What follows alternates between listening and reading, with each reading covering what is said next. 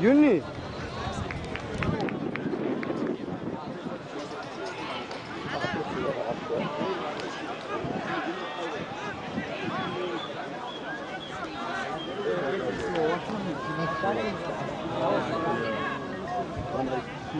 Think of the first two games. First team is the last game.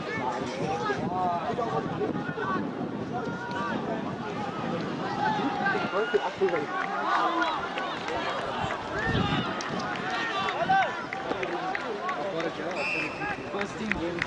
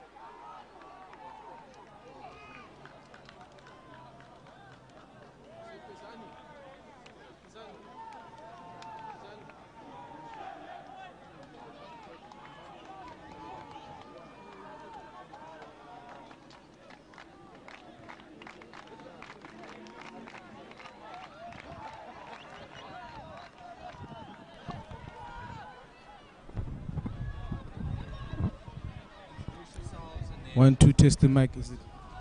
Test yours. 1 2 1 2. Can you hear me? All right. Let's sit up. Sit up, okay. Yeah. Can we go right there? That's fine. No, we can stand here. I need to see the whole thing. This is Glenwood High School versus Westville boys. Yes, This is Bright Jera with me. Here's Tawanda Mashoni. Yep, Tawanda Mashoni here in Glenwood High School. And the 16A boys playing here with Westville. I mean, the sign is out. Everyone looks ready. Everyone looks hyped up. Look at the boys out here on the line. The boys are pumped up from Glenwood High School. Yeah, it seems it's going to I be see like a they're good running. fixture. Liam Teplonch is the captain, matching the boys in. Oh, How so do you feel wonderful. about this game, Tawanda Mashoni? Honestly speaking, after seeing the Glenwood boys jumping around, getting hyped there, I think it's going to be on Glenwood's side. But I mean, Westville, never really seen them before. You never know what's going to happen, man. But according to your own opinion, which side are you taking? Of course, the green machine since day one. Since day one. That's like well, I'm with the boys, yeah. I'm with Westville boys, so you're gonna take the green machine, and then we're gonna see how the boys are gonna do. We're all hoping for the best. You know, Westville boys are all of them. I can see the war cries there. They're busy winding the boys up. And everyone is hyped up. And, everyone is hyped up. Everyone is hyped up. True, Mr. Jerry. Yeah. So, Let me ask you a question quickly, Mr. Jerry. Who do you think is going to win between under 16A Glenwood boys and Westville? Oh my God! Between Westville boys and under 16A from Glenwood High School. In my own opinion, I think the Glenwood boys are going to take it because the boys are very dedicated to their game and they're very focused to what they are going to do. And the boys are really pumped up, and I think they have faith because, as we can see, they're giving fist pumps to everybody right there. Yes, everybody's wishing them good luck. That is true. So I think maybe the faith is inside, and they're gonna take it with them. Let's just see what's going to happen next year. But then if I can ask you, Mr. Mashoni, in your own opinion, please, yes. What do you think about the Westville boys? The Westville boys, look at they hyped up. They are ready to play. They came in to make a statement, but I don't think they'll actually take it against the Glenwood 16 boys. Yeah. But the boys are looking quite big, Yeah, big. As we can see the hooker there. I think it's with the hooker. He's running with the boys. You can see it's Westville boys in the home of the Green Machine, marching into Dixon's rugby field. As we welcome Dixon's, as we welcome Westville Boys High School under 16A rugby. Oh yes, this is gonna be a massive time for the boys. It's going to be a big game. I mean, no games in 14 months because of Corona, but I think the boys are hyped up. Yes, Glenwood being led by Joanje van Rooyen and Liam Tablanche. The boys are marching in. The Green Machine. Oh yes. Under 16A rugby. Yes, Andre. Oh yes. The boys are pumping in. The boys are getting in. The boys are hyped up. The boys are hyped up. Yes, as we can see. The lineup for Glenwood, I think we have Mula at first prop, Keegan Goosen, Henku Kok, Leighton Sheehan, Josh Dean, Tumisho Mufudikwane, Kane Plaskey-Byrne, and Liam Tablanche. In the back line? I think we have Carter McClellan, Andrew Martins, Cameron Nelisi, and who's this? Ruben Thompson, Joandre van Rooyen, he's the captain, and Kieran Home and Chichindu Okonta. I can't wait for this fixture. But then what do you think about the Glenwood High School forwards pack? The forwards pack, I mean, they've got people like Kane Plaskey-Byrne, Liam Tablanche, which is the Mula, Jemba, Mgomba, Tumisho Mufudikwane. But okay, hold on there. They are very Since you just mentioned the loose forward, who's just Tumisho Mufudikwane there. The boy from Pretoria. The boy from Pretoria. What do you actually think and what are your expectations in him? Honestly speaking, he's been working hard. I've seen him in training. I've seen him everywhere, even in school. He's been working hard. He wants this match. He's been crying for this match since day one, since I came to Glenwood. He's been wanting to play Westville. I think he wants it and he will take it today. What about if we go to Andrew Martins? Andrew Martins. Yeah, I heard he played Cravenwick East London, which is the border rugby in 2018. Watch out for Andrew. And what do you think about him? Andrew Junior Martins, I mean, he just does things at a simple way. I don't know how to explain. He's just a legend. No, I get what you're saying. I guess what you're saying. But as I look at the hooker from Westville Boys, I don't know his name, but he looks big. He looks prepared for this game. And I think it really means a lot for them. Yes, sir. But yeah, I think the boys, the Green Machine, they taking the league because as we can see, they're talking about the game. They're very focused. They're not rushing it. They're not rushing the process. As we know that good things takes time. Since it's their home, they just cool down. You know, they just calm and they just can't wait to go. I have a question for you, Mr. Jerry. Oh yes, please. As you know, the Westville's kicking off right now. Okay. What do you think about Kane Plaskey-Byrne, the boy who played under 13 Cravenwick as 8th man? He's a very strong boy, don't you think so? What I think about him is that he's very dedicated and he's very physical. He has the speed and he has the ability, you know. But what are my expectations in him? I know he gives really huge bounces and huge hits. So I love hits, you know. I really love rugby hits. Who doesn't love hits? I can't wait to see these big hits that he's gonna create here on Dixon's field, as this is their first game of 2021. As you can see, the Westville boys starting to pass around there. They're looking quite ready there. They've got a big lock, if I'm not mistaken. Is it the flank or the lock here? Probably it's the lock, or it can be a flank. Anything, but I think the Green Machine is ready to take anything, you know. They focused. As you can see, Joandre van Rooyen, the captain, getting ready, pumping the boys up. Watch out from Nelisi Okay, Kamere, the it's SA going. sprinter. I already ran Watch out. essays and he ran all the 100 meters, Oh, 200 yes. meters. He's very And fast. the hurdles. On and the hurdles. Wow, that's nice. And he He's very fast. represented KZN. He was Yes. the only True, boy true, from true. Glenwood High School that represented KZN It's in about to be the. the kickoff, Mr. Jerry. It's about to be the kickoff. Let's watch. Right let's here watch, in let's Glenwood watch. High School, home of the Green Machine. It's Oh, Westville yes. Boys High versus Glenwood under 16A.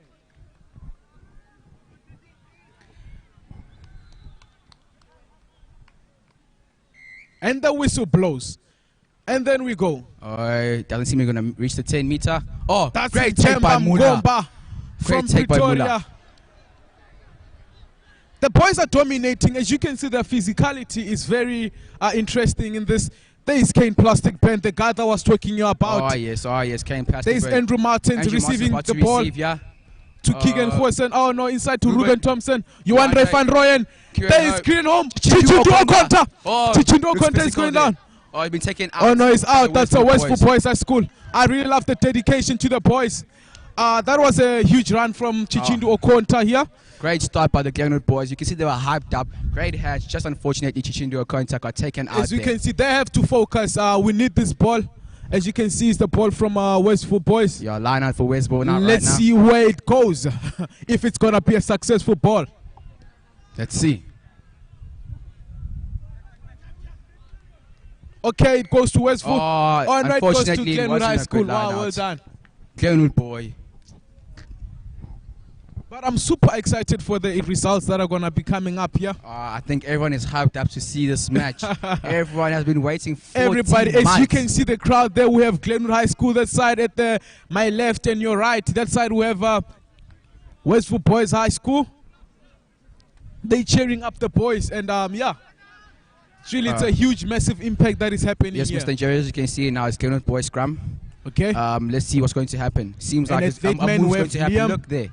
Liam Blanche. Let's look at the backline for Glenwood.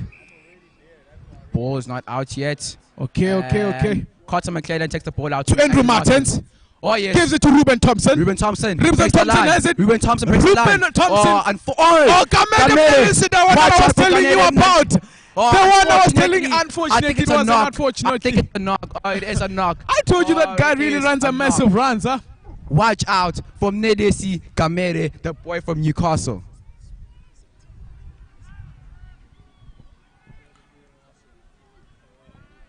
Okay, that was Muneli Sikamede from Glenwood High School. The athlete that I was talking about that represented KZN in the sprints, relay, hurdles. He's got the speed. As you can see, the way the inside center, Ruben Thompson, broke that line and gave it the pass to Kamere. That was excellent. That was excellent. But then I think if they could have just keep on playing hands there, I think that was going to be a try. What do you think? Oh, Westville just kicked it out, if I'm not mistaken. And it's Glenwood ball, if I'm not mistaken. I stand to be corrected. Okay, the hooker, we have Keegan Huasan, Oh, yes. who was Glenwood looking boy. forward to this game. But then what do you think about the Glenwood High School first team against Westville? Oh, that is going to be a big fixture. I think everyone, even the coaches, even the parents are going to be focusing on that first team game. Because Going to see... that was a try for Glenwood High School. For Well Glenwood done High to School. the boys. If I'm not mistaken, I think it's Keegan Horson who scored that try. The hooker. Watch out for him again. Oh, Mr. Jerry, as I was saying, I think, I mean, Westville have a very good pack. I mean, they've got Dino Mkleche there, they've got Larry Nkonki, and I mean, everyone wants to watch it. What do you think? Yeah, I heard Grinam Mjeche was the former Glenwood High School Yes, sir. Yes, under sir. 16A rugby player. He was a loose forward and unfortunately had to move to Westville Boys High. And then now he's playing with his former school. Let's look at the kick there by Ruben Okay, Thompson. The kick, let's focus, he's focused. Let's see if he gets it in. Oh, and he goes. The flags are down now. It's 5-0 to Glenwood. Glenwood is winning 5-0. But then that was a better try for the boys. As we can see the forwards pack in Glenwood High School, they focused. As we can look at Chichindo Okonta, he's actually meditating the game. And he's Kickoff by Westville. it's 5. Up and it goes. High kick by the Westville fly half. Oh, unfortunately knocked on by Liam Blanche. But Njemba had the save there. Oh, it's Glenwood ball. As I was talking about the Glenwood High School first team against Westville, which team do you think is going to take it to this afternoon? Honestly speaking, I am pumped up to watch that game. I am honestly pumped up. Honestly speaking, I don't know. But as I am a Glenwood boy myself, I am going with Glenwood. I am going with Glenwood. But everybody was super excited for this first team game. I heard people are going to be, I don't know, I think even the first team rugby coaches, they're super excited for this because this is a dream come true for Glenwood High School, both in Westville High School. Because remember last year we never had rugby season due to COVID-19, so this is actually a blessing. Huh? Yes, thank you very much. As you can see, Andrew Martins just had a penalty and kicked it out. So Glenwood ball, and we'll see what the Glenwood backline or forward pack has for us installed. Okay, is this a line out or scrum? That's a line out, Mr. Jerry. Oh, okay. Glenwood High School has the ball. Okay, off to Andrew Martins, off to Ruben Thompson. Big hit on Ruben Thompson there. Carter to Keegan Khwesen. Oh, pops it to Andrew Martins. You wonder, oh, little grabber there by Andrew Martins. Sneaky. I said, watch out for that East London boy. Watch out. He's Sneaky very little grabber by talented, Andrew Martins there. skillful. He has the skills, he has the abilities, I think he has everything. Everything for a fly half. I mean, For a what fly else would you want from a fly half? I if you think have Andrew Martins. He's literally blessed. Huh? True, Let's true. watch this line out. Oh, Westville take it good to the 10. Pace it wide. Oh, big tackle by Andrew Martins there. What does Westville have in store for us? Good. Oh, unfortunately, that was an unfortunate from Tumisho Mufidi Kwani, but that was gonna be a good still. But then he should have just kept on his legs. He shouldn't have fallen into the rock. He's a good flanker, I can say. Oh, Mr. Jerry, am I mistaken, or is it the hooker kicking for touch? He's the hooker. We have talented boys here in Westville Boys High School. Let's see if the hooker's going to make it outside. And, oh, no, he decides to go short. That's not quite bad for a hooker. Huh? That's not bad, it's not bad, it's not bad. As we're talking about Tumisho Mufidi Kwani, the yes, loose yes. forward, he actually has the skills and the abilities. And the strength. He And is the a strength. lion on defense. They're tank, I can say. Let's see the line out here by Westville boys. Oh, it's a knock on. I think it's gonna be Glenwood ball. Oh yes, Glenwood scrum to Glenwood. Let's see what the backline has for us. Are they gonna go wide, or are they gonna go short to the big inside center, Ruben Thompson, or played wide Here to is the Nelisi Kamede? backline from Glenwood High School planning their moves, what they are gonna do, and at loose forward we have Tumisho. At the other side, we have Kane Plastic Ben. He's a massive old guy. Let's see what the backline has in store for us. Maybe they're going to be a little bit of performance on this scrum, but the scrum collapse.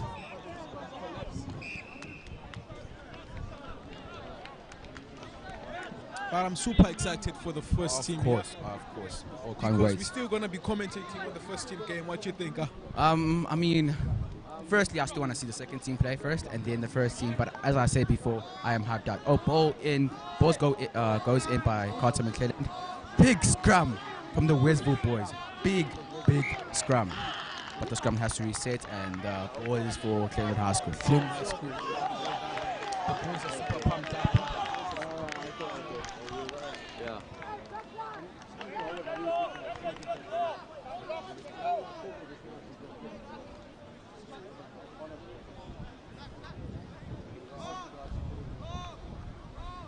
Carter McClellan, the scrum off there. And he puts the ball in. Big scrum again. Big scrum again by the Westville boy. But unfortunately, the ref calls a penalty to Glenwood. Seems like Andrew Martin is going to kick out.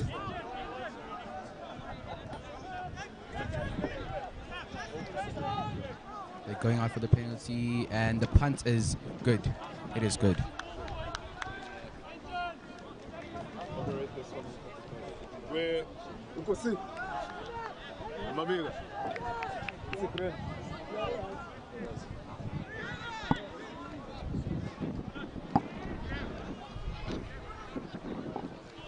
Cleveland High School line out. Okay, Carter McClellan to Andrew Martins. Oh, bad pass by Andrew Martins and Westville boy. He just said to run it out, huh? I think so too. Oh, counter-attacking rep by Keelan Khorson, but the ref calls. Do you think this is a tough game for both teams? Pardon, Mr. Jerry? Do you think this is a tough game for both teams? Well, I mean, looking at it now, I mean, I think, if I'm not mistaken, just 7 to 10 minutes into the game, the Glenwood boys have been in Westville half ever since the game has started. So in my hand, possession-wise, Glenwood has it. But I mean, just not executing it, missing that one thing. I don't know what it is. I know what you're talking about. And but I think, yeah, it's going to be a little bit of magic. He's going to kick out. Oh, yes, he seems he is. And who's at the back? Kieran Home. Oh, he's fast, he's fast, he's Look fast. at the wing chasing there. Kieran steps him. Oh, yes, Kieran Home. Oh, yes, Kieran Home steps in. Oh, he gets caught. He gets caught. He gets caught. Andrew Martin takes the scrum out position. Kane Paskett-Burn. Big hit. Oh, he bounces the man off. Kane Paskett-Burn. Watch out for him. Watch out for Kane Paskett-Burn. Oh, it seems like it's a good counteract from Westville. Good counteract from Westville. Oh, it's a 10 over. Now Seems it's like Westville it. boys. Let's see how Westville boys as they got an opportunity to Number excel. 10 plays it wide. Oh. Seems like it's up. Oh. I mean, it is a perfect weather. Oh! I think the ball was stolen there. Holding from the Westville number 15, Sian Dlozi. Also a good player. Also a You very know good that player. number 15? Oh, yes, I played with him in primary. But, hey, in primary he was the speedster. He was very, very quick. Okay, Mr. Mashoni, Yes, wait Mr. there. Jerry. Can you please just tell me more about this Westville number 15? What did you say his name is? Sia Dlozi. He is a very good player. I haven't seen him in a while. Last time I saw him was in primary school. He looks big now, and we'll see what he has in store for us. Oh, good take by Liam to Blanche there. I think they're forming a maul, and the maul's being... Oh, Ruben Thompson. Ruben Thompson goes wide. Is it a try? Oh, no, just short by Ruben Thompson. Are they going to go wide or give it to the forwards? Penalty. The Once Glenwood again, boys has diving the into ball. the rack, if I'm not mistaken, by the ref. The Glenwood boys still has the ball there. I think it's great chances. Glenwood High School is getting quite big chances, but It's just I not don't think- executing. Yes. I don't think they're using their opportunity wisely. That is true, What do you Mr. think? Jerry.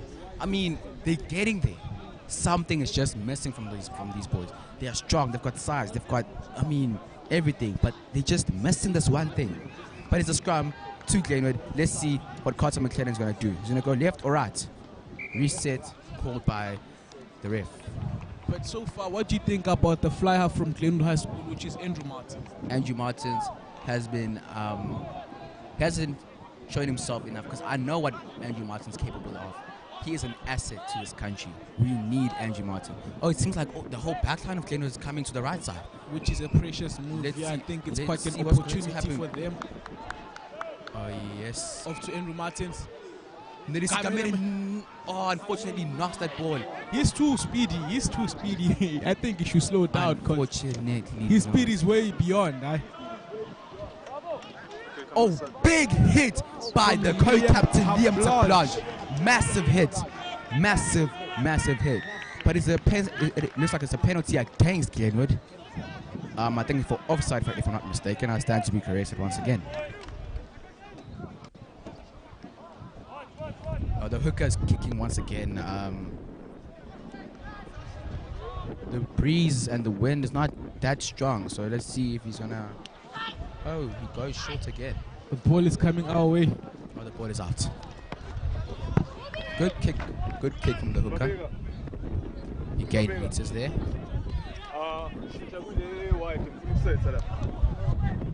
Line out to Westville. Let's see what they can do for us, what they have installed for us. Okay, Dumisho Fidigwan is standing with the back line.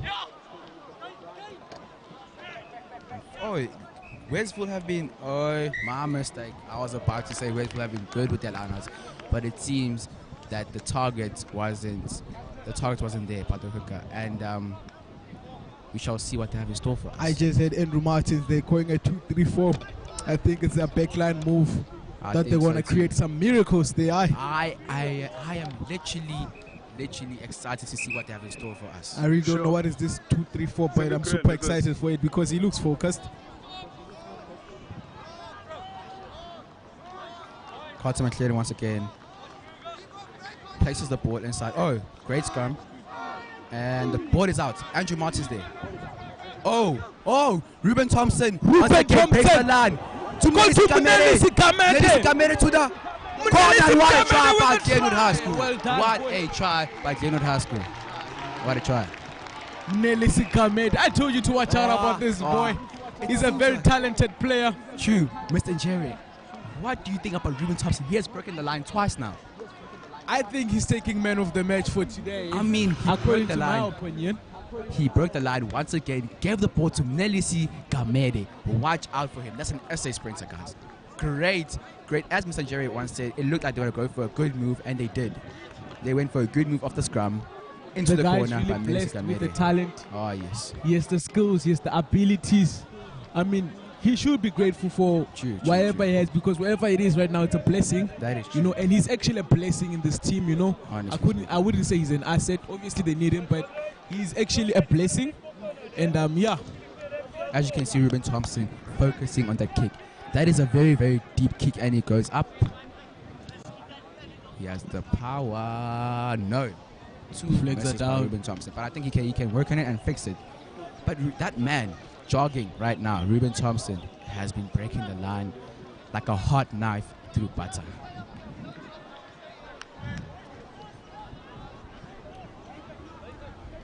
Westville look a little, they have their heads down right now. Quite looking at this player, which is Tumusho Mfilikwane, there's just something about him. He's got a big smile on his face right now. He's ready. You know, he is ready. There's just something about him. I mean, like, do you think he got this game today? I haven't seen him as much, but I think he has it in his hands. As I said before, watch out for him in defense. He is a lion in defense. Great kickoff by the fly half there. And Liam Blanche has it. Great take by Liam Blanche. Great take by Liam Blanche. As you see, the pod is being formed there by Glenwood High School. Westville have been making too many mistakes. There have been penalties after penalties. I think it's the nerves that it's with Westville Boys High School. Because they look like a good pack. They're just making too many mistakes. They really have talented and strong players in the team. Everybody, as you can see, the centers, the fly off, the wings, everybody in this team is strong, but there's just this thing that they're missing, which I'm not sure what is it, but if they can just concentrate on that little thing, they can take on Glenwood. Let's just see the scrum here. Carter McLean puts the ball once again. Big scrum by Westville. Big scrum by Westville.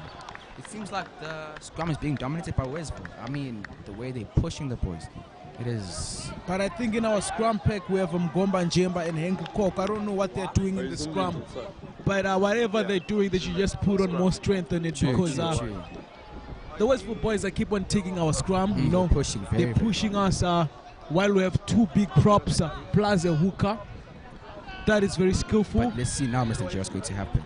Carter puts it in. They're still pushing us. And Martins, they're not kicking. Oh, knock by the Westville center, if I'm not mistaken, with the red scrum cap there. But, I mean, you said, Jerry, their scrums are being dominated by Westville. They're pushing very hard. The forward pack of Glenwood have to stand steady and relax a little. Because, I mean, right now in the scrums, Westville has it. Yeah, in the scrums, I can give it to Westville because they have the strength, everything. Plus, they have that big hooker there. That guy's massive. He is big. But it seems like the Glenwood boys are planning on doing something. Are they going to kick out, play? Let's see. I'm excited to see.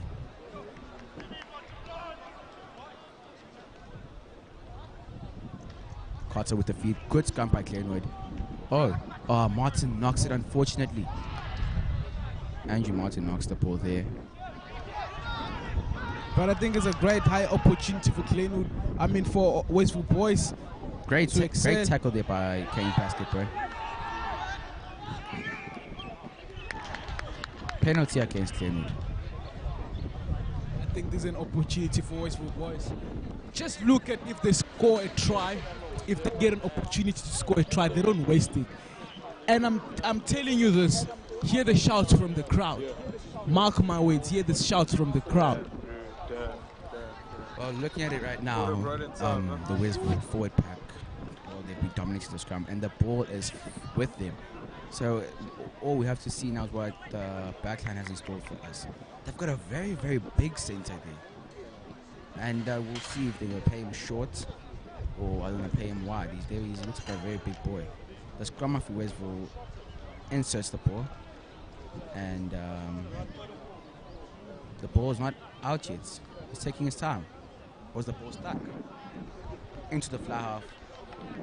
Oh, Sian Dorsey. Inside and Westville boys. Oh my God. Great tackle. Oh, you wanted Van Rooyen. Chichindu Okonta. The Zambian warrior. Unfortunately, he goes out. The Zambian warrior. He had it there. Watch out for him. The thing that I like about Chichindu Okonta, you know, he has the heart, you know, even though he's skinny and all that thing, but he can face big people and he can face big players, and he has the heart to tackle everybody, you know, despite his size and all that. But I thought he was a lock. What do you think? Be with me in this. I mean, bear with me. Yeah? I mean, when I first came to Cleveland, I also thought he was a lock, but he is a wing. Watch out for his stepping. They call him the step king here in Cleveland High School. Let's see the lineup by Westville. They've been executing them. Not so good lineup, but they managed to keep it in hands. Oh yes, good pass. Chip kick by the inside center there. Nelisi Gamere has it. Oh yes, Gamere with the. He's been taken out. He's been taken out there. He's been taken out there. Nelisi Gamere. Is he injured? Oh, he's walking back in there like a man. Seems like he's fine. He has the heart. He has the heart. He has the ability. And what I like about Westville boys, they in them, you know. They compose. They in them. They're not afraid, you know. They in them. They have the heart and they have the character. They in them. Looking at the fly up of Westville, he knows what to do. He's doing the simplest things ever. But I still want to see that big center for Westville. He looks like a danger, as you saw that Sian Dorsey has in the line. Kian Hurston to Josh Dean. Josh Dean goes down. Carter McClelland. Oh, interception there. And it seems like Nelisi Gamere, great cover-up tackle.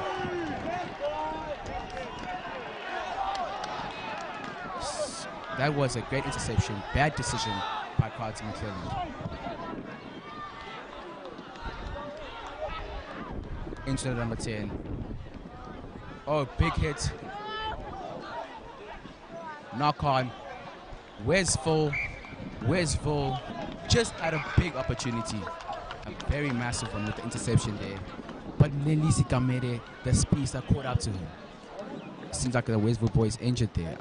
The medics are rushing up onto the field, but great cover-up defense by Glenwood High School. And well done. I mean, they got to turn over the ball once again. Little chat there for the Glenwood High School boys and a chat there for Westville boys. The Westville man is still down. Seems like a serious injury, or they're stretching his legs. Seems like he has a hamstring or groin problem. Did you see what happened there, Mr. Mashoni? I was just talking about it, Mr. Jerry. I just told you interception. That if Westville boys have the opportunity, they'll grab it with both hands. That is true, but did you see the catch-up from Nelisi Gamere, the SA sprinter, the cover-up defense with him and Martins there? That was a cover-up for the boys. That was they deserve excellent. something for that. And that's what I was telling you. Remember what I was telling you about the crowd? Oh yes. How was the crowd? How was the crowd? Because I mean, I honestly thought that was a try, you know, and the crowd was hyped and seemed like it was going to be a try, but great cover-up defense. It looks to be Glenwood boys' ball, if I'm not mistaken. I still stand to be corrected. Great sportsmanship shown there by the Westville hooker, shaking the prop, the hands off the prop hooker and other prop, Mr. Henku. Yes, I was right. Knock on. scrum for Glenwood High School. If I was on that field right now, I'd honestly kick it out. What do you think? Is it Westville Boys High School ball?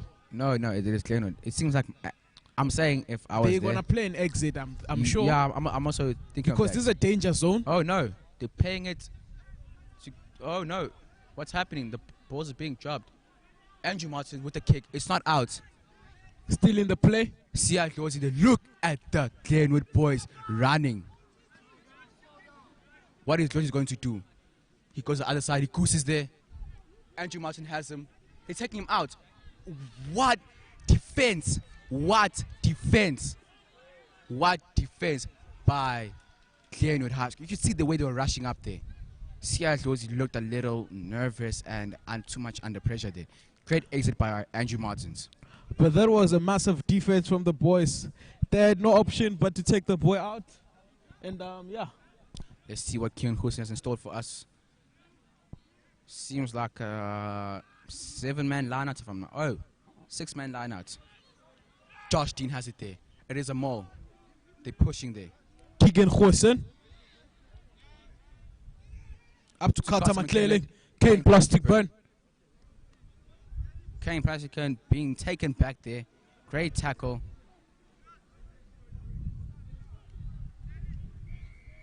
Not releasing there the inside center for Westville.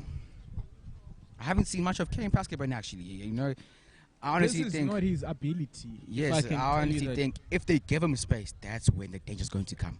That man is strong. Ball kicked up by Ruben Thompson there. Into their 22, if I'm not mistaken. I still stand to be corrected. But I promise you, Westville boys, if they get an opportunity right now, wherever they are now, they don't play with it. As you can see, this game as they're playing, they're literally hungry for this game. They want this game. They want to own it. But Glenwood has it in their hands. Another short line out there by Glenwood High School. They're going for the maul once again. Kane Pascaburn is still there. Are they going to play him or they're joining the maul? Maul is collapsing. And great. Oh yeah, penalty against Westville. Kane Pascaburn showing his strength there. He's still moving. He's still going. But held up. Brought down there by his teammate. Mula taken out, unfortunately. But penalty to Glenwood. Let's see what they're going to do. Are they going to go for scrum or a punt?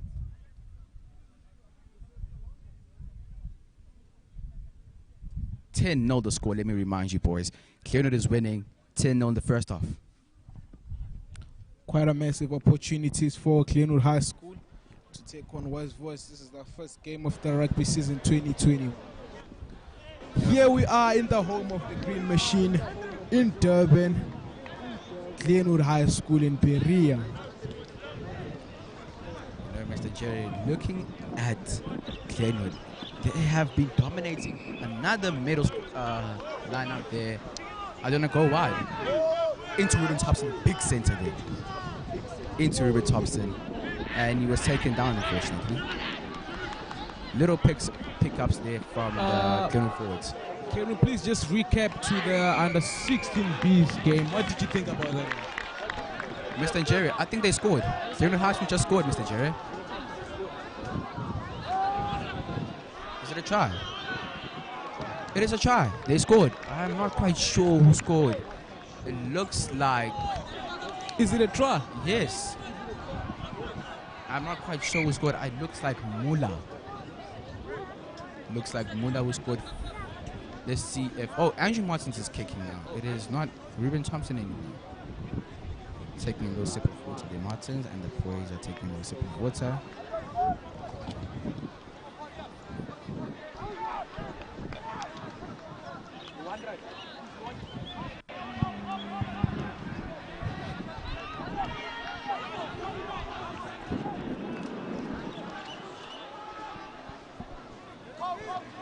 Andrew Martins, the boy from East London, Kicking the ball.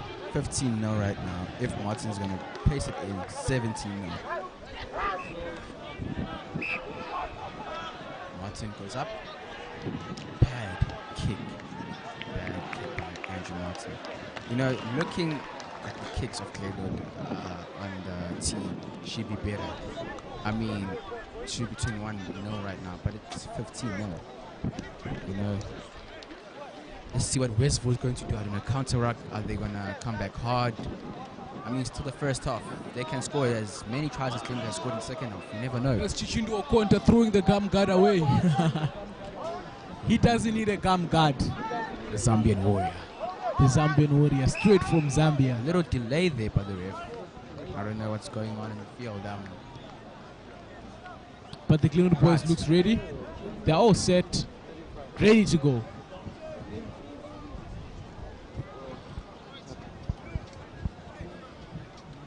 The ref speaking to Andre van Rooyen, the captain.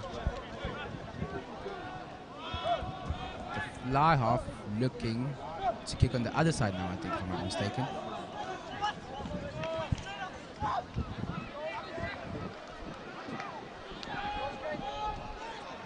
A little delay there. Oh, They had a player that was down, yes. that I was think injured. so too. Yeah. Look at the Glenwood boys right there, ready and pumped. Look at them, standing like there's no tomorrow. And fly half, drop kicks. To Liam Saplanche again. Great take by Liam Saplanche. He puts his head down. Very clean off by Mulan Jemba. Martin McLaren takes out the ball. Andrew Martins, K plastic one. Oh, nice. Nathan Sheehan is out. The man from Baggies, Toti. Oh, yes. Andrew Martin. Oh, you're wondering for it. Unfortunately, knocks it. Unfortunately, knocks the ball. Watch out for Andre van Rooyen, the captain. That man is great on the field. He does things that are just Half time for the now. boys. Glenwood are leading 15-0. Let's recap to the game. What do you think so far in the game? I mean, the highlights of the game, you saw what the wing, Nelisi Kamere, can do. And the inside center, Ruben Thompson.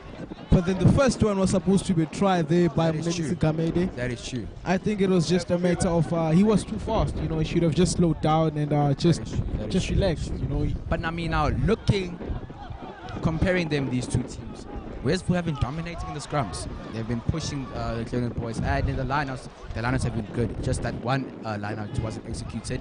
And looking at the Glenwood boys, their set piece plays are just good. Oh, Very, okay. very good.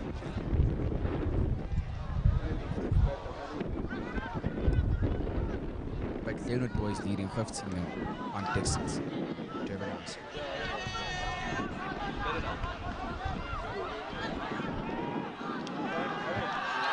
A mistake there. Very nice.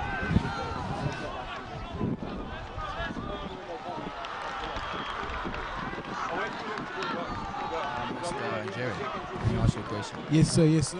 What do you think were the highlights of the game? Who played for you today? Because for me, it was Isi Kamede and the inside center, Ruben Thompson. So far for me, I can just say it's Andrew Martins. Looking at those passes, those runs that he was making as a fly half, he actually deserves it because he was running the lines, he was passing the ball, but he made a few mistakes here and there, but that doesn't determine his ability. That is true. I am still waiting to see you. Andre van Rooyen came past him. He hasn't showed off himself to Misho Mufidi Kwane and I mentioned him. You know, this Glenwood pack is quite strong. You know, they can put big score on that scoreboard. We'll just see what the second half is in store for us. I mean, if they switch off now, Westville can actually come back. You know, they say you can score as many tries as the winning team in the second half. I mean, you never know what's going to happen. Yeah, because right, you can see they're going to have a little chat with the coaches right there. Yeah, I think they're super excited. As you can see, second team, they're warming up. Yes, the second team for Boys High Westville. School warming up.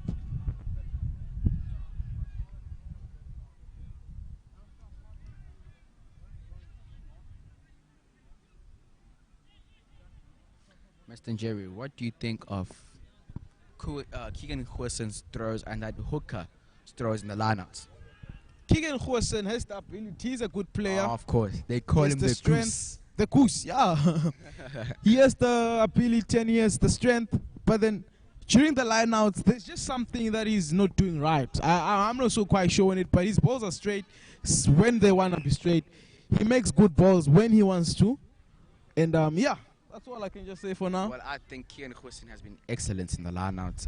His throws, the short throws there in the lineouts have been good, and Westville hooker seems to be doing well actually, and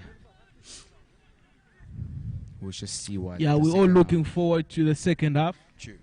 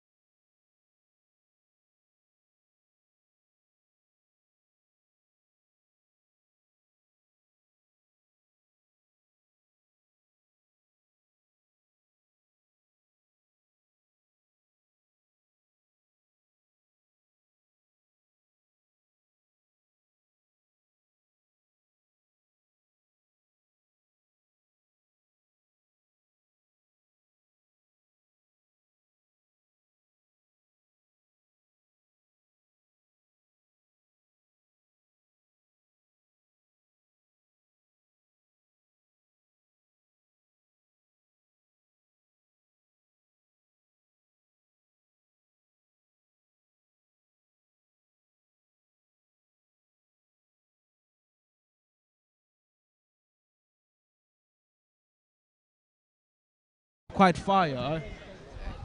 That is true. Hooker is going for the punt once again. And he goes, oh, it is not out. Kieran Home has it there. Plays it wide to Andrew Van Rooyen, the captain. Kieran Home once again. Goes for a chip kick there. Andrew Martin kicks it once again. Oh no. Blocked by Glenwood ball. Nice sneaky chip from Kieran Home there. Nice and sneaky. But great play from the outside centre, the captain, Andrew Van Rooyen and Kieran Home. Fortunately, Andrew Martin couldn't take that.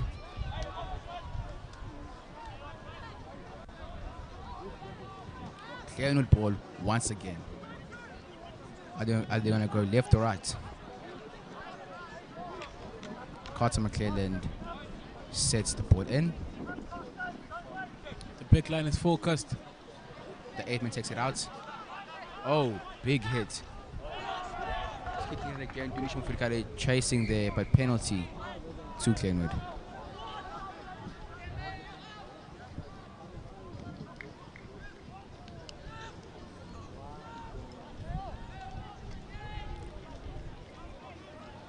As you can see, the big boys there. Look at Mula, the big man from Pretoria. Hey. Scrum once again to Glenwood. Let's actually see just what the backhand can do that Andrew Martin is about to perform right now. You think so? Just look what I'm talking about. Just look. Let's see. Between Andrew Martins, Ruben Thompson, and Riandre van Rooyen. Oh yes, Andrew There's Martin. the boy. Ruben Thompson there.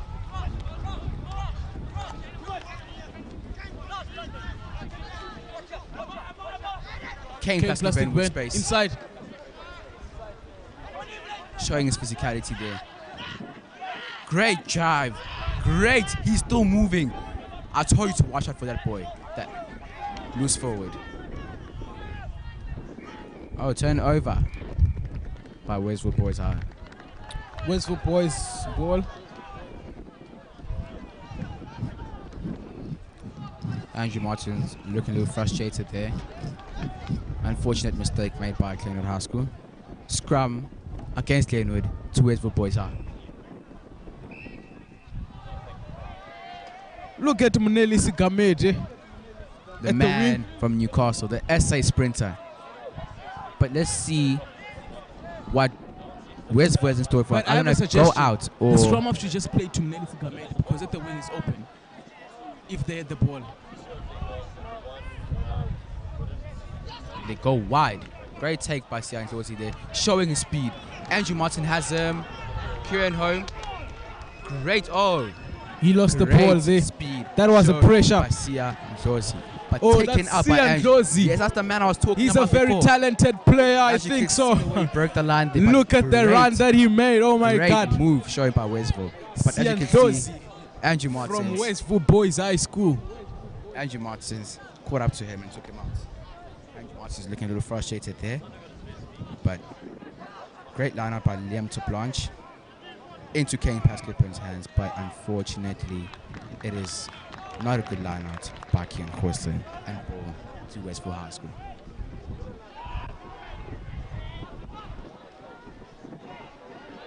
Westville have been coming back the second half. What do you think, Mr. Jerry? What do you think about Westville the second half? They actually coming in with super strength, you know. I think they just had a little bit of chat with their coaches and all that. But I think now they can take the opportunity if they get it. As I can say, this boy wanted more than Glenwood wanted, even though Glenwood is leading. I think this boy, they want to take the game. They're hungry for it. The fact that they're behind with the points, that's the thing that's bothering them. Do you understand what I'm saying? Yes, I understand. Quite well, Mr. Jerry. Let's see if they can come back. Collapsing again there, the scrum. Let's see if they can come back and dominate. And a 16-18. Seems like Westville boys backhand is setting for a move here. As you can see, Sian Closey there at the back looking. It seems like they're going to do a sneaky move for him. Westville's come up. Look at Andrew Martins and Ruben Thompson and Johanre van Rooyen, what they're preparing. The number 10. Oh, nice sneaky line by number 10. Sian Josie gave him a sneaky ball. As I said, watch out for him. I told you, Westville boys, if they have the opportunity, they grab it with both hands. Nedisi Kamere is still going, the SA sprinter. Oh, big counteract there. Andrew Martins goes for the kick. The Zambian warrior there. He has the wing. Oh, take it back. But I think it was Mula, if I'm not mistaken. With the help of Tumisho. That was Tumisho Mufirikwane. My mistake. Oh, unfortunately, that was a great pop, but unfortunately, the pop couldn't hold it. Carter McClelland to Andrew Martin. Chip kick. Great tackle by Johanre van Rooyen, but penalty to Glenwood. I told you, Westville Boys High School, if they have that opportunity, they take it. As you can see, Nedisi Kamere doesn't have only speed, he has got strength. The way he was breaking through tackles there, that was quite exciting to watch actually.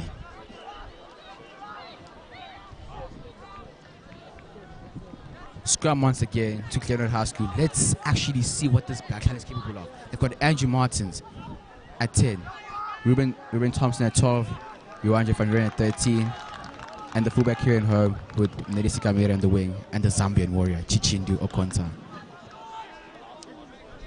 To Andrew Martin, goes to Chichindu. Oh, nice offload. God. Nice offload by Ruben Thompson. Kieran home with a step. I think he should have passed there.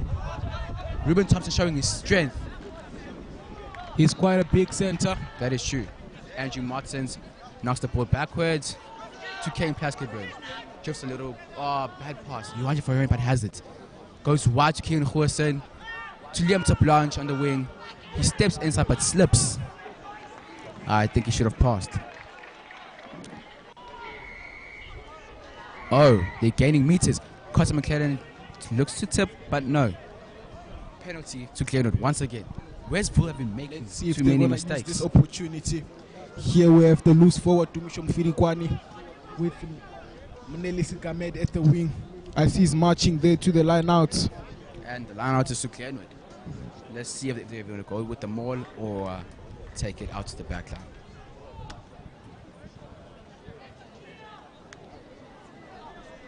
Great take by Liam Blanche. Maul set by Glenwood.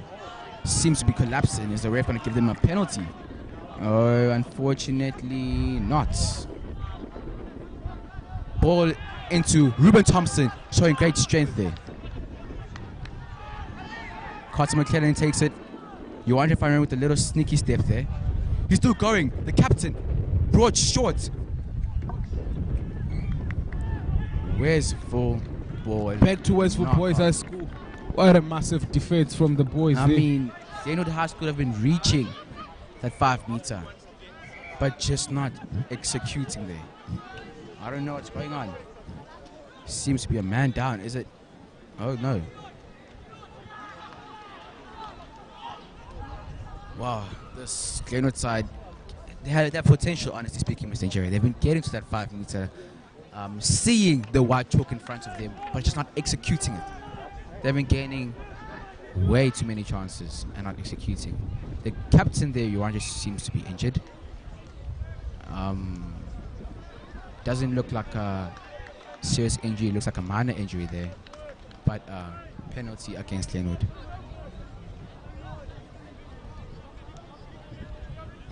I think Johanre van Rooyen is injured there. Yep. Probably needs a little bit of strapping. I'm not sure.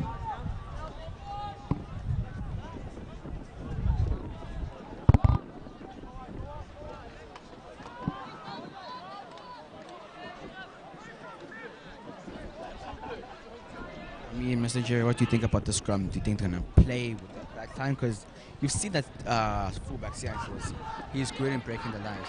Yeah, but I think this time they're going to play an exiting plan. I think they want to kick it out because right now they're in the red zone. They're in the danger zone. So, yeah. But looking at Johanre van Rooyen, it seems like he has a little bump on his head. but looks like a minor injury to me.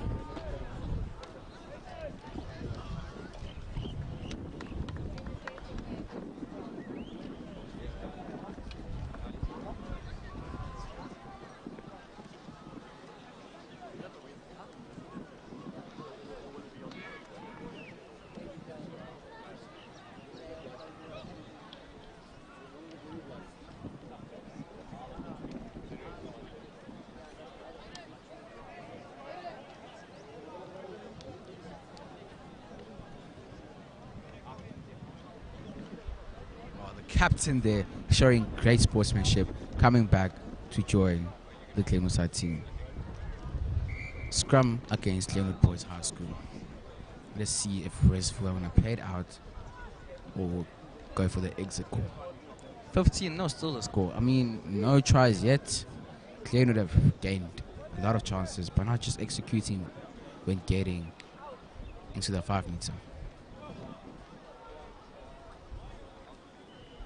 Westville scrum off, puts the ball in.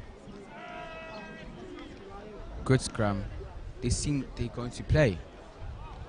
Great tackle by Joandre van Rooyen. Seems like they're on an exit now. Box kick directly out.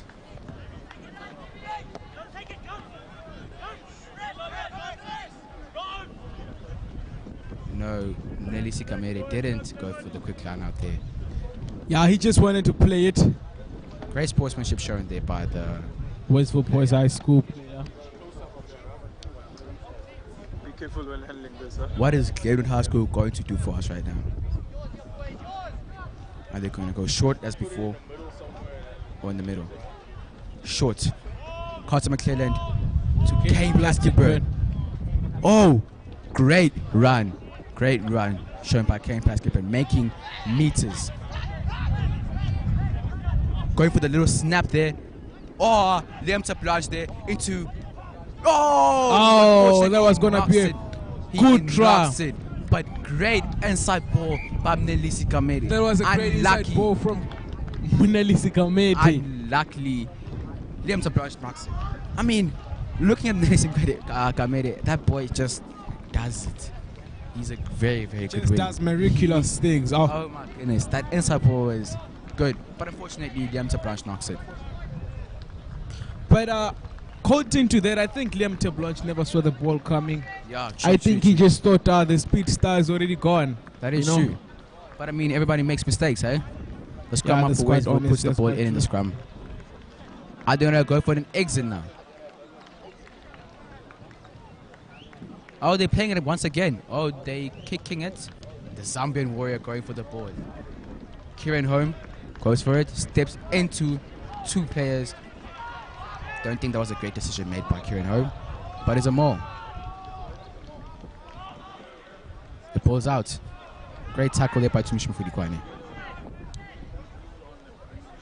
Westville ball. Scrum off, delaying there, giving it to the number 10. Good pass to the flank, if I'm not mistaken, for Westville.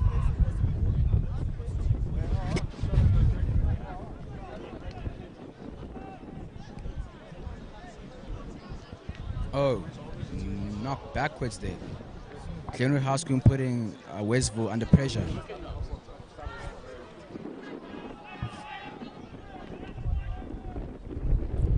Westville have not been exiting. I wonder why. Maybe it's the game plan. Oh, it seems like he's going out. Big kick. That was a good exit. Big kick.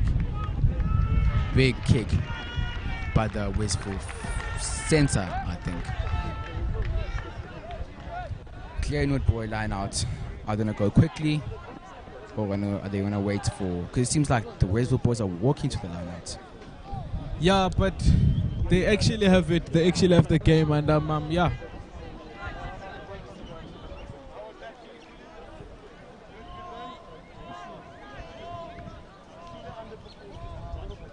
Keegan Horse in there with thrown to Liam Taplage's hands. Bad pass, but oh, Ruben Thompson showing his strength there. Oh, Josh Icing just came in for Carter McClelland. Andrew Martins, they go, oh, bad grabber. Bad grabber from Andrew Martins. But I could see his intentions there. You could see there was no one at the back on the side but the blind. But still, penalty to Glenwood. They're going for the punt. As we can see, the Zambian Warriors out. And Andrew Gordon is in. Oh, yes, watch Brett out for Canning Andrew is Gordon. in. I think Brett Canning is in for Kieran Home, if I'm not mistaken. Yes, sir, for Kieran Home. At fullback. All the speed stars are inside the game. And Andrew Gordon, he is a very good player. He is strong. Watch out for him there on the right wing. Line out to Glenwood. Kieran Horson going short to Josh Dean. Josh Icing, great take by Ruben Thompson. Great take. Unfortunately, missed that pass, Kieran Horson. Josh Dean hit hard. Josh Icing to Andrew Martins. Oh, Johan van Rooyen unfortunately misses it. Misses that ball. He was into the gap there. Yellow Muller. card from the Westville boys. What are the? Yeah. As you can see, the interceptor saying sorry to Johan van Rooyen there. The ball goes out. Seems like the wind is pushing it back over, but out. That was By a good Ruben kick. Thompson. Good kick. But the boys look tired. Look at Ruben Thompson there. But the I think they boys- want to mullet the boys, yeah? Yes. I mean, I haven't really seen Westville on Glenwood's half. Glenwood still has it. They're just looking for that try.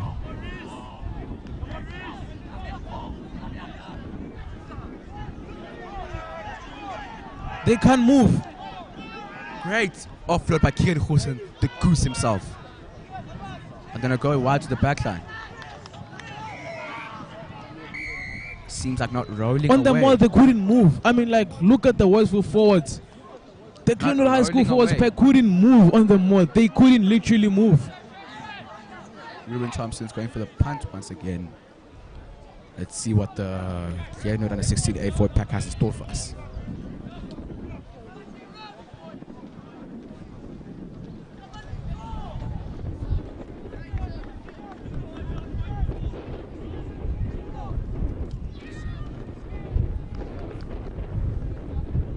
Another more. On the mall.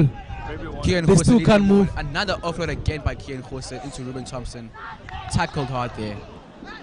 Josh Icing unfortunately didn't execute that pass. Henku Kok going extremely low. Looks a little punched in that rack there. But Andrew Gordon's by himself there. Are they going blind? Mula showing strength. Great try by Mula Jemba Mgomba. Great try. Great try from the man boy. from Pretoria. Showing strength there. But the boys look tired. I mean, let's see what they have in store for us. Ruben Thompson seems to going to be taking this kick now, not Andrew Martins. That was a massive game from the boys. You can see the boys are encouraging each other and they have faith in each other. Like I said, the Westville boys, they are there in the game, but it's just this ability that is shorting in them. You know, they all can do this, but there's just this one thing that's shorting in them. You know, as we can see Tumisho Mufurikwane marching forward there. The Glenwood loose forward has been out now. So, yeah. Great performance from the player from Pretoria. He's been substituted now. That was a great performance from him. And, Ruben Thompson just slashed those poles. Great kick by Ruben Thompson. As you can see now, Mula, the loose head prop, just scored there, showing great strength. 20-0 to Glenwood. Oh, my mistake. 22-0 to Glenwood. That was a great maul by Glenwood High School. And great strength shown by Mula.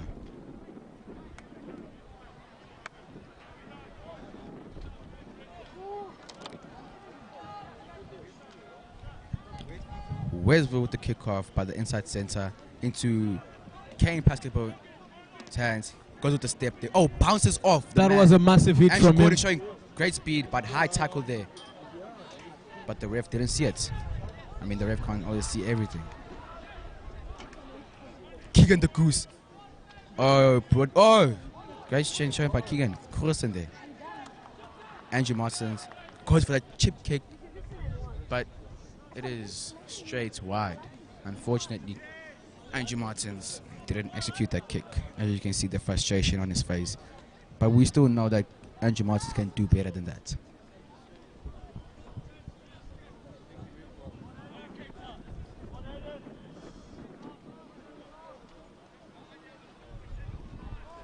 Westville line out. How much are they? As you can see the hooker getting ready to throw there. Looks like a 5-man line out. Westville going short. Oh yes, they're going short. Great line out there. The scrum up into the inside center's hands. Goes wide to the big outside center. Sia Dlozi. Oh, great tackle by Joandre van Rooy. Oh, Ruben Thompson, my mistake. Great steal there by Leighton Sheehan. The man from Tosi showing his strength. Great partnership with Kane there on his back. Mula with a little step there showing his strength. He's been held up. Held up there. But brought down once again. Going with the snap there. Joandre van Rooyen steps inside. Great pass to Andrew Gordon. But held up once again. Brought down. It is a line out to Westville.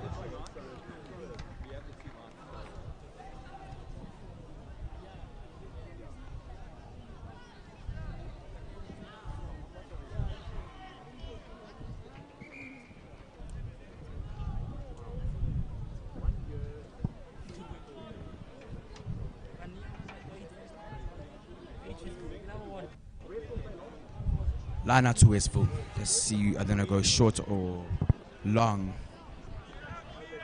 The Glenwood defense looking ready there. Oh, it seems like Leon Kasim has gone in for Josh Dean. Great line out there by Westville. Into the inside center. Nice line by the big lock or flank. Bad pass from the scrummer from Westville. And now he's putting the Flav under pressure. And great tackle there, actually. Leighton Sheehan seems to be fighting there. Andrew Martins is ready to go. He was ready to go. He's ready to go. They just tipped it. The hooker there with the... Oh. Great tackle. Great tackle. Glenwood's defense has been good. Henku Kok there. Oh, bad offload. Bad offload. But it is still Glenwood ball. I think it was an offside or... Oh, there's a knock on. Few minutes to go for the second team. As you can see, the second team warming up there, Mr. Jerry. I mean, looking at the Glenwood second team, man, they've got people like Steve. Steve is a very, very good player. Steve Hadewe. The captain there, Steve Hadewe. And players like Andile Mieni on the wing. Watch out for Andile Mieni. We have got Umi Samola. But it is a scrum to Glenwood. Josh Icing with the feed. Oh, seems like Bryce Biesler is coming in at flank. I think he replaced Kane Plaskeben. Oh. Kane Plastic Pen is going out. Oh. Bryce Biesler is in the game. Ready to go for this few minutes left.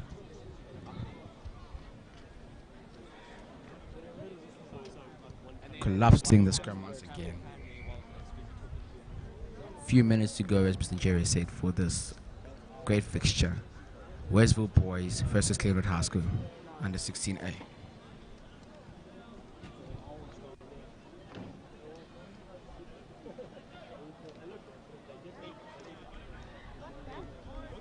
The ref calling behind there. Oh.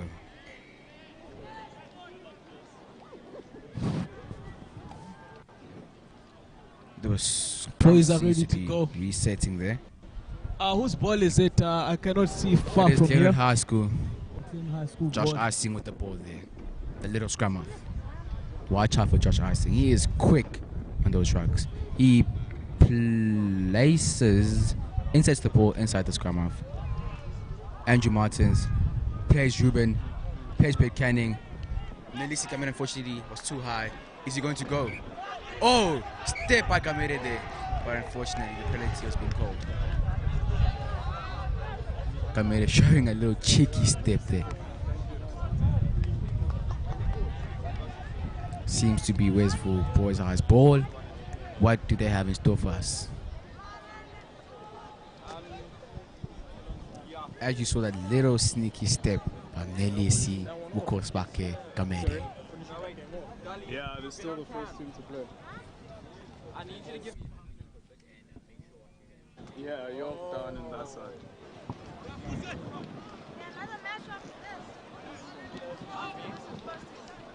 After this in second team. Westville Boys scrum. Let's see what they have inside. Into the center. Oh, bad pass by the outside centre there. But great take by Sian Dlozi. And great cover up defense there. Sian Dlozi is quite a good player. Oh, Seems like Andrew Martins is out. MES Kuma just came into the field. There next to Mula. it's just a few minutes to go. And then Seems like there's a man down there for the Westville Boys. Seems like the outside centre.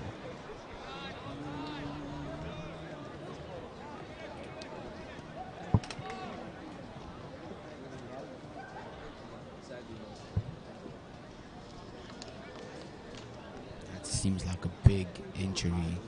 As you can see, the Westville Boys still down. well, the medics are there. I don't see the medics anyway. The medics are there, Mr. Jerry. Oh, the medics already marched into Yes. Dixon's. Seems like he's getting up there, but I think he hurt his hip. The outside center is up again. It was just a minor injury. He's ready.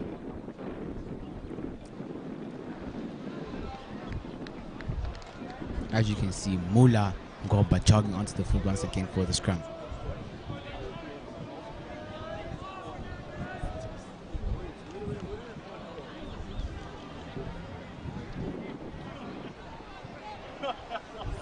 Where's the store for us in the scrum?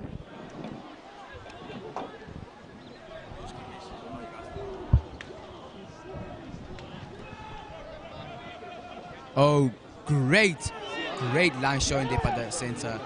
Outside pass. Oh no, Westville Boys has the lead. Kamere has him, and it is a try. Great try showing by the. What a wing wonderful on try from outside. the boys. I told you this when Westville Boys High School score, you can hear the shouts from the crowd. They're That is actually true. supporting their team and they're actually supporting their school. You know, Great move there by Westville. I told you they take literally each and every That was- opportunity that they have. That was excellent actually. The outside pass there to the wing, That was phenomenal. and the wing showing strength to move over the try.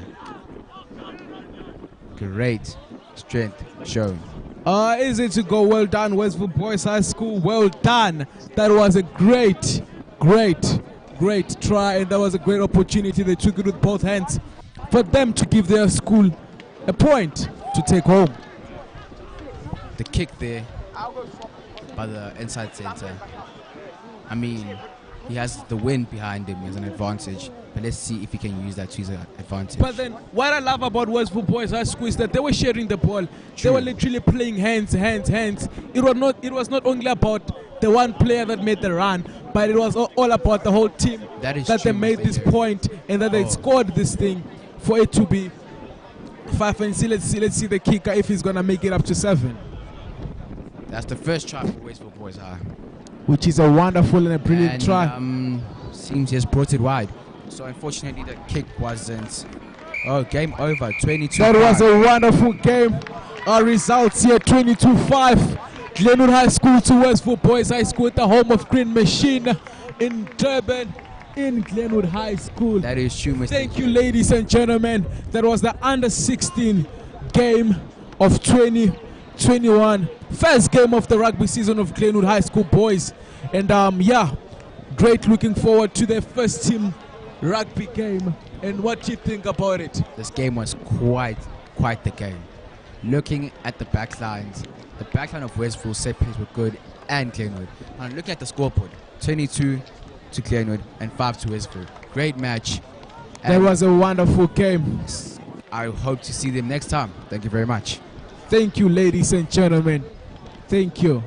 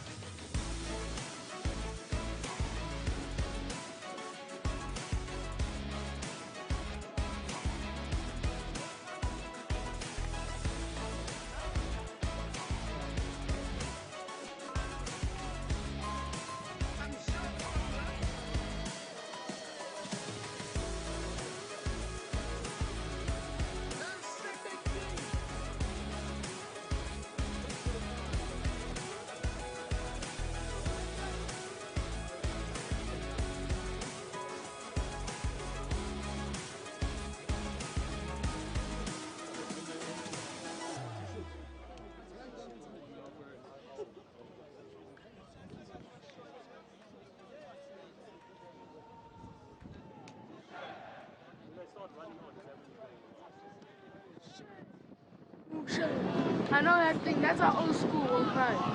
We're stealing it now, so.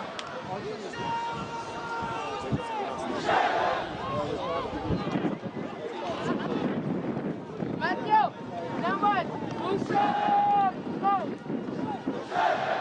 Down is closing.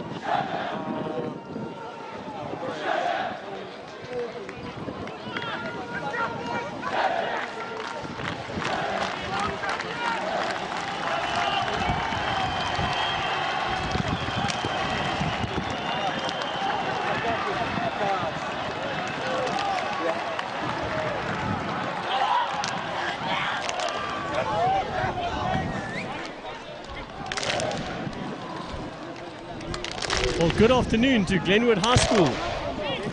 They're hosting Westville boys today. And this is the start of the second 15 match. Westville have entered their tunnel. they're on the field. Glenwood walking steadily. The Glenwood Falcons, second 15, sponsored by Swan Light. About to pick up the pace and run through the tunnel, which reaches almost right across the field. Before we kick off, let me go through the Glenwood starting 15. Starting at Lucid prop at 1.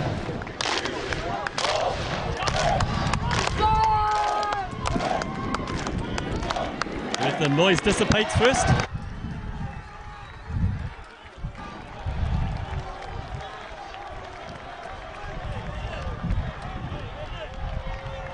From 1 to 15, Dale Wilson, Jude Naidu, Zander Taron, Matt van Vieren, Ryan Janssen van Rensburg, Sitle Hadebe, Jason Verviers, Tyler van Wyk, Dalen Bierkes, Driku Marks, Chulu Mvalo, Tumi Sunmolo, Jean-Ray van der Walt, Samkelo Miyeni, and Milo Matabese.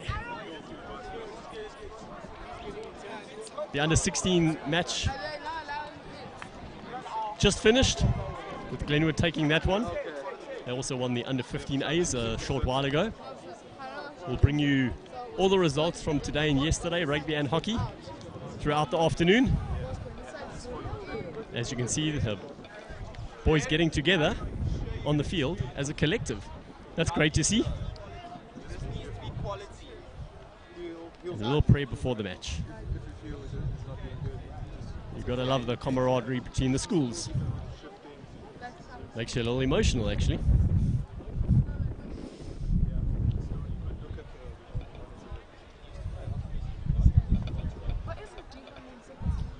Unfortunately, parents and supporters not allowed in the ground.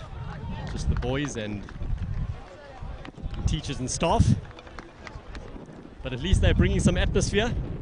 By the way, this is Glenwood's first fixture since the 14th of March, 2020. That's exactly 1 year and 24 days since Glenwood last played a competitive match. Westville come into this with a match against Northwood a couple of weeks ago behind them. You can practice as much as you want, but at the end of the day, it's all about game time. But so far, Glenwood have been doing well today across the board, especially in the A and B team matches. And we're off in the second 15 encounter. It's nice and high, taken by Glenwood. They go down the back line in their own 22. Cutting back inside. Forgive me from this position if I don't see the numbers. I'll try my best to call the names out. Swung back and the kick downfield. Glenwood against the wind here on Dixon's. And the ball was passed from outside the 22. So the line will go back with Westville on the attack. Line out just outside the 22, as I mentioned. The kicker from Glenwood not realizing that he should have kept the ball infield. There we go, first line outs of the match. Safely taken by Westville. A great attacking position here, behind the back. Another short pass, a dummy, and he's caught behind the advantage line. Good tackle from Glenwood. But Westville on the charge again, and the penalty goes against Westville. Player seems like trying to play the ball off his feet or not rolling away. And this time, Glenwood fly half. Drickus Marks is allowed to kick the ball directly out. So he does exactly that. Just on Glenwood's side of the halfway line. Oh, the ball goes over the top. Lucky for them, it was cleaned up by the man at the back. That's a flat pass across the face. Great work from outside center, Jean-Ray. Oh, some bad handling there from Glenwood. They had a great opportunity there. Have managed to secure it again. A nice strong run again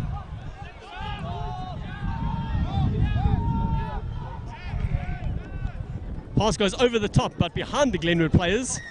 Luckily for them, Westville were offside.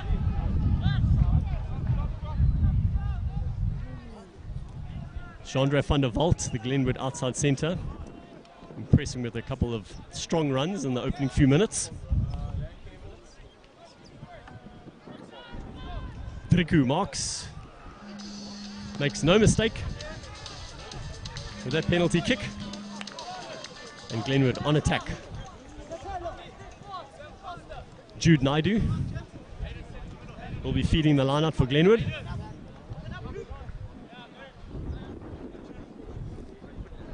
Just waiting for a ball. So his targets here, Matt van Vieren and Ryan Janssen van Rensburg, the two locks. That's better from Glenwood. Flat across the line. Strong run, but has the ball gone forward? Yes, it has. Westville clean up. A few handling errors from Glenwood in the opening stages. Westville taking advantage over the halfway line, and the ball's gone forward from them. So no advantage from the original knock.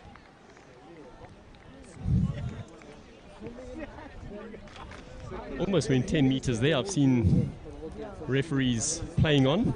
Don't often get as much advantage from a handling error advantage. But the referee going back for Westville.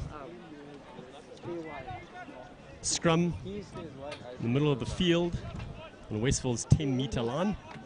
First scrum of the day. Let's see how this clash goes. Always interesting to see which forward pack has the advantage. Of course, in schoolboy rugby, you can only scrum 1.5 meters. Oh, Glenwood scrumming straight up, lifting the Westville prop. The referee deeming that against the law. Westville kicking for the corner with the wind with him. Not a great strike, and a great catch by the Glenwood winger. He's bundled out into touch.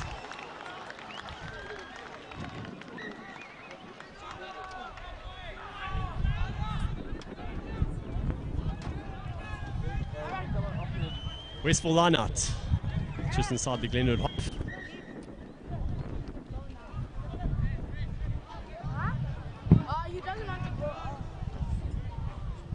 Solid with their first one earlier.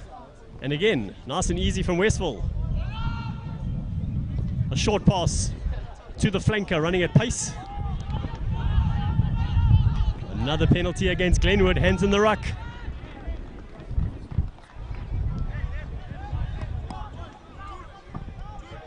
We're on the halfway mark, center of the field.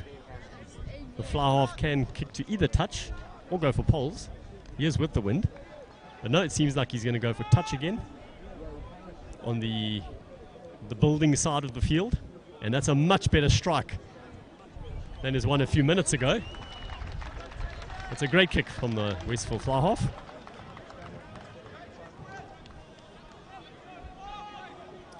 Oh, Glenwood under pressure. Deep in their 22. The two lineouts Westville have had. They've taken extremely easily. Let's see if that trend continues. Oh, this time Glenwood challenge. And it luckily comes back Westville's side. And the hooker running at pace off the right foot. They set up the ruck. Behind the backs, the fly half. A little chip through. In Glenwood hands. Left winger, Chulu. Cleaning up. Can they clear their lines? Goes back to Driku. Marks, but he doesn't find touch.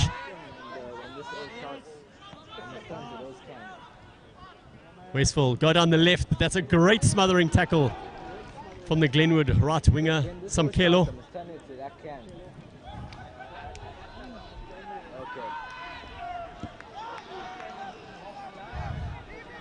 Again, Westville on attack. They've had most of the possession so far. We have a little chip through, but there was advantage. Don't know if he knew they were playing advantage. We're quite lucky there that they were awarded the penalty. This is most certainly in kicking range. We do have an injury there, so we'll take a couple of minutes.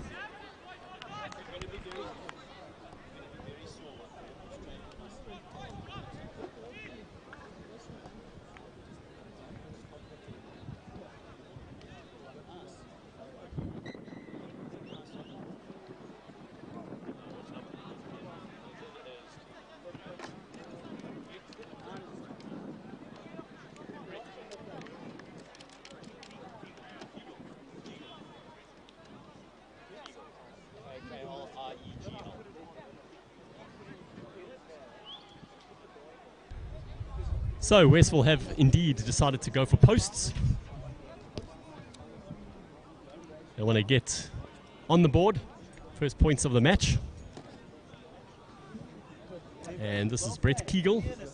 Sorry if I don't get that pronunciation right, I was just told it 30 seconds ago. Golden opportunity. Can he convert? Looks like a good strike, and yes, Westville take the lead. 3-0 to the visitors.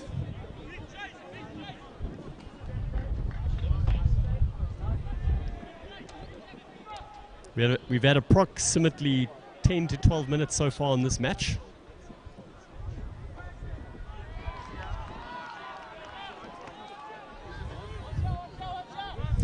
Okay, Riku Marks kicking off against the wind. Should be held up slightly. Glenwood get a hand on it. And it's cleaned up by the Glenwood front rower. Nice flat pass again. Running onto pace. Jason Fafeeves with the strong run. Going short side. Glenwood have an overlap. What can they do? Chulu takes it in. Westville going over the top. But no, the penalty goes against Glenwood for holding on. Is this the last game? Chulu Mbalo cuts back inside but was isolated. And Westville were onto that in a flash. So Brett will clear the lines here. Glenwood only momentarily in Westville's 22. Haven't been there much so far in this match.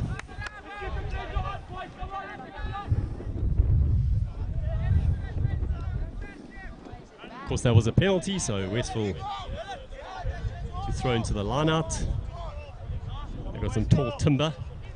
And they're nice and easy again. They're making the line outs look easy. Short pass cut back inside by the Westville flanker. Very good run. Nice quick ball. Oh, good tackling. Good defense from Glenwood, who are up quickly. But Westville have the advantage, so I presume they were offside. It's flung back to Brett, who kicks it downfield, and the ref plays on. Don't know if there was advantage from that, but anyway, Glenwood have the ball on the halfway line. Nice strong run just over the 50, and Glenwood finally get a penalty. It's been one-way traffic so far in the match. So Driku Marks attempting to try to get it up close to the 22-meter line. That's a nice strike from the fly half. And yes, just outside the 22. You go close up now. Much better kick there from the number 10. Now, can Glenwood make something of this?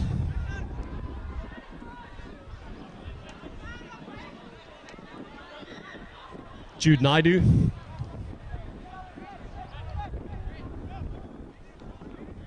Oh, a short ball. Brilliant work from Glenwood, but the ball goes forward. They did so well to fox the Westville line out there.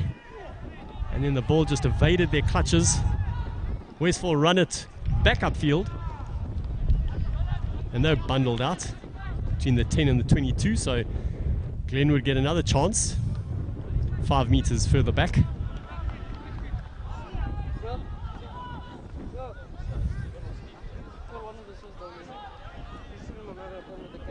Easily taken by the Glenwood 5. And there was obstruction there from Glenwood as they were forming the maul.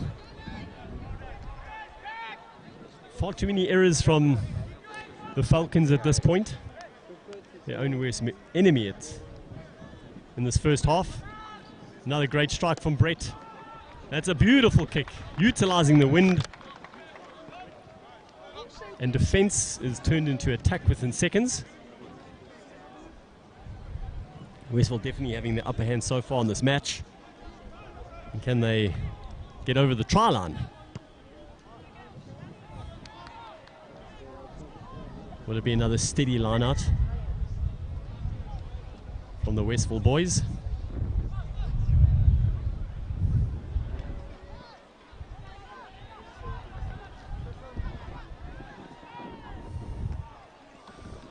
Oh, good take. And they get the back line going with a forward cutting in. Again, the 8th man. Looks like the loose forwards are being used to charge up field for Westville before they release the backs. Is he going to go left? Is he going to go right? Did he have his hands on the ball? The Glenwood boy comes through. Looks like he might have been offside. The referee did show advantage as far as I could tell. But Westville still in control. The tight head prop with a brilliant run, shrugging off a few Glenwood defenders. In the 8th man. Desperate defense from Glenwood now. Westville 10 meters out. Oh, again, the loose forwards being used effectively. 7 and 8, the big runners. The scrum off, not knowing exactly where he was going to go, but looks like Glenwood infringing again. The scrumming not being given any time at the base of the ruck there. And it seems illegally. So, Westville's number 10, Brett, signals to the referee he's going for posts again. And considering the way he struck the first one, this shouldn't be a problem for him. And they should take a 6-0 lead.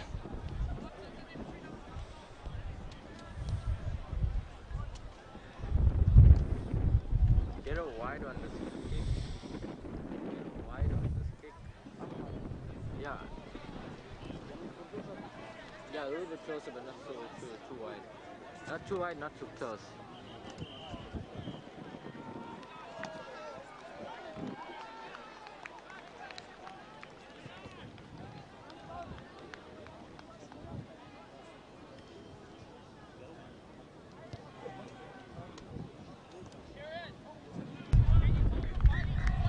Well, I do want to apologize to Brett there. I did give him the 3 points, but unfortunately he tugged it a bit. And it just missed the left-hand upright, so it remains 3-0. I think even the scoreboard boys were flummoxed by that one. So Glenwood with the 22 clear outs, and they got away with one there, that's for sure.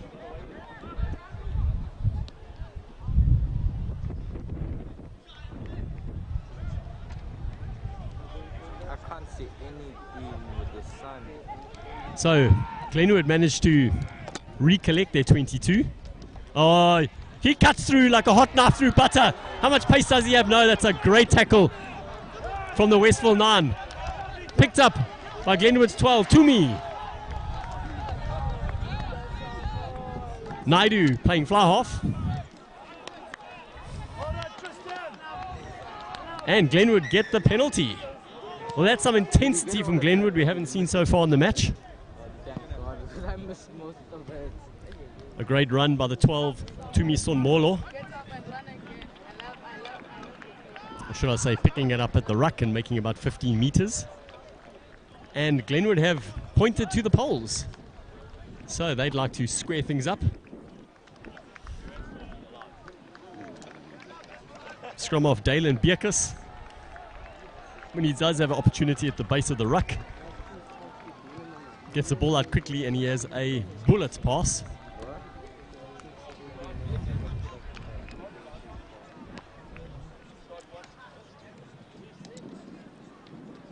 Glenwood fly half. Driku Marks. No idea if he has any relation to Malcolm. That's a good strike. Beautiful. Against the wind, wasn't a factor at all. He had plenty on that one. And a wonderful kick there from Driku Marks. And we're level at 3 apiece. Probably flattering Glenwood a bit. But Westville have had a few opportunities, especially a few minutes ago from the boot.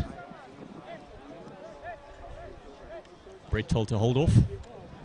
The right winger wanted to make his way closer to the 50. Glenwood managed to hold on to it. Toomey cleans up the inside centre. Dalen back to Driku. That's a beautiful strike. Look how that. Oh, wonderful follow up by Samkelo. The rugby ball favouring Glenwood there with a wicked bounce. And Glenwood now on attack. No! The referee calls them back. We would have thought he'd play advantage there. He brings them back for the penalty. Offside from Westville.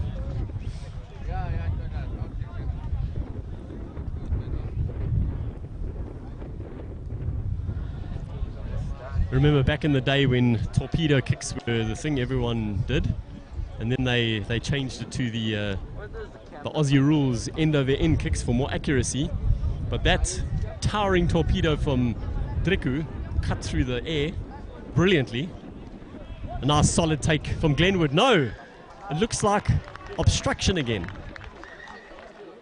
A great take from Ryan Janssen van Rensburg there, but then Glenwood giving it away. And that's the second time now that they've had obstruction, having issues with their maul formation. Obviously, as the ball carrier or the player in the line out who's received it, you have to make first contact with the opposition, and that seems to be the issue at the moment.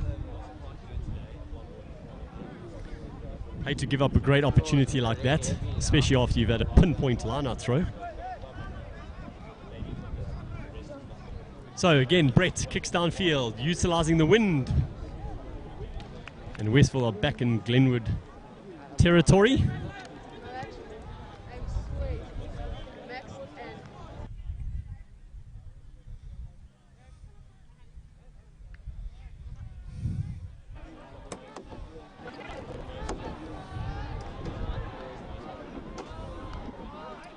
Another solid line-out from Westville. They've certainly been working on that.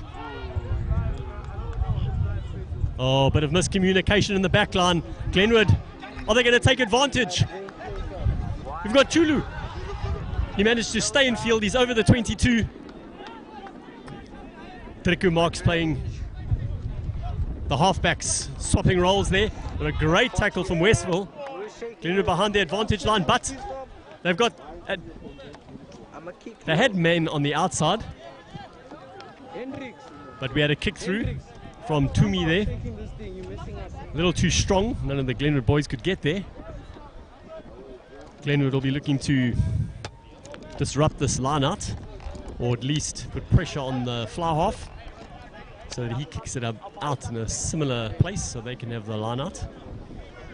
The Westville being brilliant with their line-outs, but no, it goes over the top. Dale Wilson collected it, but then knocked it on. But luckily for Glenwood, there was a fingertip on it from one of the Westville boys at the top of the line-out. So Glenwood now with the scrum. Dalen Bierkus ready to feed the machine. The back line standing nice and deep.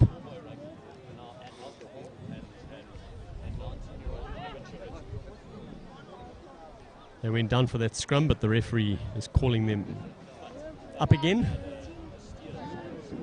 Scrums are a strange thing, especially those that have not been in its midst. Often weird things going on there. No, the scrum is not steady, and Glenwood get the short arm. They decide to take it quickly. Toomey running at pace. And now good defense again from Westville. Can Glenwood recycle it? Dalen to Zandertron. Again, nice short ball to Dale Wilson. He gets the ball away brilliantly. It's over the top to Glenwood. Oh no. He's tackled out in the corner. He was just a little too high, and the Westville players managed to get under him.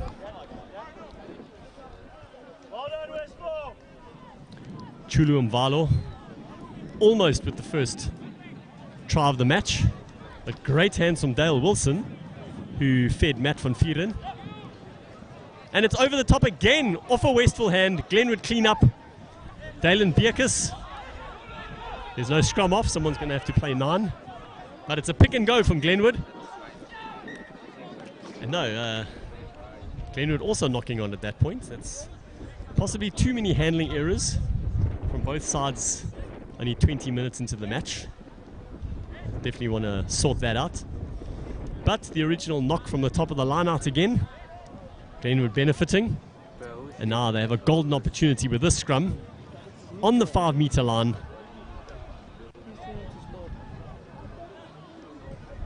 Will Chulu Mvalo be introduced with an inside pass from Driku Marks?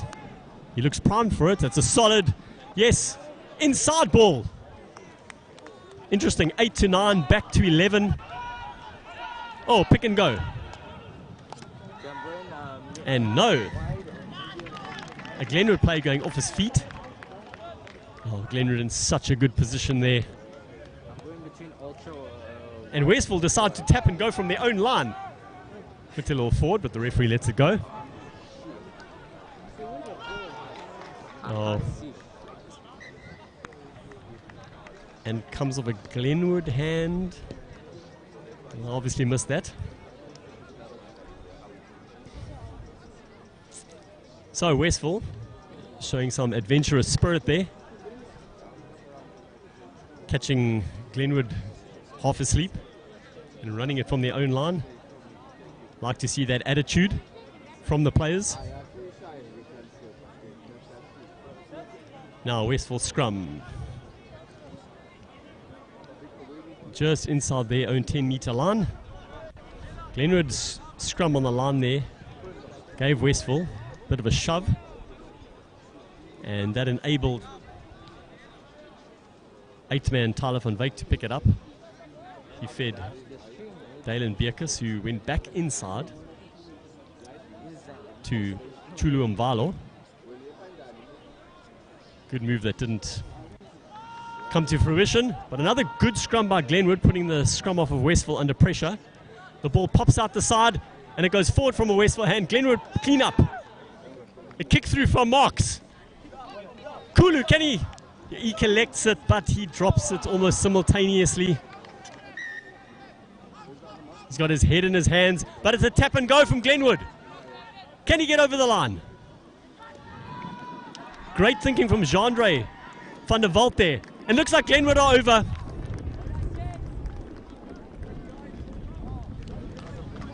It's a pick and go.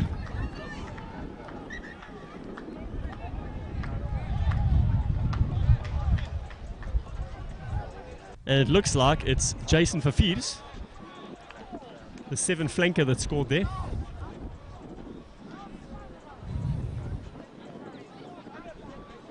So Glenwood scoring the first try of the match. Take an 8-3 lead with the kick to come.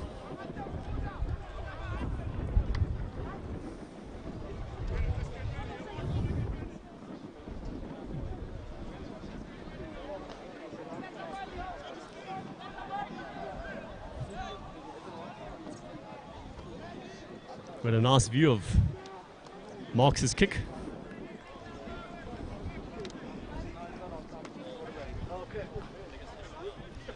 That's a nice strike. A little left to right. I'm hoping tomorrow when I play golf, I have a little left to right and not my duck hook. Excuse the pun. I'm playing in a series called Duck Hook. I think that's why they named it that. Anyway, Glenwood go 10-3 up.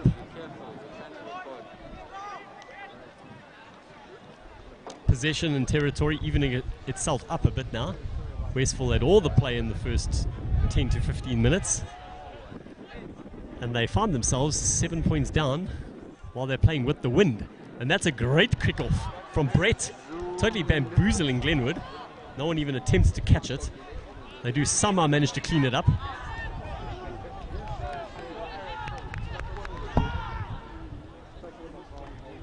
Glenwood moving up a few meters before the kick from Driku Marks. It finds Westville's foul of Brett. He almost evades a tackler who managed to hold onto his bootlaces. Try scorer Jason Fafis doing the tackling there, but it seems like he should have let him go sooner because he's been penalized for not releasing the tackled player, which was the man that is now going to kick it into the corner. Again, that looks like a good strike. Glenwood try keep it in field. And do they, don't they? The Westville touch judge. He didn't quite know where to go with that one, but eventually put his flag up. Well, beautiful opportunity for Westville to hit back after Glenwood scored a few minutes ago. Glenwood disrupting Westville's line-out on the last few occasions after they were imperious in their opening 15. Oh, that's an easy one. Straight up and down. They set up the maul and they don't get penalized like Glenwood has a few times. Oh, and the ball is ripped straight out of his hands. He kicks it forward, almost collects it again. One of the other Glenwood boys does. That showed some strength from the Glenwood player there. Glenwood go down the back line, and nice straight run again from Dale Wilson, who unfortunately knocks it on. Can you see anything? Westville now. Bit of an overlap here. What can they do with it? The ball goes out to the man, but it's behind his back. Glenwood intercept, but no advantage. And the referee goes back for the penalty. That was a golden opportunity Westville threw away there. The fullback just waiting a little too long before he passed. His winger was ready to pace into the corner if he had got it just a couple of meters sooner. So the Westville flower of Brett has decided he's going to slow things down and try cut the lead down to 4 points if he slots this.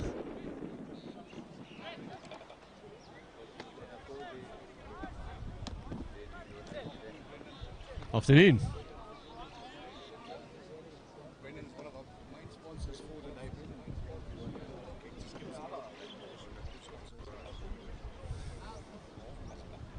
Sure, well, first of all, I'm a Glenwood old boy, so always willing to put money back into the school. And yes, my company Guano Boost is an organic liquid fertilizer. We target mostly the big commercial farmers, but anything where anything grows can be used. That's a great strike, but no, it's just left, and that's half time it seems. So 10-3 to Glenwood. 6 points missed from the boot from Westville.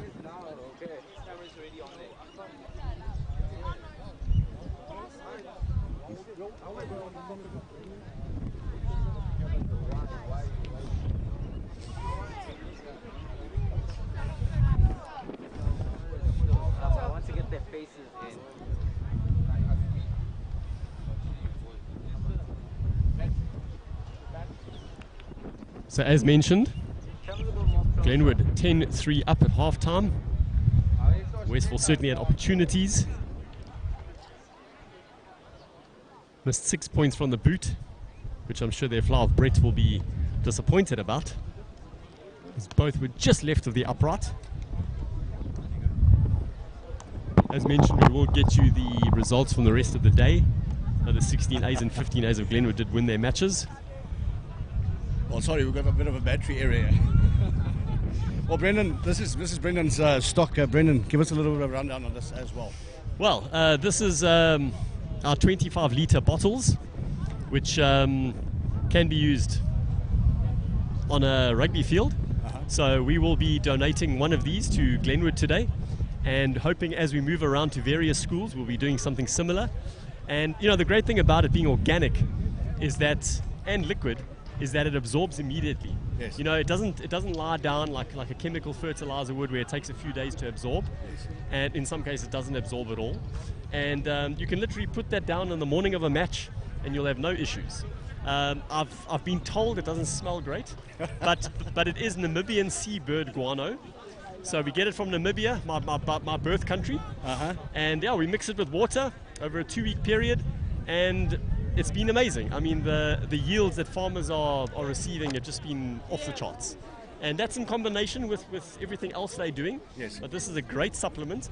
And if you're one of those companies that has to be organic, like many are these days, this is the route to go. Oh, brilliant stuff. And for home use and that kind of stuff? Absolutely. I regenerated my friend's grass at his house. He keeps sending me photos of how amazing his grass is looking. And later in the year, we will be coming out with domestic-sized products, so 1 in 5 litres. And we'll certainly, as we grow with DGTV and the various schools, we'll put out that information when it's available. But we are hoping in stocking a number of the big retailers. And there, for instance, one of these will cover 1 hectare. So it goes a long way, and it'll cover probably 2, maybe 3 applications of a rugby field, so it'll last 2 or 3 months. And for the price that it is, and what it can do, it'll be a lifesaver. I know later in the year, when you have match after match after match on these fields, it starts getting a bit brown.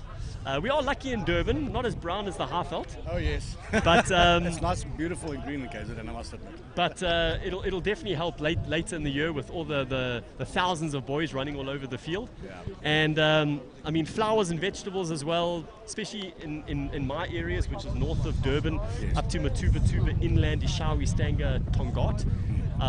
Anyone that's driven up that way has seen the thousands of hectares of sugarcane, and more macadamia nuts these days. That's becoming prevalent, but we've had great success on both. Brilliant. So yeah, if anyone is interested, you can go to guanoboost.com, and if you're not in this immediate area, you just go to the website and you can find your agent. We post it all over South Africa. And if you want to get hold of myself, Brendan at guanoboost.com. And I think we've got your banner ad running on the stream as well, and obviously your details and everything will be on there as well. Absolutely, and also go to our Facebook page at Guano Boost, and we're posting regular testimonies on there of farmers that are having success. So that's the best place for up-to-date testimonies and trials. It's a more active, interactive kind of. Right, exactly. And all the information, if you're one of those people that wants to know the technical side of things, there's plenty of technical information on our website. Brilliant. 100%. Well, first, thank you for the sponsors and what you're doing for the school. And as an old boy, you can hear his commentary is not too bad. He's not rusty at all. I'm trying to be impartial, I promise. But yes, the guys are going to come up. They're on the field again. We're going to join each other, and we're going to do the second half, and then start off with the first team game just now. Great. 100%. Lekker.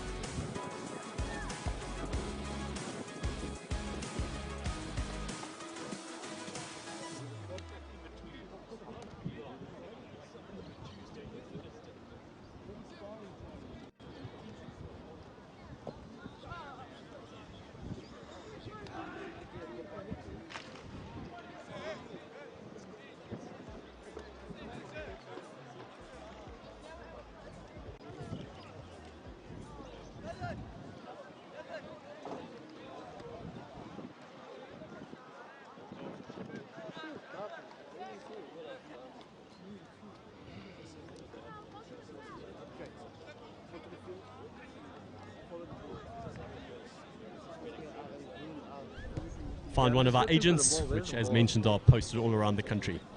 Okay, back to the rugby. Drickus Marks ready to get things underway, with Glenwood leading 10-3 at halftime. Oh, that's a nice floating kickoff, putting the Westville number 9 under pressure. He's tackled out, and that's about as good a kickoff as you can get.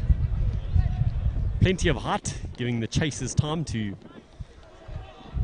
catch up and giving the opposition nowhere to run. Glenwood's lineouts have not been great. And again, another short pass back to the hooker, Jude Naidu. Glenwood on attack. Oh, the ball goes through the loose heads, but luckily not forward. Dalen Bierkus feeds one of his locks. No advantage, it seems, so the referees... Again, a tap and go from Dalen Bierkus. We're in the far corner there. Glenwood not wasting any time. Looks like there'll be a pick up and go here. Yes, they go around the left-hand side. They make a few meters. And nothing transpiring from that. Westville were offside. Ref taking that 10-meter line. Obviously falling back and everything like that as well from the Westville boys. Oh, when you're that close to the line, invariably the defense is not 10 meters back. And if you think quickly, you're generally going to get another penalty out of that. That's why the tap and go is very, very clever from the number 9 from Glenwood, yeah.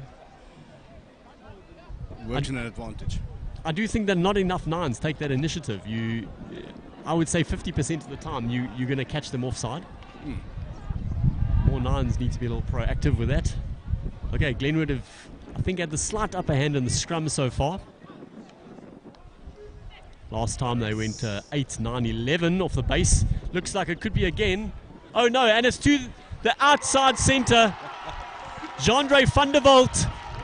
They went 8, 9, flat pass to the 13 and right under the crossbar.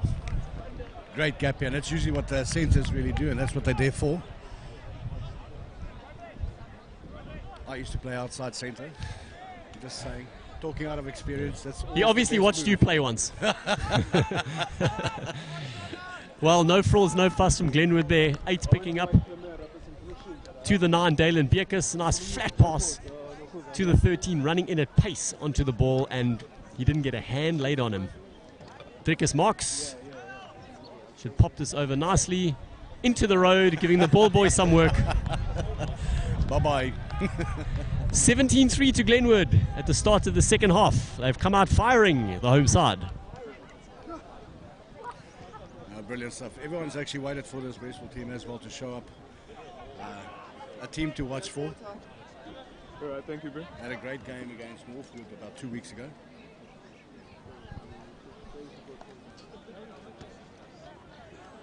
Fly half Brett. He kicks it deep. Taken by Bierkus. He finds the man on the outside. No, he doesn't. But Smith cleans up beautifully. Plays the right winger. Sorry, when I say Smith, I mean Wilson. Dale Wilson. Cleaning up nicely. The loose head prop. With a short pass to Samkelo Mieni, but he was tackled out on the 10-meter line. Interesting that Westville, had a match a couple of weeks ago, and you could definitely see they were more up for it in the first 15-20 minutes. But Glenwood, who now played their first match in over a year, are getting into the game. And amped. Good take, but the referee says that was skew. Interesting, I've seen a few more skew than that in this game, but there you go. That was a very tight call there, yeah. I've definitely seen those let go, even in professional rugby. We will not argue with the ref. And well, with a lock that size, they don't really need to. They don't need to do much. Just get it up in the air, and he'll do the work. So Dalen Bierkus feeding the scrum. Glenwood have definitely had the advantage in the last 15 minutes or so with the scrums, and scoring their try from the back of a scrum. They get a nice shove on. Let's see if they can repeat that. Because they can't scrum before the ball goes in, but there's plenty of movement, which there shouldn't be. And tap and go, Dalen Bierkus. Drickus Marks kicks for the opposite side of the field. Will it find the ground? Yes, it does. Beautiful kick there. Nicely put, nicely placed. That's what a general does. He kicks it with the wind. He knows they're up comfortably, and he just puts his team into the opposition's 22 with a nice easy kick.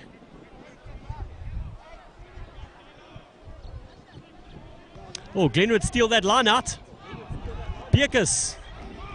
Flat. Oh, beautiful run from the 6 for Glenwood. Sitle Hadebe. They go left. Oh, the two props. Not offside there for Glenwood. The two props not combining well with their passing, but luckily for them, Westville offside again. And yep, good call. Glenwood have gone for the scrum. Very dangerous. Same spot where they were just now. What do you call it? The 8, 9, and 13. Yeah, well, it worked so well last time. You know, don't change a good thing, I suppose. But who knows? Maybe they'll go left here. 8, 9, 10, 11. 8, 9 straight to 11. Let's see.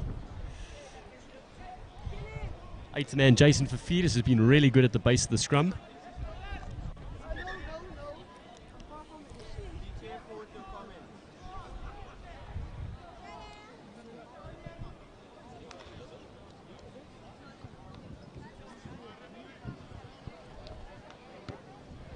Westville here on their back feet.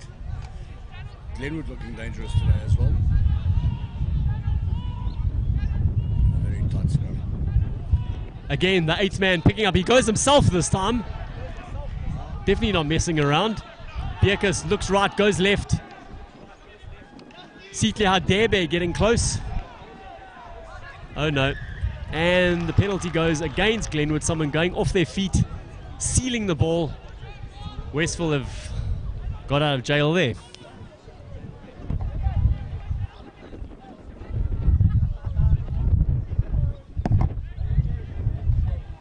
Sustained pressure from Glenwood, but just going off their feet at the ruck, not allowing Westville the opportunity to challenge for it. Bit of a stoppage for injury. I mean, looks like it could be their fly half who would be taking the kick.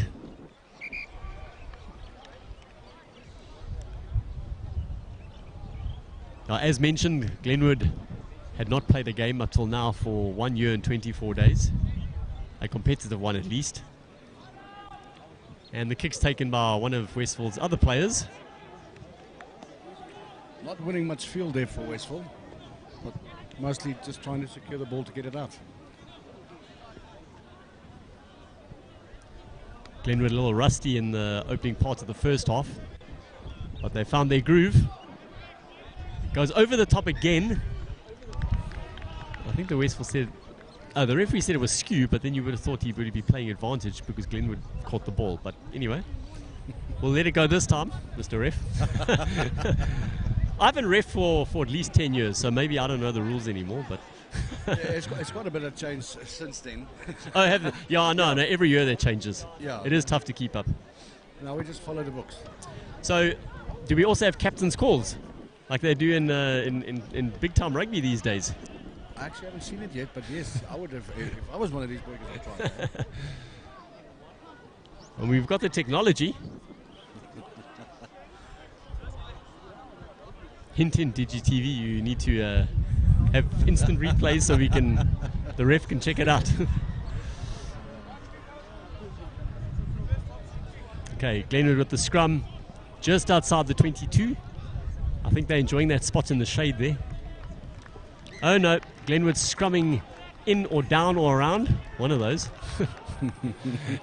So Westville with the relieving kick. This time they have their fly off to do the clearing.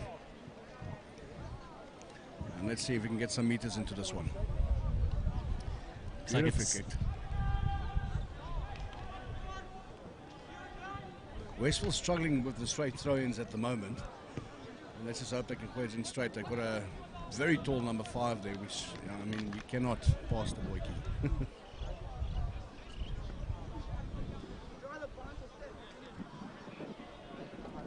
Wow, and what a big jump there from the number 4. Glenwood penalised for pulling. Yeah, he's taking the man out in the air. He jumped across the line and took his feet out from under him. So I think it's a fair call from the ref. You got to maintain that meter gap. I don't think anyone has ever maintained the meter gap, but they try. Drickus Marks trying to be fancy on that side of the field. I've actually seen a couple of those happen there by battlefields where the ball goes out directly and they keep it in play and in the field as well. Not always the best call to do when you're the receiving side. So Westville haven't been in Glenwood's 22 for a while. They're just a few meters outside of it. And they want to tidy up their lineouts, which have not been great in this half.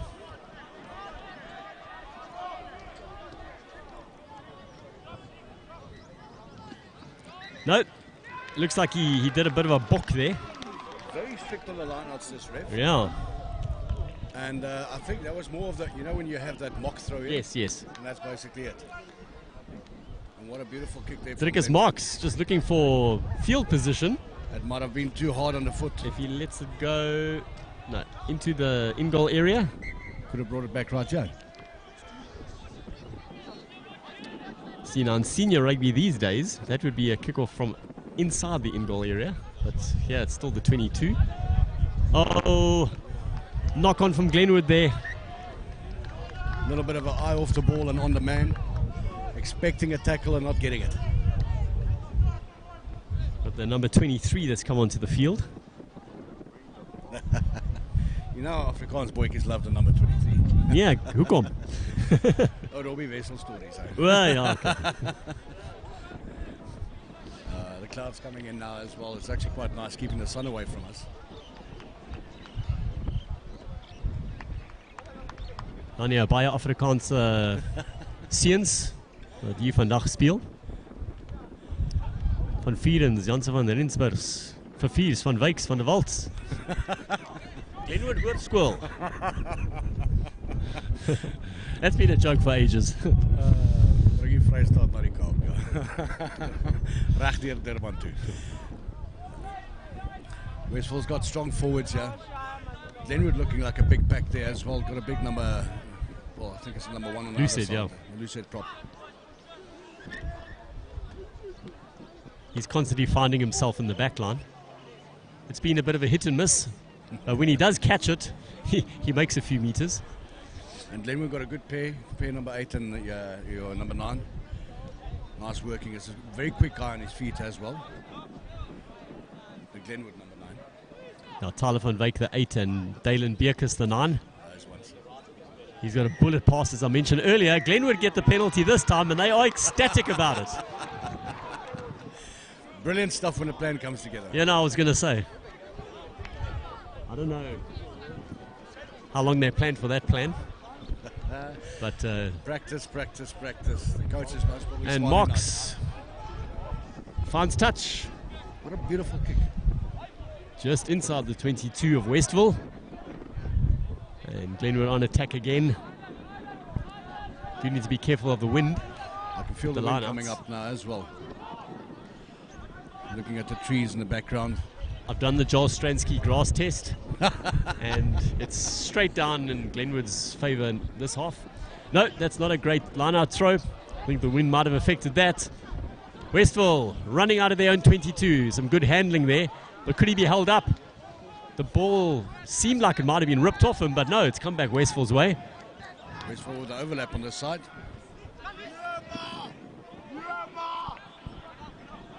Great tackling there from Glenwood. Oh, Nicely taken down. we got the big lock running through, but he passed it straight to a Glenwood player. No advantage. Looks like someone might have been tip tackled there. I think that was the movement the referee That's was. the call, yes. I didn't really see that one. I could agree with a high tackle. These days, tip tackles are immediate red cards. So, anyway, whoever the Glenwood boy was, he's still in the field. Lucky one. Okay, we might be in trouble here. Just No. The wind's getting a little stronger. You can see how the wind affected that kick. Yeah, the wind, basically to explain to you guys, the wind's against Westville, playing along with Glenwood boys at the moment. Glenwood can use this as their advantage. And, got a great kick at the number 10 as well. Very strong foot. Yeah, on Dixon's it always runs in one one way or the other with the big school on the one side. Okay, easy take this side from Westville. Can't mess around now. They need to make their comeback and do it soon. Glenwood tidy up on the far side there. Samkelo cuts back inside, bounces a Westville player to the delight of his supporters. Marks kicks downfield and he finds plenty of space. And it looks like the Glenwood player was in front of the kicker. Number 2 and number 7. That was a waste. Yeah, the referee 2 and 7. Jade Naidu and Jason Fafid. Frustrating when you're the kicker. You're trying to get that territory and just in front of the line. The hooker doing really well to be in front of the kicker. Well done to him. Little James Dalton moves. Solid kick from Brett. Okay. Nicely placed. 17-3 at the moment. I think Westville need to score within this period to have a chance.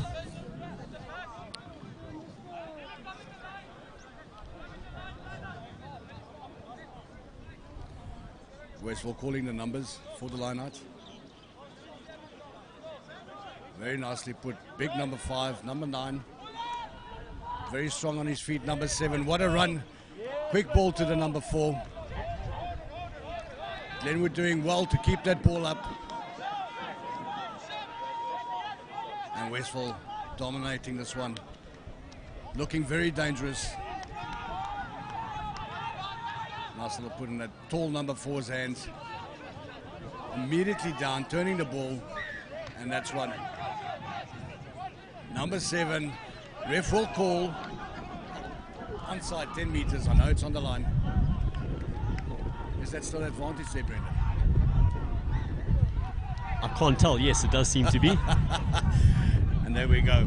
Westville number 13 looking dangerous. Trying to take that one very quickly.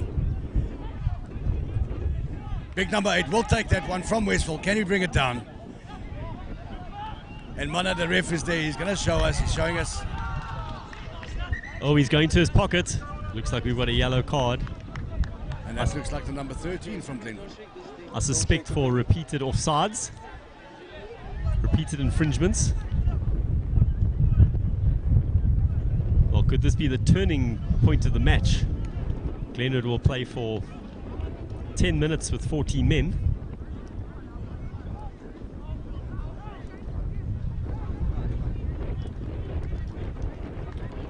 Was that the number 9? No. I think it could be the right winger.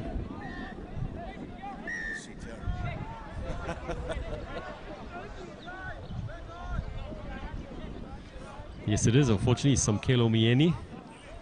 Thanks for joining us. We can get a perspective from a player who's actually playing at the moment. The inside view. Westville decided to take that for a scrum. I think it was a penalty, and obviously you can decide penalty or scrum. Yeah, their lineouts haven't been going great, so this is probably the way to go. Best way, especially when you've got the wind going as well. And the sun scorching down again.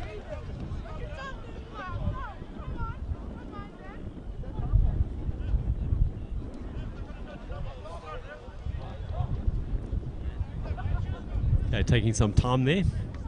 Having a few words with the front rowers.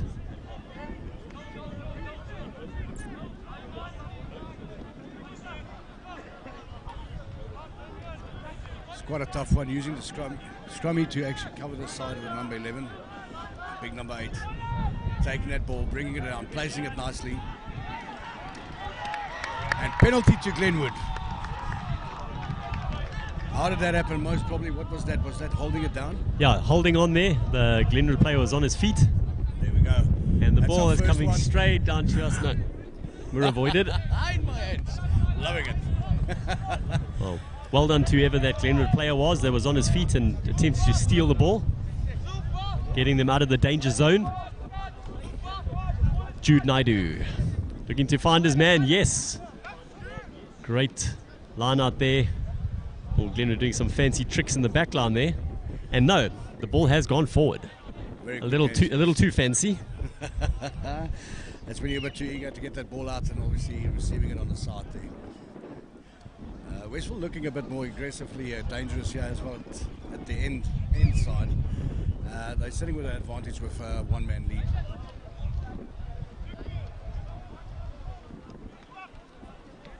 And this is one of those ample opportunities where you use the 8, the 9, and then sending down the line, creating that overlaps, and obviously trying to benefit to your winger man and hoping he's quick enough to get it out.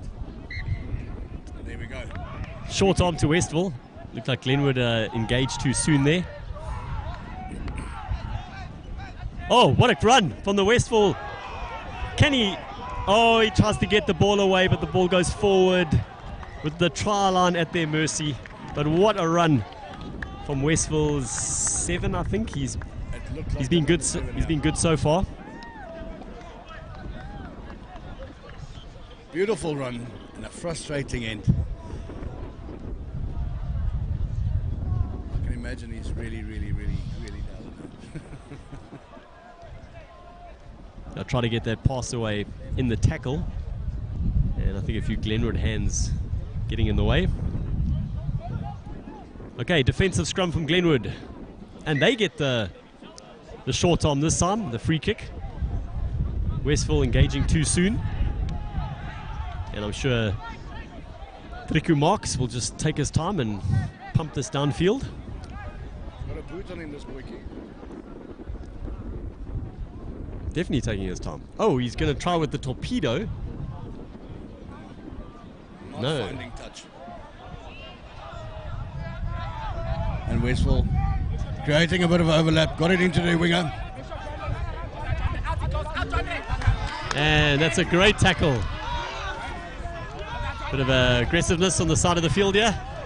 Bit of an adrenaline rush here for the boys. Boys being boys. Testosterone's going all over. But keeping their cool, keeping their calm, just walking away and say, listen, let's go take this game on. The Westville 11 was never going to get past Jean-Andre van der Walt there, and I see there were a few more words, even 20 meters apart. Beautiful line out there, just the ball going right to the back. A little bit of a numbers call, I think, from Westville's side, which wasn't accurate for them. And, yeah, I think the frustration on Westville's side is running a bit high as well now at the moment. Obviously, being a man up as well, you need to take these opportunities while you can, while the man is up, or while you one man up. And the best thing for these kind of things is sending it down the line, running the ball straight, and making sure that you're creating those overlaps.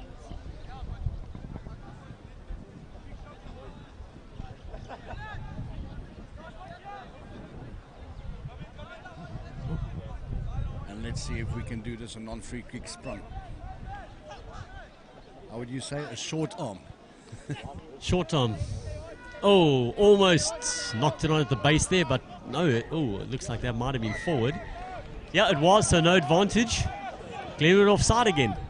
Backline a bit too quick on the line.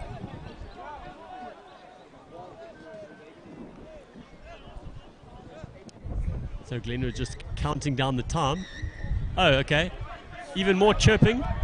So they got another 10 meters. Big number 3, taking that ball down.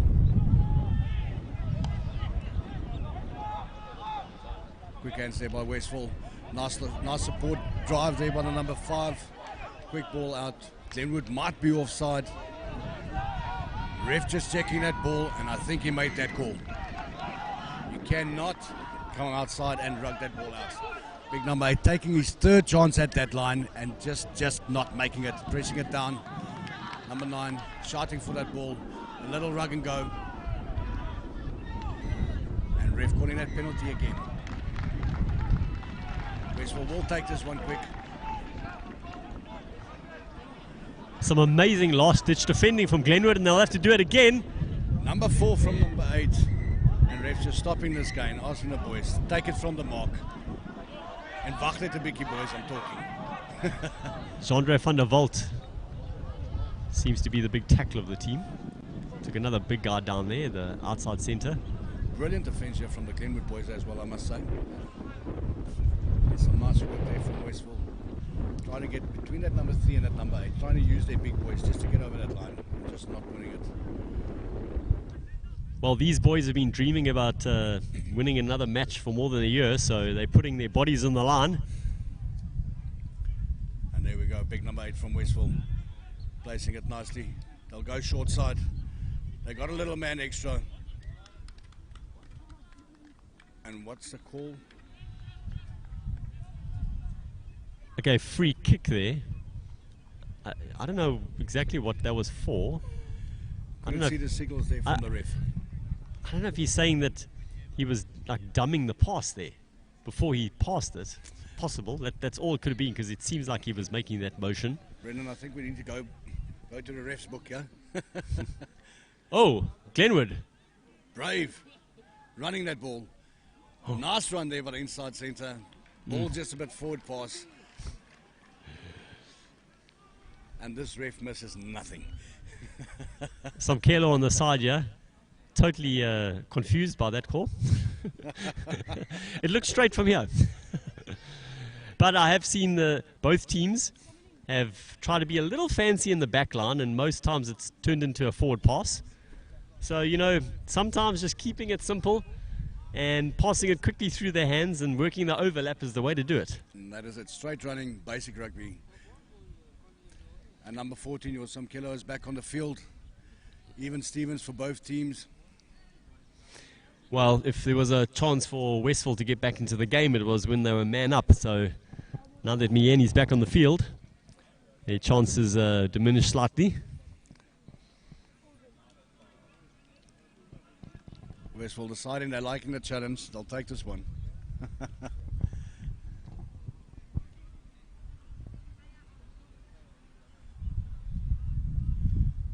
And scrum time again for Westville. Westville is going to bring it out quickly. A little bit of a mock run from the number 8 on the other side. Inside centre, Westville receiving it nicely put in. Taken down. Aggressive Glenwood boys coming over the ball. Ref said you cannot do that. Quick tap and go. Ref says, oh no, that's an immediate yellow card. A bit of argy-bargy.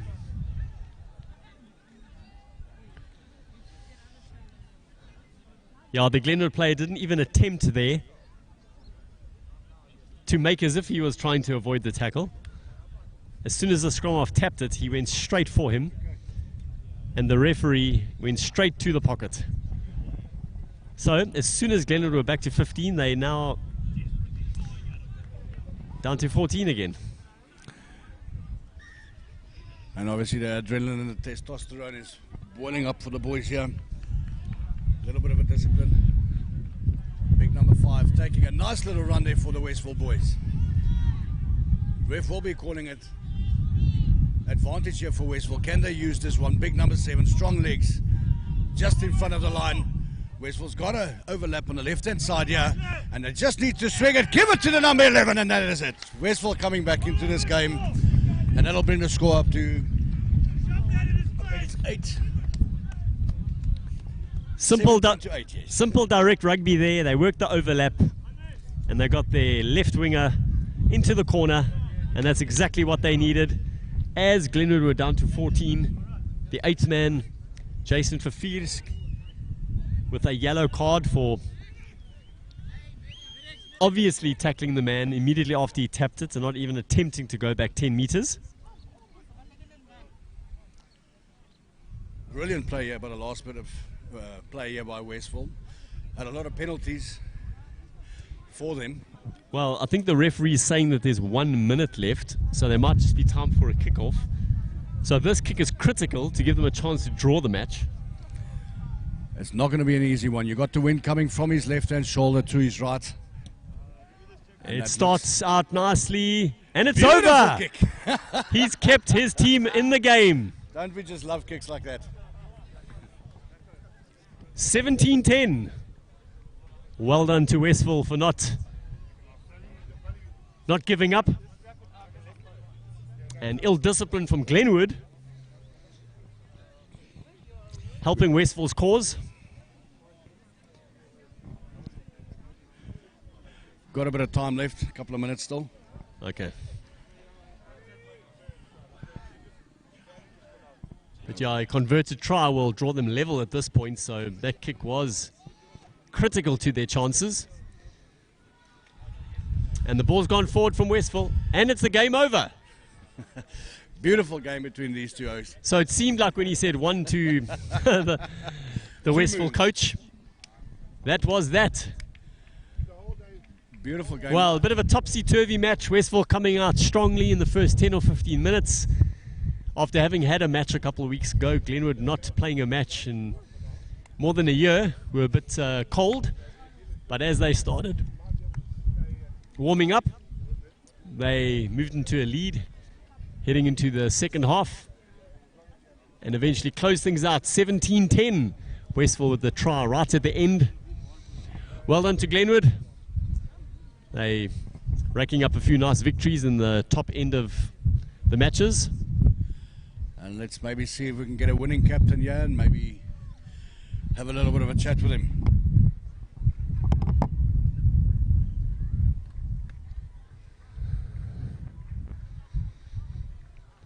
As always in school rugby, despite a bit of friction during the match, the boys forming a tunnel for their opposition. Great to see. So final score, Glenwood 17, Westville 10. A nice start to the season for the Swanlight second 15 Falcons. I know my fellow class of 99 head boy Gareth Jones will be happy I said that. And not giving away your age at all. Ja, 40 hierdie jaar. I also finished in 99. That was my 4th year. All right. Well, we'll be setting Brendan up with the winning captain quickly. Brendan, if you can do us the honors, he's coming running up on the field here.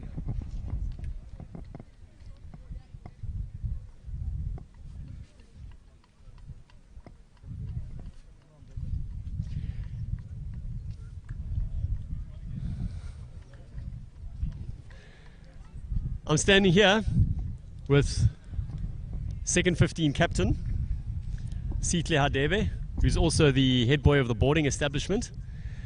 So was the last year one of the most frustrating of your life, waiting for this match to finally arrive? Of course it was, sir, because I mean, it's been a year of anticipation, a year of hard work, and the boys showed it today. I mean, there were some mistakes somewhere, but we pulled through for the boys and for the school. You were a little rusty in the first 10 or 15 minutes, and it looked like Westville hadn't, you can see they had played another game. But as you got into the game, you started taking control in the latter half of the first half. Yes, you could tell that they had a post-game experience, but I'm very proud of the boys. They pulled through after about 10-15 minutes, and we got in together and we fought through OGA. No doubt there's a few things to work on, only your first game of the year. A few too many handling errors and then some discipline issues as well. I mean, I guess it's just some of the rules that might have slipped away, like ruck times and scrum, but the boys will be back next week. And you're playing St. Charles next week, haven't played them for a while, so another nice challenge. Yeah, very nice challenge for the boys. And where's the second team sort of going this year? What's your philosophy as the second team, and what do you really want to showcase as the second 15 Falcons? Well, as a second team, really, a lot of people don't know this, but the second team is like the backbone of the school. The first team is the face, and we are the guys that need to lift the first team. So without the second team, the first team really would be with no structure. We are like the foundation for them. We keep pushing them. And of course, some of you at least will have a chance to get on for the first team in the next match. And then, of course, you'll have to close things out for them. Yes, sir. It's always a battle. Thanks a lot and all the best for the season. Thank you very much, sir. That was Sihle Hadebe, the second 15 captain and head boy of the boarding house. He's going in to form the tunnel for the first team and looking forward to the first 15 encounter. As I mentioned, they have not played an official match since the 14th of March last year, and Westville played a couple of weeks ago against Northwood. So the Green Machine about to make their appearance for the first time in 2021. Unfortunately, we don't have a huge crowd here due to the obvious reasons, but at least all the boys who played rugby today are here to support as Westville get their chant going with their first team behind the poles on the Mark Turrell Pavilion side. Primed and ready for a massive encounter between these two schools. Over the last 10 or so years, I could be talking under correction, but two of the more consistent schools across the board. And it's always been tight between Westville and Glenwood as their first 15 make their appearance onto Dixon's.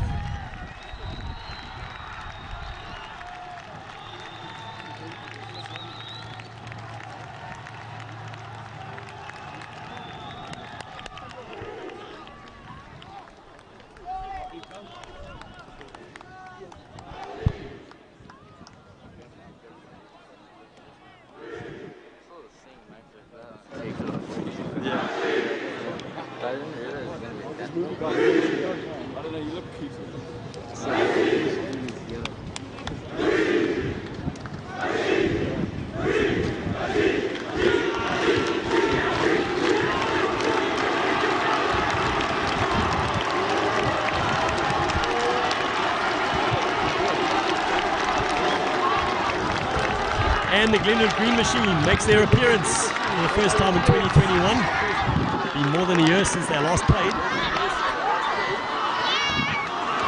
I'm joined by Gavin and Ryan from Westville. The last match, unfortunately, I didn't know your players, so I was trying my best. Yeah. But we've got some expert analysis from the Westville side as well. How would you characterize their first match they played a few weeks ago against Northwood? Yeah, it's great to be back. It's good to see schoolboy rugby again. I think that's the biggest thing. And it's awesome that the parents can be at home now watching this live. Northwood encounter, I think they played very well under the conditions. It was very, very windy, very rainy. But they got the W and come full confidence here playing against Glenwood, which is always a massive rivalry and huge respect between the two schools. Yeah, I did in the intro say that Westville and Glenwood have probably been the two more consistent schools over the last 10 or so years. You know, some of the other schools will have a great year, but then they might fall away a year, and these two generally are up there. And the encounters between the school, not just at first team level, right down the line, are always competitive. So it's been similar to that, except that you guys did extremely well in the hockey, so we won't talk much about that.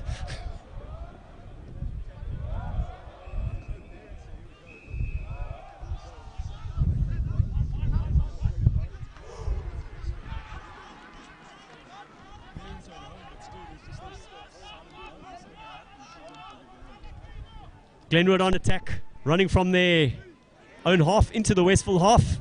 Great run. 5 or 6 meters there. Oh, looks like Westville coming up quickly there, cutting off the space. But Glenwood recycling well. Oh, that's a great tackle. Ball and all. But he managed to evade it somehow. He slipped out of that tackle. Glenwood, good recycle again. Flat pass behind the back. Glenwood on attack. He cuts back inside. He did have a man on the outside. Scrummy takes a few steps. Gets it away to Andre Nell.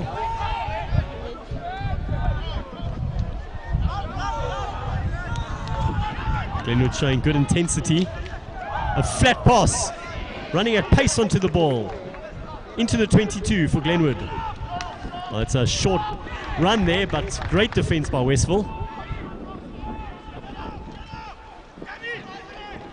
Again, Westville catching Glenwood behind the advantage line. And the penalty goes Westville's way. Glenwood sealing off the ball. Yeah, unbelievable tackle there by Ethan Hooker. Loves the big hits in the middle. That's exactly why he's there.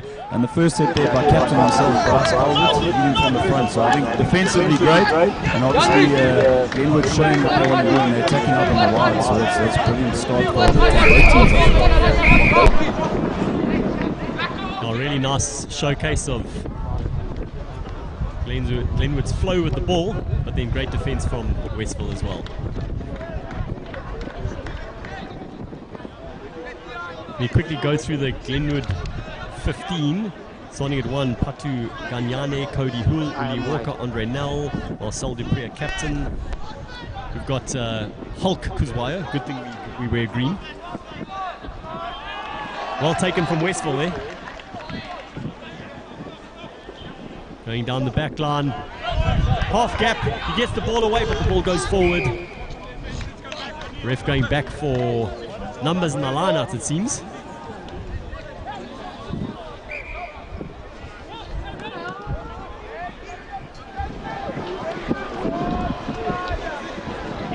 If you had to pinpoint a few Westville strengths.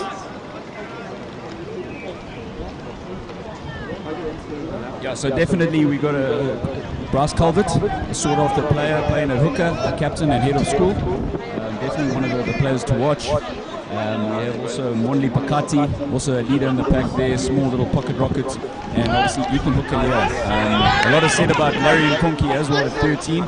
Traditionally plays at 15, but yeah, doing well at the 13 for the coach, for Jobs and Ivan Joster. So those are definitely players you're going to want to watch today. Westville on attack. Cuts back inside. And the penalty goes Glenwood's way, holding on. And on his feet over the ball. Just completing that Glenwood 15. Sandile Nzuza at 7, Gerrit Okitsa in the back line, Christian Els, Leiron Mulborough, who's the man who's kicked to the opposite side from us, the school side, and he has found touch. We have Richu Heath. Sorry, I missed out the left winger, Ronaldo Lafleur, who's the cousin of Conan, who was here a few years ago. Ryan Manuel, vice captain at 13. Vicente Correa, sounds like he should play for Italy. And Divan Janssen van Rensburg. And a bit of a mess up at the line-up there. The ball goes forward. It's not often you're going to see Bryce kicking the ball, but I think it might work in his favour there. Makes a lot of ground and makes the tackle. Great tackle there by Westville.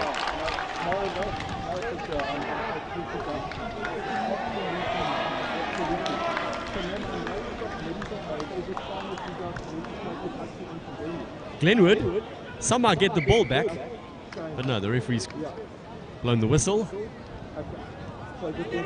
Some great work from the Westville captain there, benefiting from a misdirected line-out from Glenwood, seeing the space in the far corner there and just putting it on the boot. Glenwood in defence now with the line-out. Cody Hool finds captain Marcel Dupree, and they set up the maul.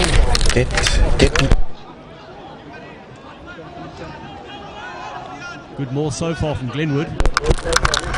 They've worked their way up to the 22, but no, there's obstruction in the maul. Seems to be a bit of a problem at schoolboy level. The guy's not quite understanding that rule. Sort of a few times in the second 15 match.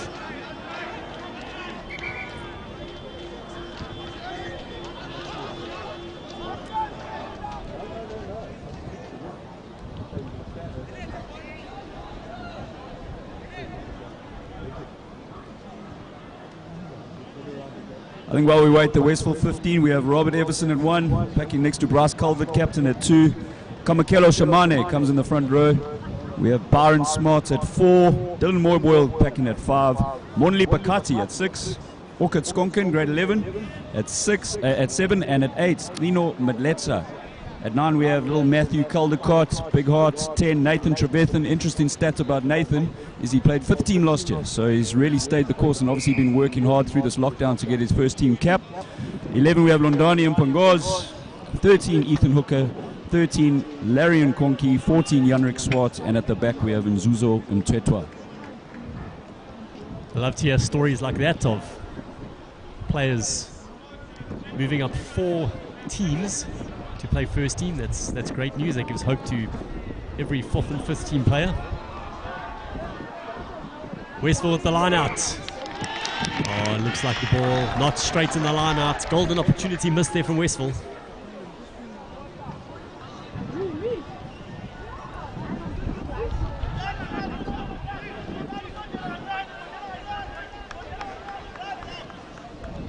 So scrum to Glenwood.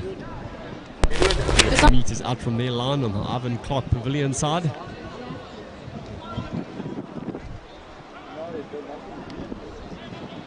Westville want to put pressure.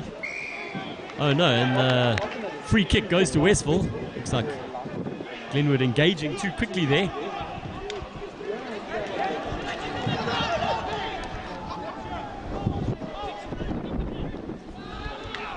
Captain Bryce taking it forward again. Difficult to bring down.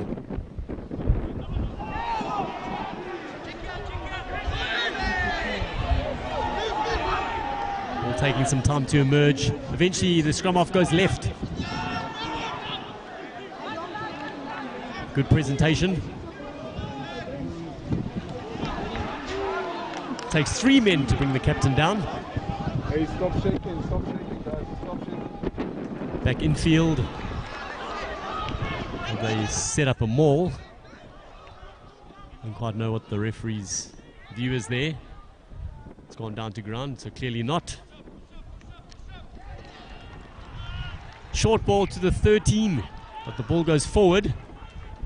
Double knock there, so Glenwood will have the scrum. I think great defence there by Glenwood. They clearly know that Larry is a danger man, and they really put it well there to put him down. But a couple of phases there by Westville, they'll be disappointed. They didn't get any points from it, but well done to Glenwood. Great defence. You said darling.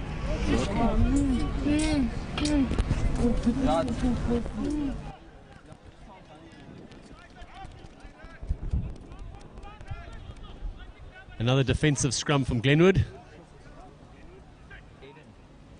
Okay, no repeat of the free kick. But the ball's come out. Great tackle, and it goes forward. So advantage to Westville.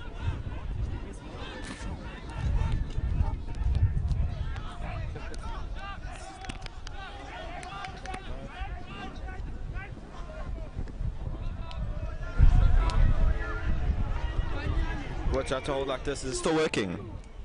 Hey? Testing.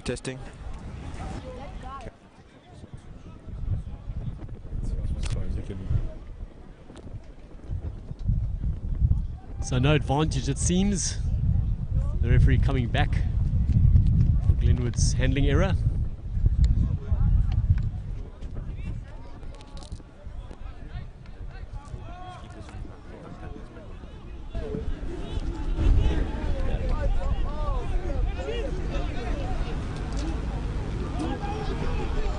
Right, Westville on the 22. They have to capitalise here.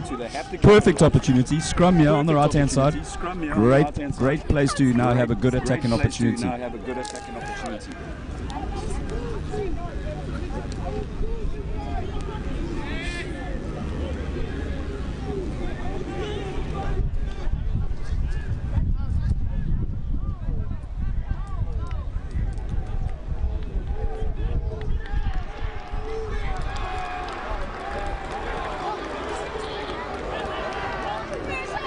The game's always going to be physical, isn't it? Glenwood versus Westville, you're always going to expect a physical encounter. It's been a couple minutes in, and that's pretty much all we've seen.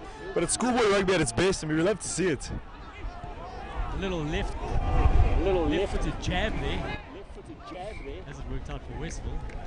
The referee stopped play because there's an injured player. A physio on the field. Looks like Nzuzo's down on the floor there. Hopefully it's nothing too serious.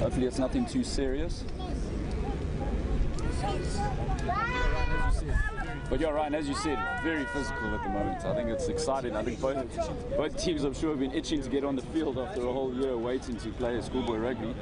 And yeah, they're both manning up onto defense, both teams, so it's great to see. Well, I mean, chatting to Coach Zulu earlier in the week, he's clearly outlined that playing Glenwood is always a big game. It's a big school. It's got a rugby ethos. You know you're going to be physical. You've got to match that physicality if you're going to play on Dixon's. But so far, I think both sides, they're really enjoying the physical battle. I mean, like I said, it makes for good watching, really.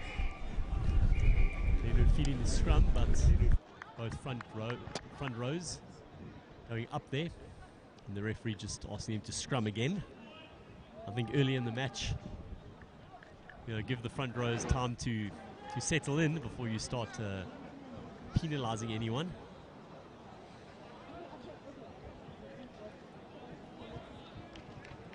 these boys have wanted nothing more than to properly tackle a few guys for the last year, so they're getting that opportunity. Tackling at practice is not the same.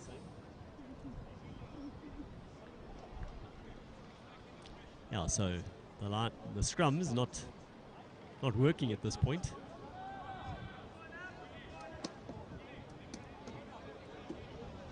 Referee having a long chat to the front rows.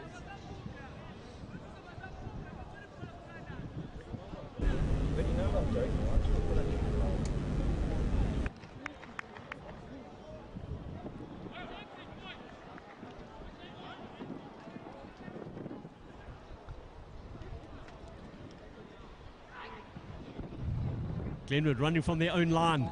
A bit risky at this point, early in the match. They wanted to express themselves from wherever they are. And it's a kick from the base of the scrum. Not controlled by the Westville 15. But somehow Westville get it back. Here's Larry and Corky. Larry loves the space. Great tackle there, but that's exactly what Larry wants. He wants a little bit of space, and that's where he's at his best. I think Westville was slightly lucky there. A little error there by Nzuzo, but they came off probably the better there. So Larry being tackled right in front of the Glenwood boys there.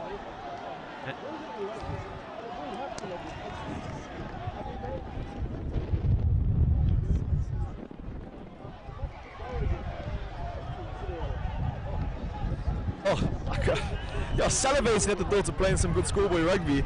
It just isn't the same without the guys watching as well. So that's fantastic to see from the Glenwood crowd as well. Yeah, I'm getting a few goosebumps just watching this. Regardless, it's boys having fun, watching and playing rugby, and that's exactly what we want to see.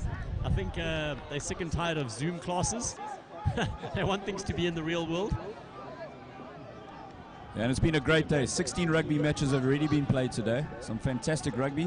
And something you mentioned just now about Glenwood running it. I've noticed most of their teams do run it from their 22, which is nice to see. It's nice to see that the boys want to run the game, and risky, as you said, sometimes, but it's really nice to see them running from the back like that.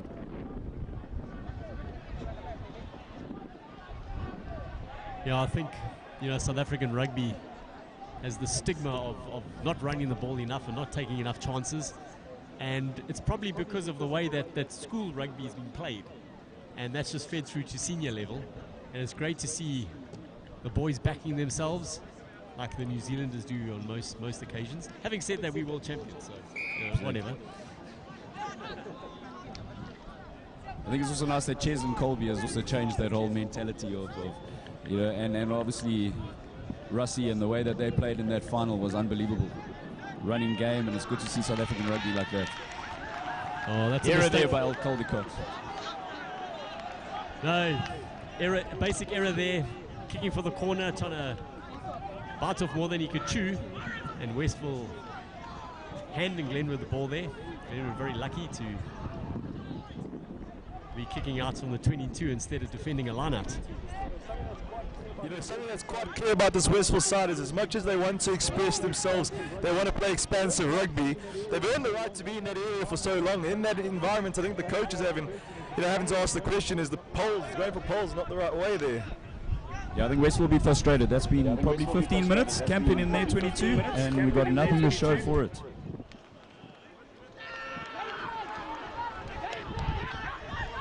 Looks like Glenwood on their feet there. No, it's gone the other way. Hands in the ruck, obviously. Not releasing the tackler. And so that gave Glenwood the opportunity to try to steal it, but it wasn't legal. And that looks like a good kick right into the corner. That's a cracker. So Westville down there again. Definitely want to go away with points this time. Yeah, that's a great kick by Nathan. He's obviously got the wind behind him. If you're watching now, obviously the wind's going from the left to the right of your screen.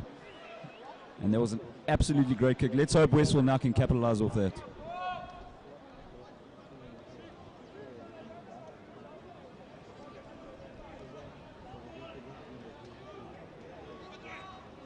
Or Westville maul here, or swing it out to the backs. Got to secure the line out first, which they do comfortably.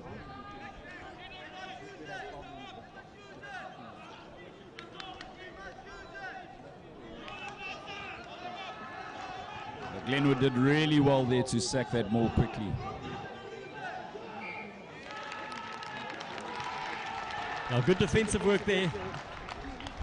The maul going down to ground, and Glenwood getting the turnover, but they're still deep in their 22, and they'll need to clear their lines safely from the scrum.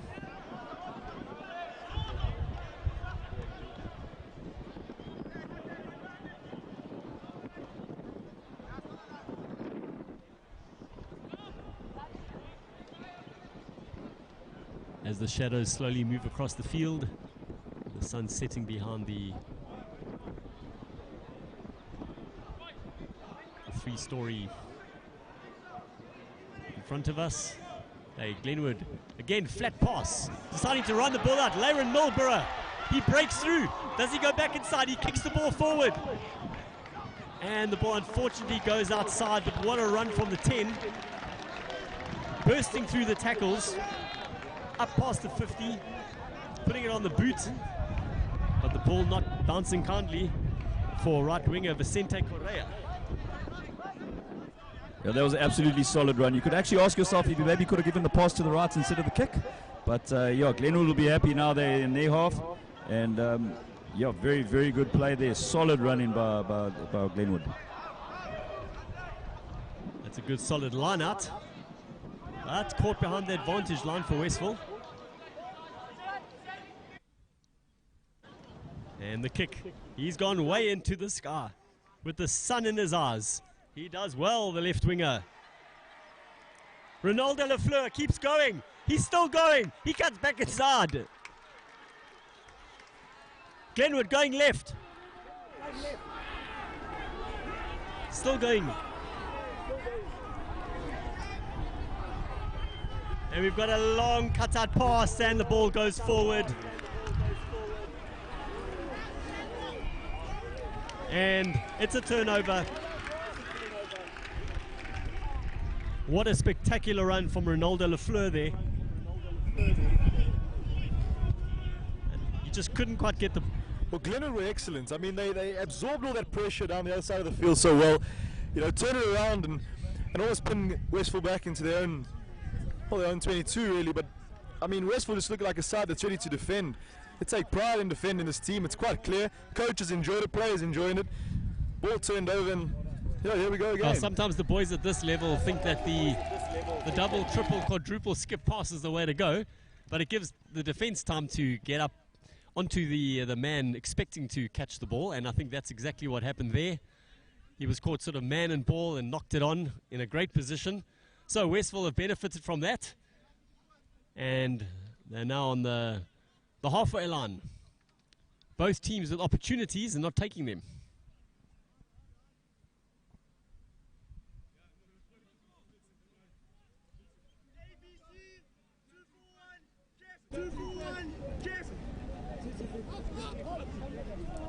Solid line out from Westville, going right to the back. And they've got this maul going, but it goes to ground.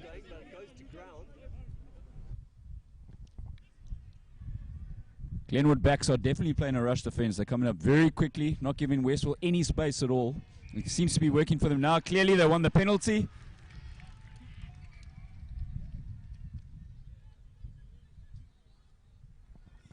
Laren Mulborough wanting to play it quickly there, but the ref bringing them back.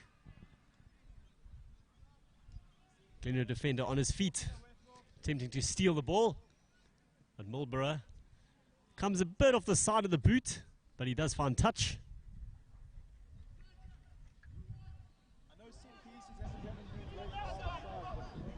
fantastic that both sides are almost celebrating wins on defense. That's what they're good to see.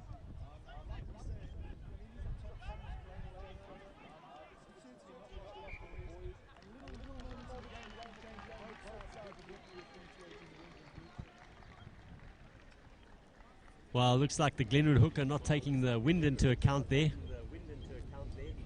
You know, when you've got this wind running in one or the other direction, it's good to just play two ball in the lineouts, reduce the chance of the wind playing a role. So Westville now with the line out throw. Easy take. They set up another maul. Glenwood sack it. Referee's got his hand out for the advantage.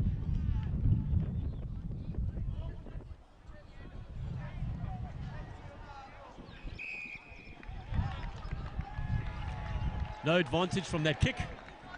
So the referee calls them back for the penalty on the far side. Glenwood sacking the maul illegally.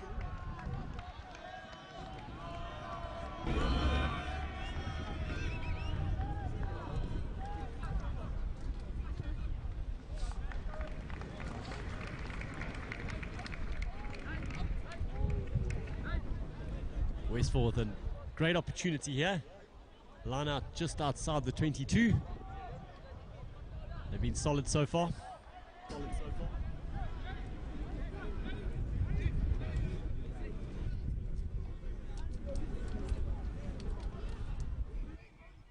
Yeah, the jumper there, taking it with his outside hand, which normally means it's a bit skew. Westville hooker falling into the same trap as Glenwood did just now, with the long line-out throw to the back. So Glenwood with the scrum.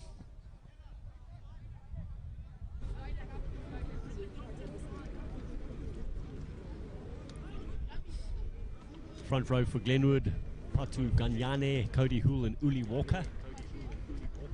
Good scrum from Westville. And Glenwood go blindside.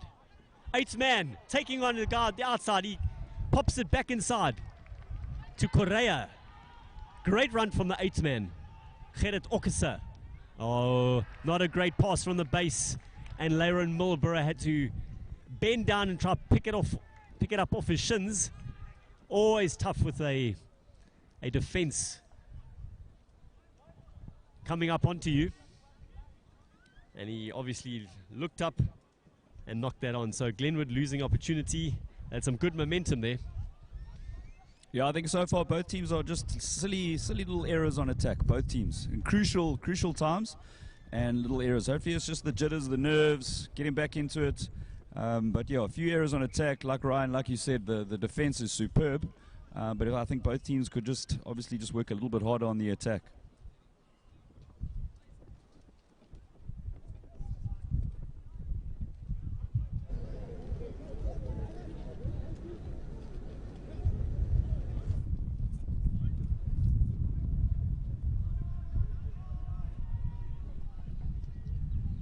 Westville running from their own half. This is a great run. He's almost held up by Rico Heath, but Westville looking good. Another good solid run. Ball emerges again. No. Again, Westville caught in possession. This time, Ryan Manuel, the vice captain, on his feet over the ball, or so the ref said. Great run by Monley on the blind side there, but they have to be quick at the rucks. Too slow to get to the rucks. Hold up by Glenwood. Perfect position now to go for touch, and that puts them in a crucial place. In the 22, Westville turning back again. Laren is kicking against the wind this half. No. And it's come off the side of the boot. Bryce running it out of his 22. And it's a high tackle, so Westville have the advantage.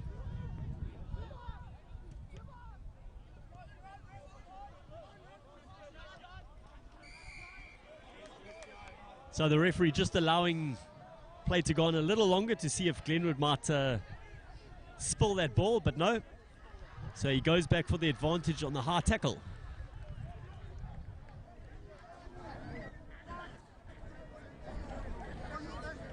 Again, a little error by Glenwood there. Missing the kick for touch, and now they find themselves back where the penalty was originally.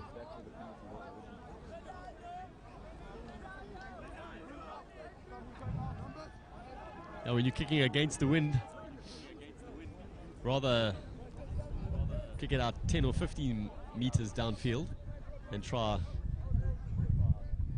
kick it into the corner, because invariably the wind will get hold of it.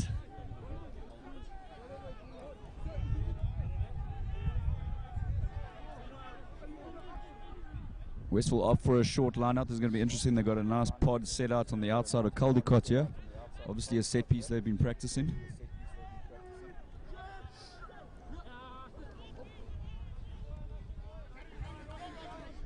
Nice run by Robert Everson there. Big ball carrier. Nice clean in. Much better clean in. Well, there's a successful set piece. Yeah, both sides seem to have settled into the game. So, I mean, here we go. We got some expression going forward as much as on defense.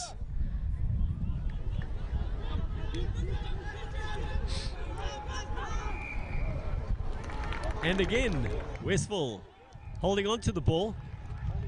Glenwood unable to seal that off, so the ref awarding the penalty, and then seems there might have been a few words. So the referee's taken them another 10 meters forward, up to the 10-meter line of Westville. And Marlborough will look to put it out on about the 22. Won't want to make a mistake this time, and he doesn't. So just outside the 22, Glenwood with the line out. That's about the third time that Glenwood have secured a penalty in that manner. A bit rough at the line out there, but Glenwood somehow managed to hold on to it. The pick and go from the base. Another one.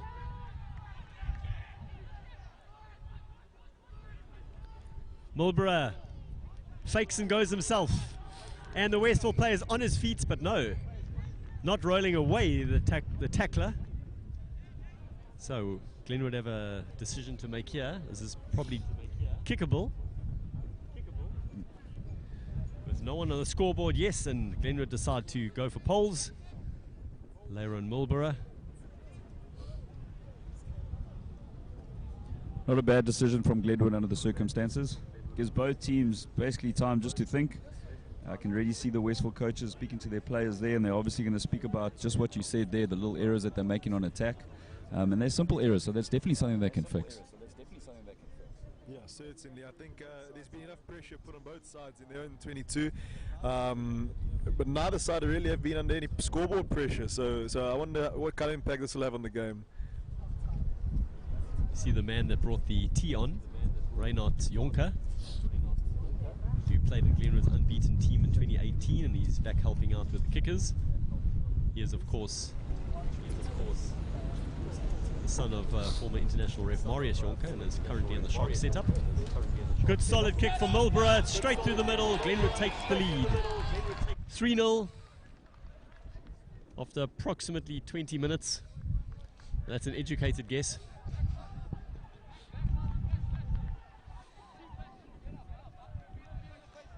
Doesn't normally take these teams this long to get onto the scoreboard, but as mentioned, the defense has been great on both sides.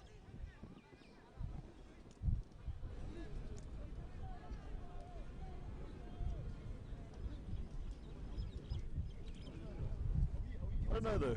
Are we guilty? I don't know. Are we guilty of giving the sides credit for defense? Don't get me wrong, it's been fantastic, but going forward, it's been sort of bits and pieces, a bit patchy from both sides. I'm sure both coaches will probably expect better.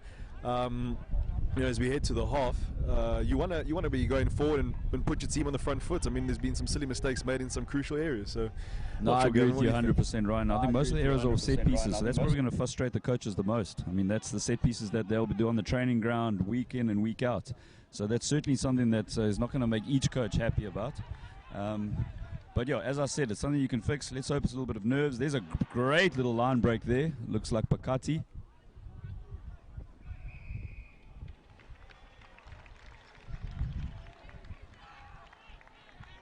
There was a short little kick from Westville, charged down by Glenwood, and one of his teammates effectively fell into his hands, but he was in an offside position. So Westville benefiting from that, and now they can put it into the corner. I think they've opted for poles. Well, there you go. He is with the wind this half, so might as well try these long ranges while you've got the wind assistance.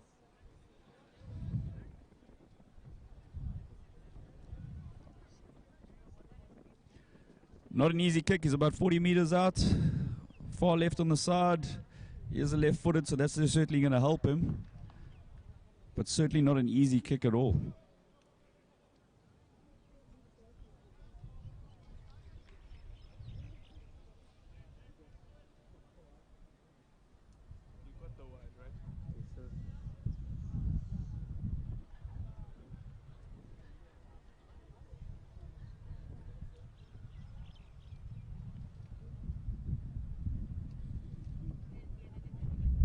A little easier to keep everyone quiet when there's no hyped up parents here.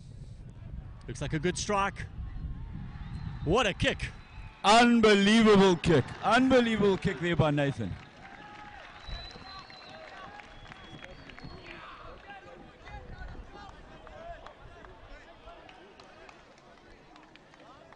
It'll certainly give his team a lot of confidence. Very, very good kick there by Nathan. Like anything that requires a strike, you know, you can sometimes just hear the crack of a cricket bat or of a golf club and you know it's going straight. Well, that looked like it was never missing. Bit of miscommunication there between the forwards, looking at each other who's going to take that ball. Westville lucky to still have it.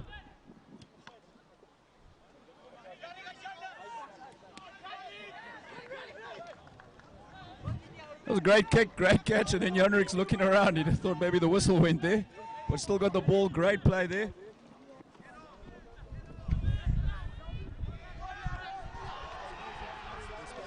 And it's Larry, there's space and it's Larry.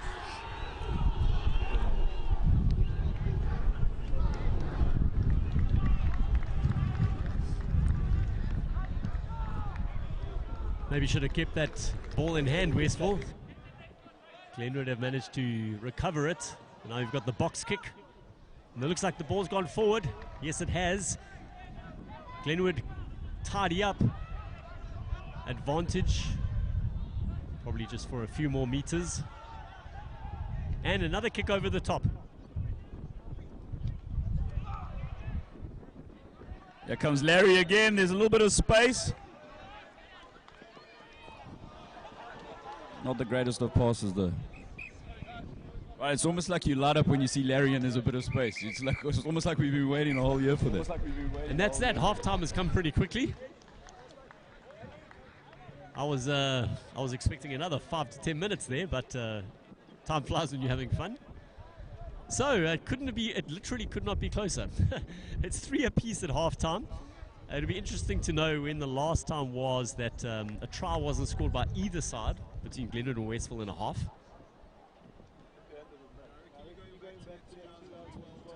2012, 2013, those games, Glenwood, Westville, 9-9, 6-6, 3-3. You know, a bit of a throwback on Dixon's, but yeah, I'm not too sure. I think defensively, I'll say it again, it's been fantastic from both sides. I'm not too convinced about either side going forward, but you know, the defensive prowess of both the teams is fantastic.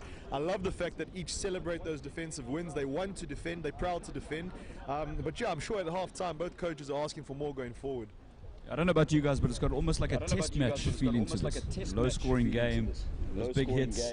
Both teams on attack are sort of watching each other more than concentrating on what they can control. But yeah, it's got that sort of that test match mentality feeling so far, 3-3 at half time. Well, I think the boys, like all of us, are missing test matches. I suppose it's nice. The last time we played a test match was winning the World Cup. And we're still number 1 in the world somehow, because everyone keeps beating everyone. But really looking forward to the Lions series. I mean, I think we all are. Praying that at some point they say, oh, by the way, you can go to the game too. But, you know, you have to pray really hard. Anyway, the two teams are in their huddles at the moment, and I'm sure, as my fellow commentators mentioned, the coaches will be certainly wanting a little more going forward. Of course, a draw is a draw in schoolboy rugby, so there's no extra time like they've been doing in rugby Aotearoa and with their golden points. So I think both teams, especially after a year without rugby, you know, want to start racking up the wins, because the draws just aren't quite the same.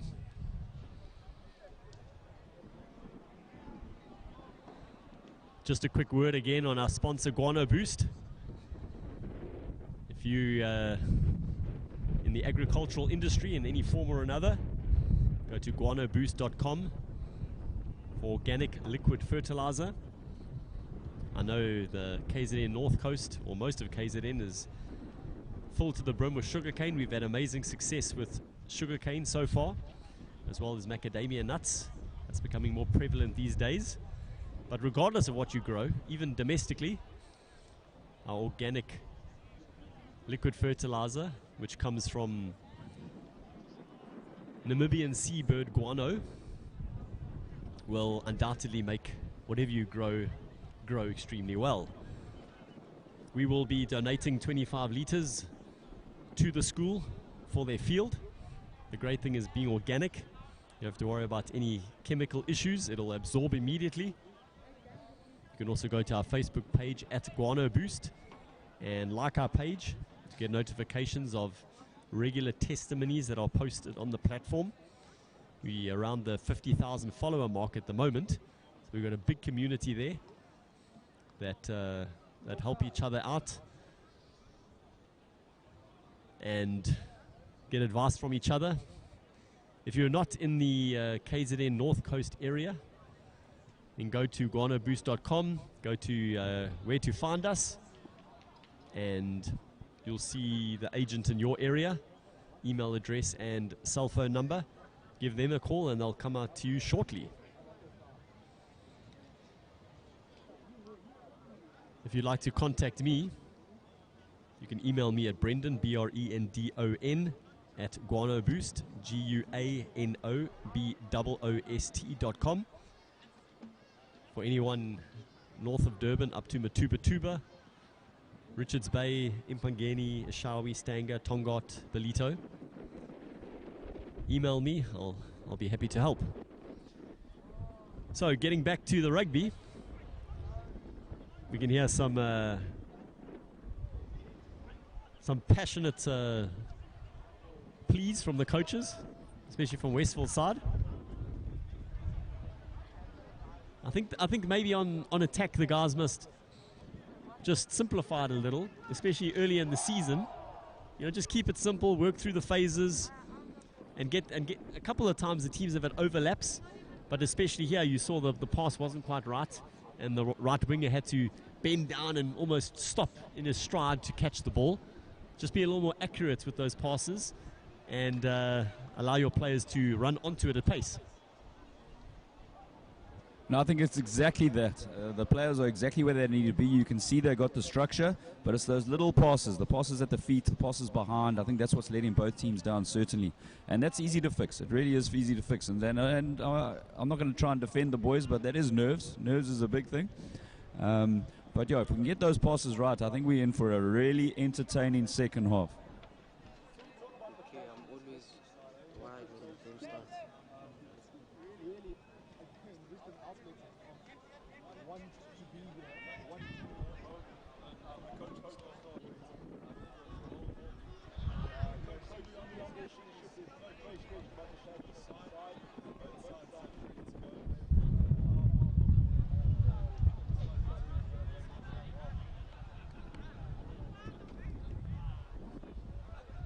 Don't see any changes from Glenwood at this stage. Looks like 1 to 15 on the field.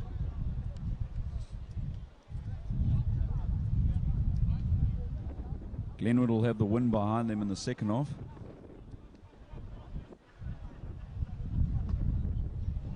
Yeah, I'm sure Westville would have liked to have taken advantage of that, but it's a low flat kickoff, and it's back to Marlborough, and he's already utilizing the wind. The ball going straight down the middle, and will it go over the back? That's exactly what the Westville player wants, and that's exactly what happens. Yeah, I think right idea. Nothing wrong with the idea, but maybe just a little bit heavy on the foot. Obviously the wind behind him too, and it goes out all the way to the dead ball line, which is going to give Westville an attacking opportunity here. Now when you've been kicking against the wind and having to force it a bit, I suppose it is difficult to pull back, or remember to kick it a little softer.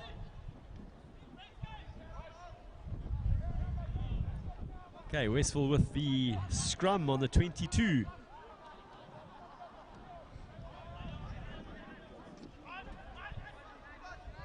Yeah, I don't think that's a bad option at all. I see we've got a changer in the Westville team. Lino Mbata has come out on 13. Well, the ball came out Glenwood's side. They then passed it all the way back to the left winger, which unfortunately went forward for them. It was a strong scrum from Glenwood. The ball shot out their side, and then Marlborough couldn't quite get his kick away. He flung it left, but the ball going forward, so another opportunity for Westville.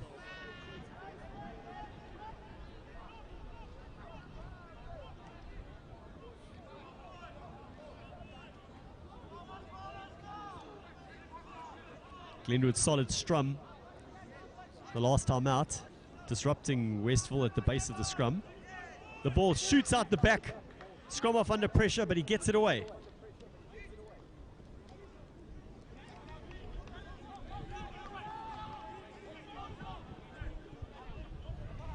Lino comes up, great tackle there.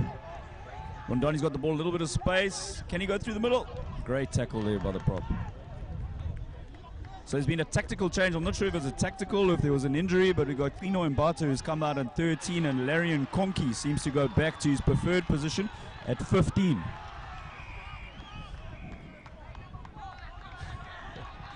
The Westville boys giving Andre Nell a hard time. He was almost cut in half by one of the Westville players.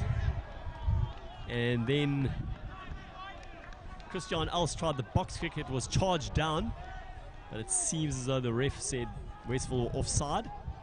So Marlborough with a chance to kick with the wind into the opposite corner.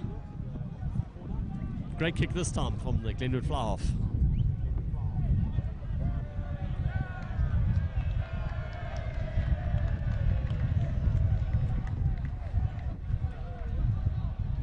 Cody Houle with the line-out throw. He hasn't had many of them today. Does the ref let it go? No, he doesn't. Marcel Dupria going up, but unfortunately for Glenwood, a misdirected line-out throw. So Westville with the scrum just outside their 22.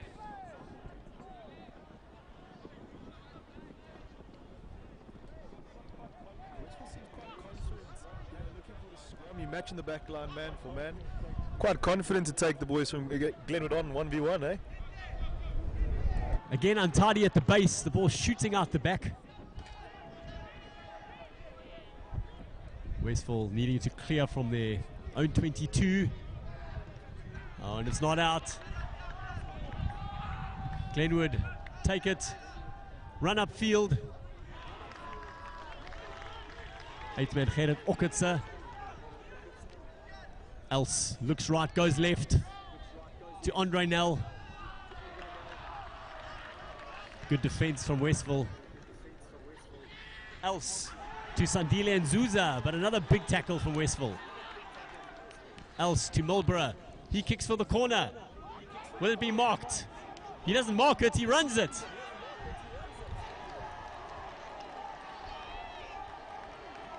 Glenwood cuts him down. And the penalty goes Westville's way. Players going off their feet over the top. Yeah, I think the safer option probably would have been to mark it, but I like the way that he backs himself. I do like the way that he backs himself, and it worked off, so well done. Well, he certainly backs himself. He showed him on the outside. He's trying to go on the outside.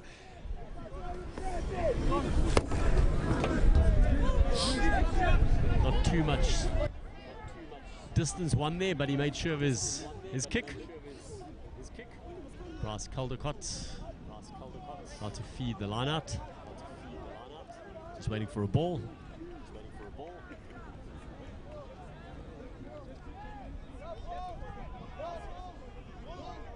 I think a few have gone over the Ivan Clark Pavilion, and there are people waiting out there to sell balls. I reckon there's just a couple getting sanitized. Probably that. Back into the field. That's the more likely option.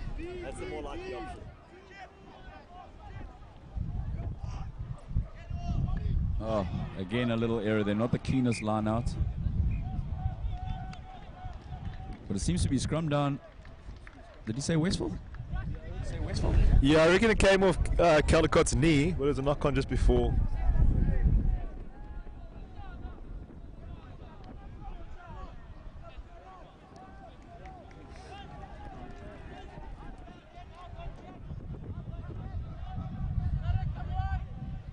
Okay, interesting. So came off Westville's scrummy's knee there.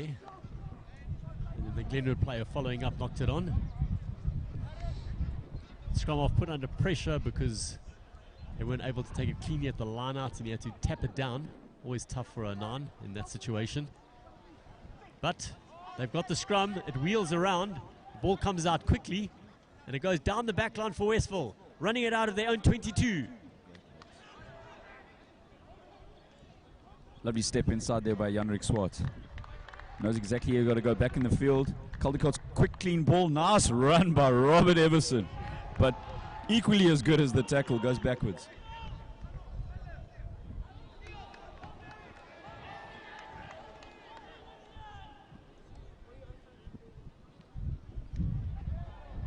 Be interesting to see how many balls Robert has run and carried himself up the field.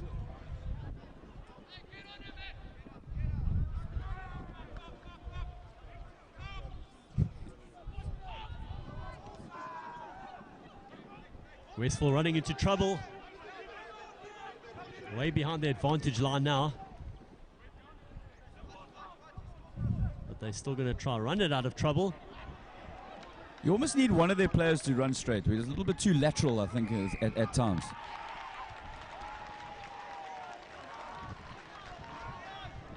Looks like then we're going for the quick tap. Not from the mark. Else doing it behind the ref's back there.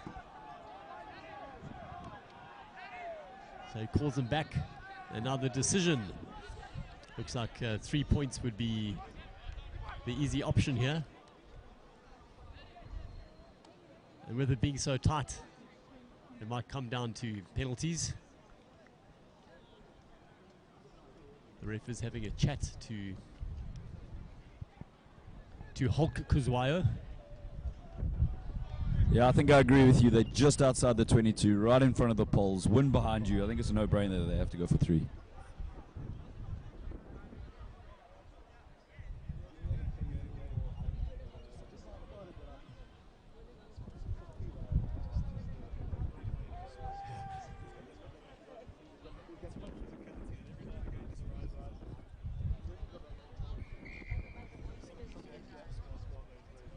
100% agree. You're almost on the edge of your seat waiting for it. You see that moment, it's going to happen, and then you're... Sometimes in these situations, caution is the way to go. Possibly Caldecott should rather find his fly half sitting deep and just get it out of trouble, because Glenwood were quick onto him there and they forced the turnover, or attempted turnover, and Marlborough right in front of the posts with a chance to take Glenwood 6-3 up.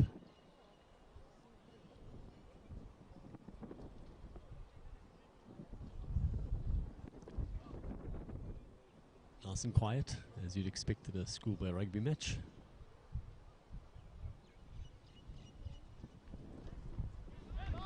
Great strike from Leyron Marlborough, and Glenwood take a 6-3 lead. Certainly not a huge lead, but in a game as tight as this, every point counts.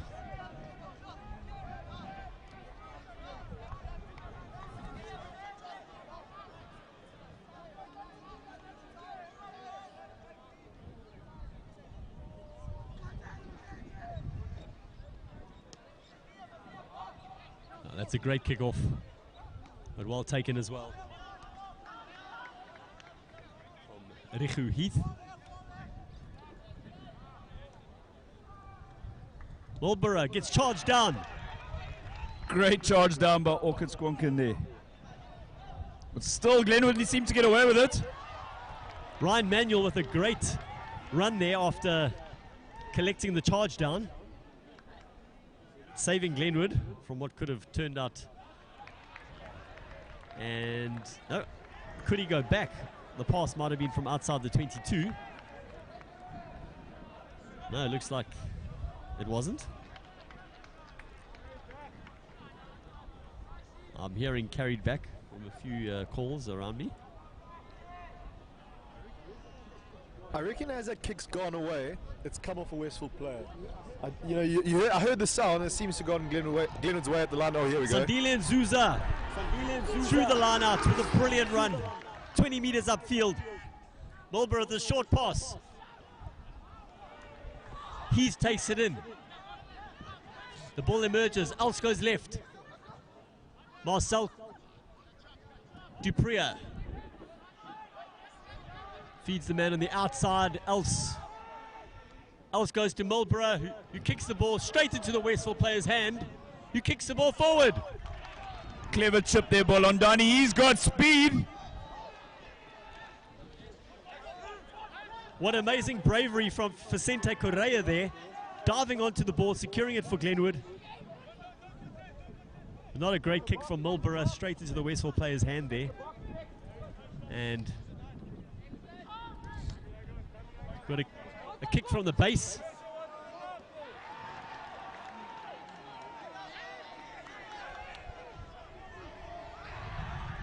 In comes Larry. Here he comes with the space. He's made about 30 meters there and gets met with a jam tackle by two players. But Westville still have the ball.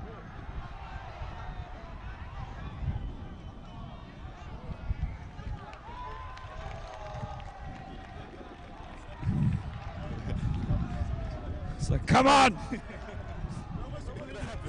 We're almost willing it to happen, right? I mean, jeepers, it's been a long time since this has happened. A great run from Larry there.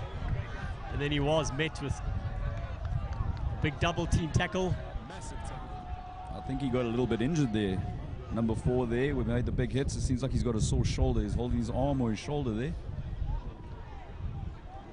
Maybe even a concussion test.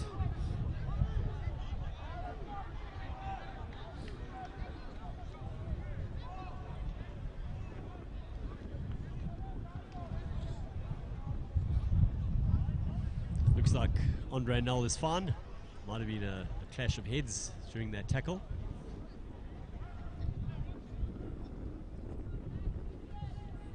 Glenwood with the scrum. Solid from both teams. The ball comes out. Marlborough takes it. Beautiful pass to Ryan Manuel. He takes him on the outside, but it's a good tackle from Westville. That was great play by Glenwood 12. Sucked in 2 defenders, which gave the 13 space on the outside and the platform to attack from here. And it looks like advantage Glenwood. Uli Walker takes it forward. Else to Ganyane. The ball emerges. Andre Nell plays scrum off. He passes it to Uli Walker, playing it fly half. Else goes right to Mulberry, puts it on the boot again. This time, Correa following it up. Looks like it might have been a knock there, so the referee comes back for advantage.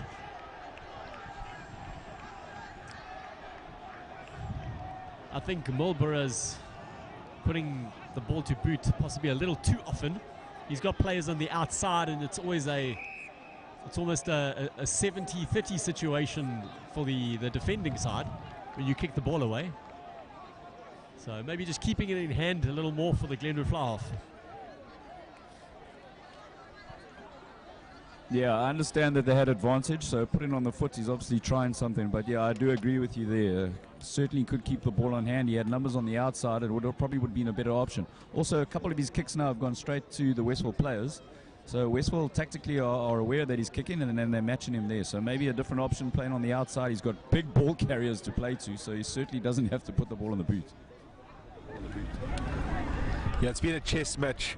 It's been a chess match between these two sides. I think discipline might come into it. Yeah, I mean, dare I say this is another 3 points for Glenwood. They'll take them 9-3 up. Yeah, I mean, when it's this close, these little margins, you don't want to give anything away. Certainly not in the centre of the field.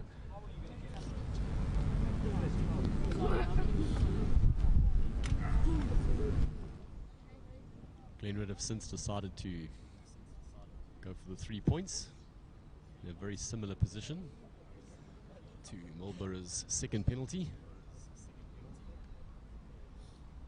6-point lead at this point might be great for Glenwood. Another good strike, but no, it looks like it's gone right. And that's an opportunity missed, especially with the wind. Could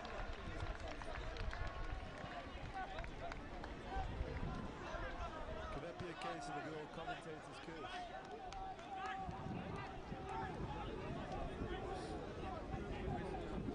The swing whistle now to show character. We're out here on the 22. 6-3 down. Now we need to start attacking down. Yeah, like I said, it's going to be the little moments in the game that are going to turn it. We want that big moment to come, but in the interim, you've got to stay in the game. You don't want the game to get away from you.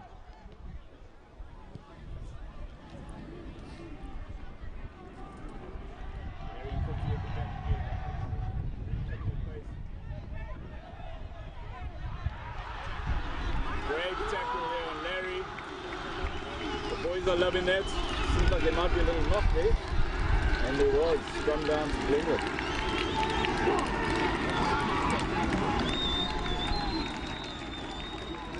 We don't have as big a crowd as we would normally have for this fixture.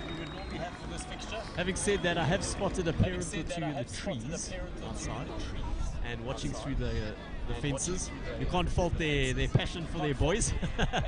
They're making a plan. 100%. It's great to see, actually. You would love them inside the school, but it's just so nice to see parents that are that passionate about their boys, passionate about schoolboy rugby, and there they are sitting in the trees watching the game. It's actually really cool to see. Just the boys that played rugby here today are attending, and they're certainly making enough noise. But it would have been great to have 4,000 or 5,000 people here. Hopefully we get there soon, but at least for now, schoolboy rugby's back. Solid scrum from Glenwood, a nice platform.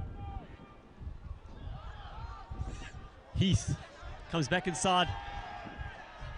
Glenwood going. Correa takes it on the outside.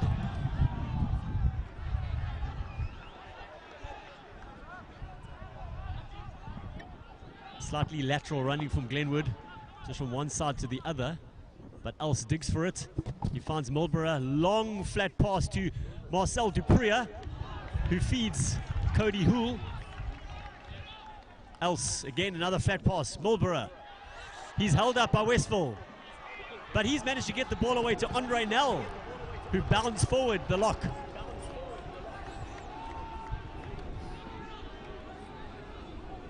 Ball emerges, Glenwood go blindside.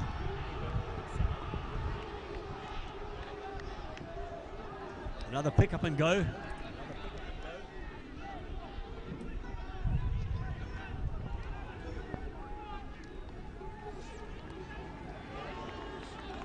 Slowly building Glenwood. Again to Andre Nell. Solid defense yet again from Westville. Can someone score the first try of this encounter? A pick up and go. Glenwood's being really patient though going forward. It's a really good play from the boys in green. Gerrit Okitsa handing off. Heath to Correa. He holds on to the ball somehow. But has he been tackled out?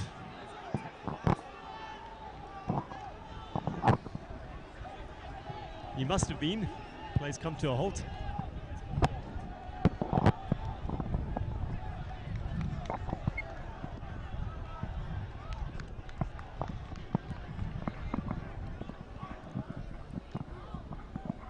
Ref having a chat to some of the Westville players. Someone's on the ground.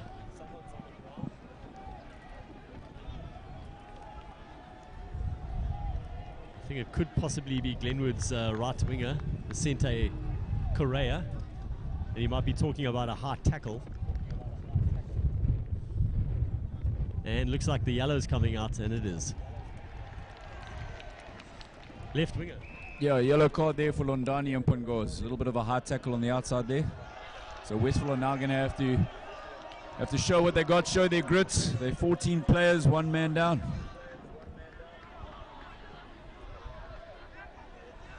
So where does he go sit for his 10 minutes? Surely not with Glenwood's reserves. He's heading that way. He's heading that way. He's coming back this way.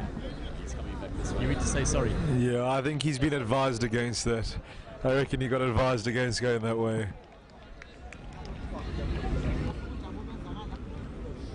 But Glenwood will really want to convert now. No, 15 against 14. 5 meters out, they're going to want to convert now. Definitely, that yellow card certainly going to put their tails up as well. Looks like it's going to be a line out here to Glenwood.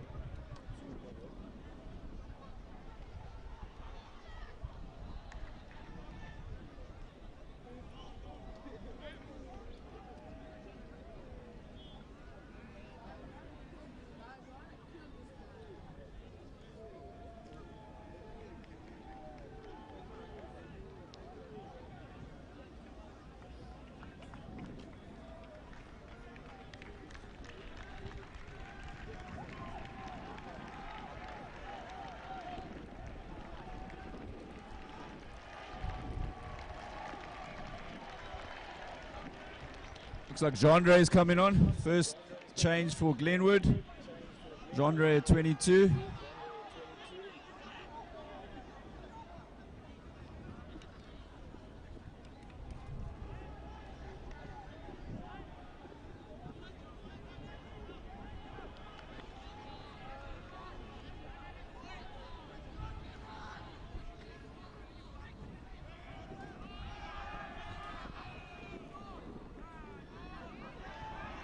Glenwood surging towards the line. The ball emerges, another pick and go. Great defense again from Westville. Oh, the ball is passed out in front of the man. But Westville offside. Glenwood have the upper hand with having a man extra. They do, they tap and go. Hulk Kuzwayo. Else to Andre Nell, but the ball's gone forward.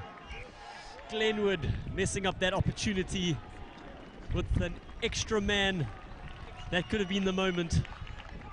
Great defense there by Westville. They're sitting on their line for possibly 5 minutes, and it was unbelievable. They come back and they got a scrum down right out of the poles. I think Westville will be happy with that, especially getting that yellow. Now they can maybe hold on to that ball and kill that time to get Londani back on the field. Yeah, well, given the circumstances, I reckon exit is the plan. Surely exit's the plan here.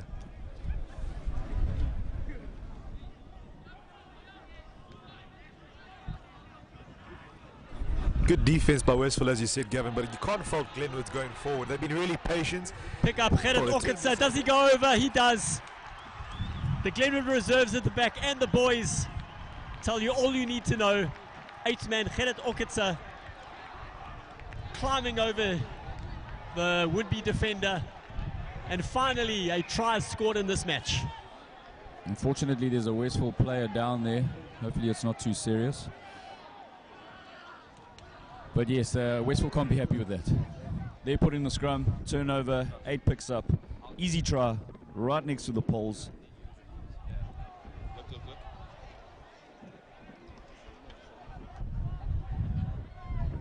Putting the score 11-3 to Glenwood. Looks like they're calling for a stretcher here. I don't know if it might have been the player who tried to tackle Okitsa as he went over and possibly getting a knee on the head. It's just a guess, but let's hope it's just precaution. They're always very good with their medical care and always take every caution. In situations like this.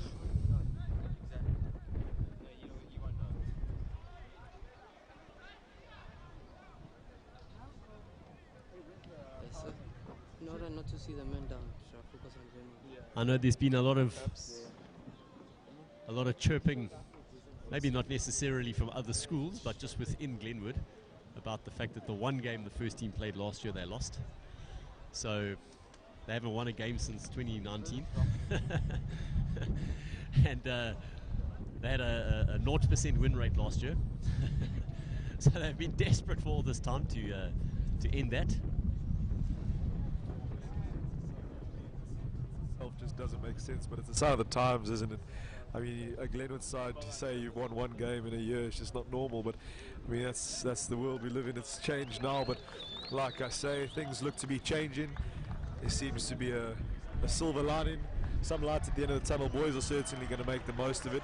I mean, but at the end of the day, this is the world we live in today, so it's fantastic that whatever's needed to happen behind the scenes to get games like this on the go again, you know, well done to anyone involved there. It's what we want to see. It's what, I mean, a massive part of boys at a high school is just their sports as well. So it's often underestimated, but it's a fantastic example of just holistic education, really. I think, Ryan, you're 100% right. Credit has to go to the people that are in the background for the last year to keep these boys motivated, get them match fit, and a lot of work has been done. And I think you're 100% right. Just on the mental side of it too. I mean, COVID hasn't been easy for anybody. So yeah, those coaches, those unsung heroes that work early mornings, late evenings with all these boys. It's unbelievable that we can actually get here and play this game.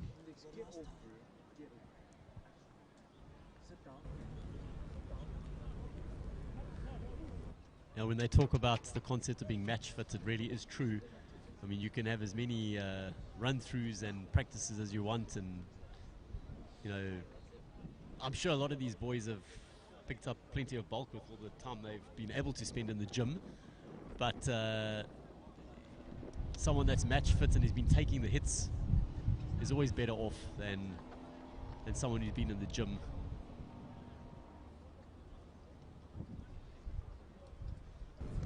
Westville getting together in the background there. I think that's one of the people that we must say is there's Byron Tucker working with the boys. He's been working really hard with the first side on the mental side, on building the culture side. So there's Byron Tucker there standing with the boys, obviously trying to get them back mentally in the game, and that's obviously a massive part of the game. So kudos to him for what he's been doing as well with the team.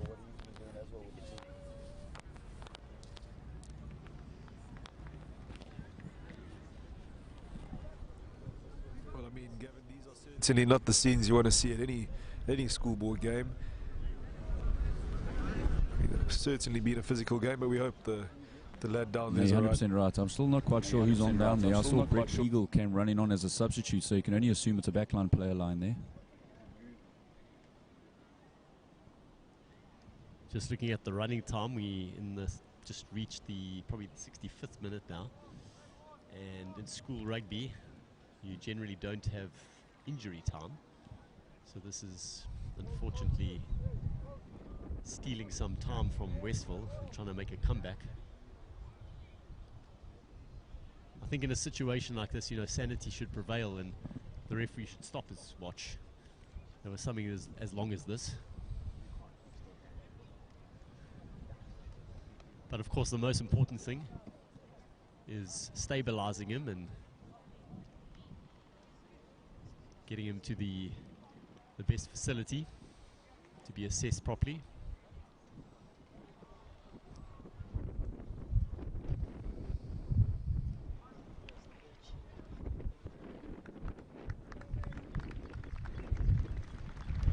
A great round of applause from everyone here at Glenwood.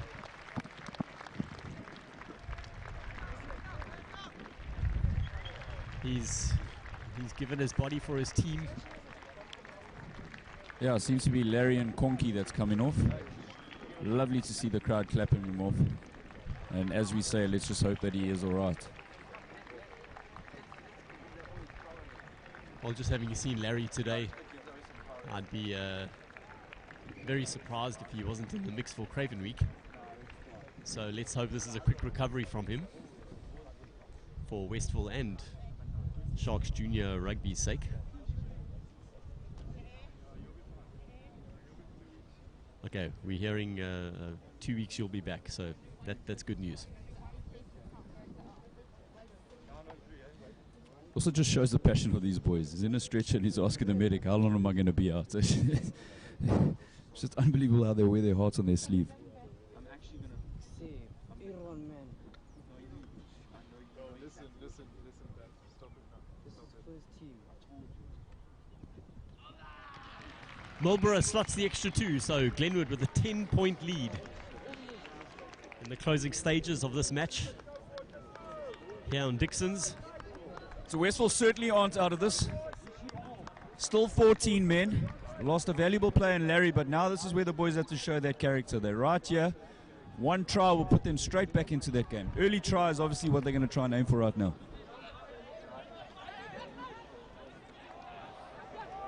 Good take from Ryan Manuel. Glenwood wanting to close out this encounter. Else flings it back to Marlborough. Sticks it into Westville's 22. Safely taken. And we've got another kick back downfield. Again from 10 to 10. Oh, and the ball gets knocked on. That's an unforced error from Glenwood. The pass was above his head, but really no excuse. He wasn't under pressure. Yeah, brilliantly taken there by Nathan. It does help that he's the first team cricket captain. So those high balls are certainly his game.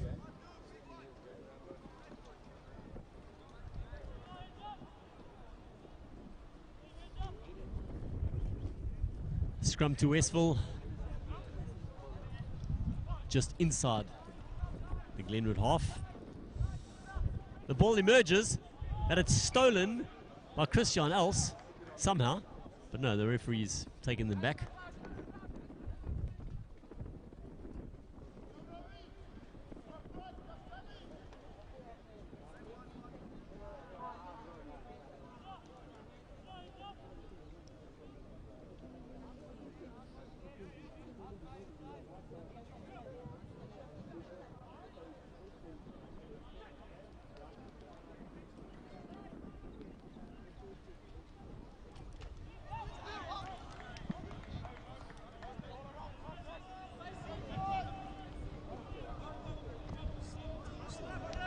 Bryce Caldecott, the captain, running around the defense, making a few meters. We've got a little kick over the top. Taken. Oh, brilliantly taken. Down the left-hand side. Go close up. By Glenwood's left winger. But the flag's up on the opposite side. It's a second grade run by that wing. What he lacks in size, he certainly has massive pace and unbelievable footwork. It's almost like you say, Westville, you don't want to kick at that guy at all. No, I wouldn't be kicking down that channel anytime soon. Really, he's shown a bit of pace. I mean, you can describe it like that, a bit of pace, eh? Not too much. Yeah, not too bad. But yeah, for me, I've just enjoyed the intent from both sides to be playing front foot rugby. It's just, I'm not too sure that they'd be happy with what they've done going forward, but the intent is certainly there. Ronaldo Lafleur, the left winger there for Glenwood. As mentioned, short in stature, but certainly not scared. There's twinkle toes and a turn of pace.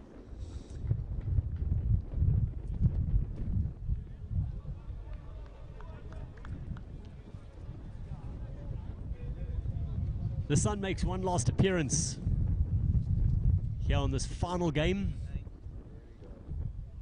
of the weekend between Glenwood and Westville. Great to have a full list of fixtures back on the calendar. And regardless of the result, it's wonderful to have schoolboy rugby back. And a replacement for Glenwood. Westville with the line out.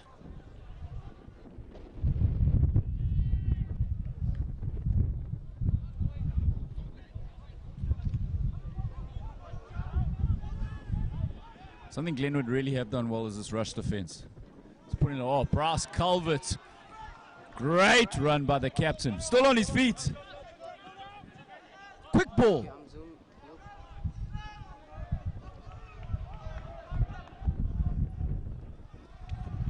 There we go. Seems like Westville's gaining a little bit of momentum here. The passes are sticking. Nice forward running by the captain himself. Could that be offsides? Yes, it is. Penalty Westville.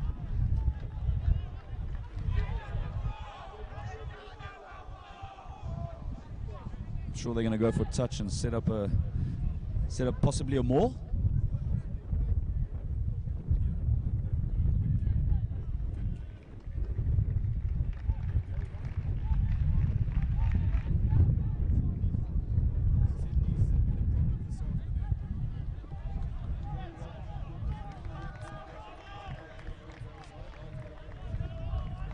So it's 15 all again. Yeah, you feel Westville have to score for the second. Yeah. They have to score.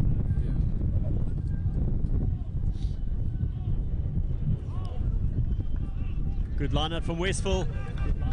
Oh, he bounces the first man. Strong run. Ball emerges nicely. Flat pass. Ball and all. The pod set up. Brass is calling for it. Gives it off to Trino.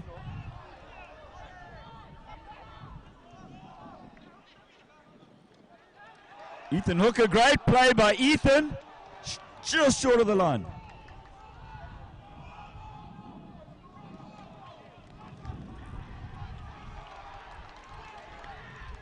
Ooh, could that be line over the ball?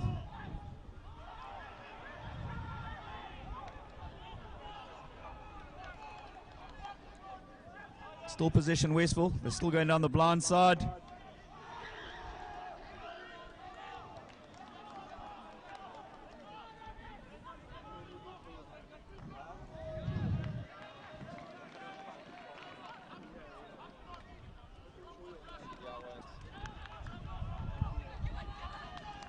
Byron Small down the middle. Just short of the line. Quick clean. Got to get the ball out much quicker than that. Pick up and drive.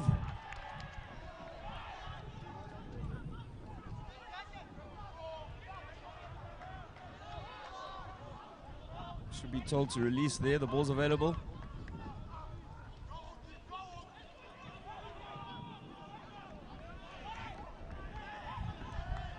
Brass comes as a gap there. There's space for him. Gets it over. Nice pass to Ethan Hooker. What a pass.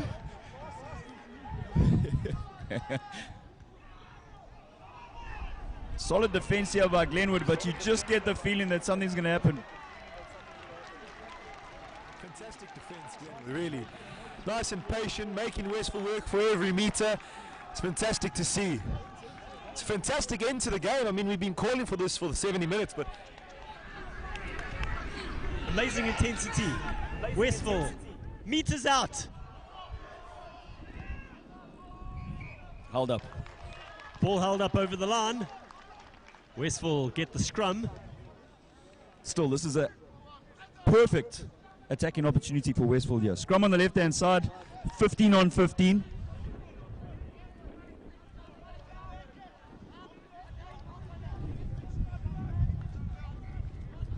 But again, good defense there by Glenwood on the line. Nice and patient, waiting for a mistake from Westville.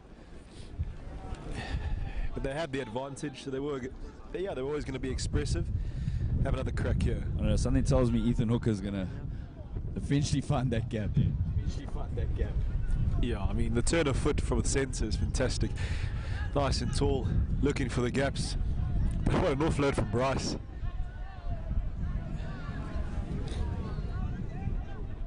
News from the medic tent here. It seems that Larry Nkonki has a concussion, but he is fine, so that's always good to know.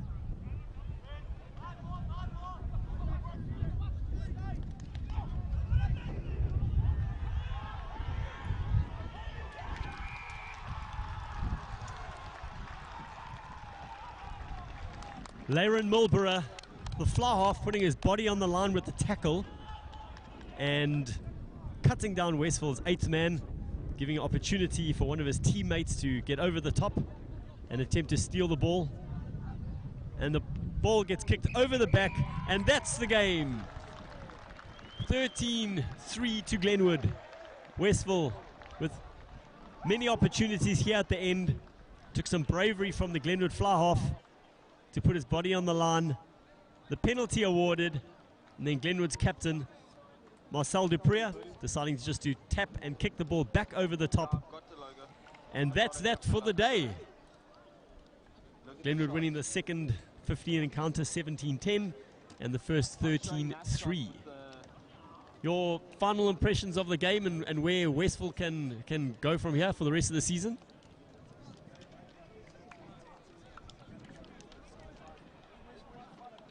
Westville might feel like they've let something go here, but yeah, credit to Glenwood, really patient on defense. I mean, the chance came to go forward, they took it with both hands. These games are going to go on big moments, and Glenwood's taken it, so fair play. Yeah, Westville certainly had their opportunities today, and if one or two things had gone their way, it could be a different result. Certainly wish them the best of luck for the rest of the season, and I hope that after having no rugby last year, that there's a different perspective on what school rugby is all about. And I know for all the boys that missed out on playing rugby, it really was just getting back to the field and spending time with your mates. And let's hope that becomes the focus of what we do in terms of schoolboy rugby. It's a fantastic gesture, this by Westville. Yeah, it speaks to what you were talking about. Both teams look like, you know, they play with the utmost respect for each other. There's nothing lost on these boys. They've appreciated this moment. They've gone through last year. They understand that these moments aren't granted just freely and they're not guaranteed.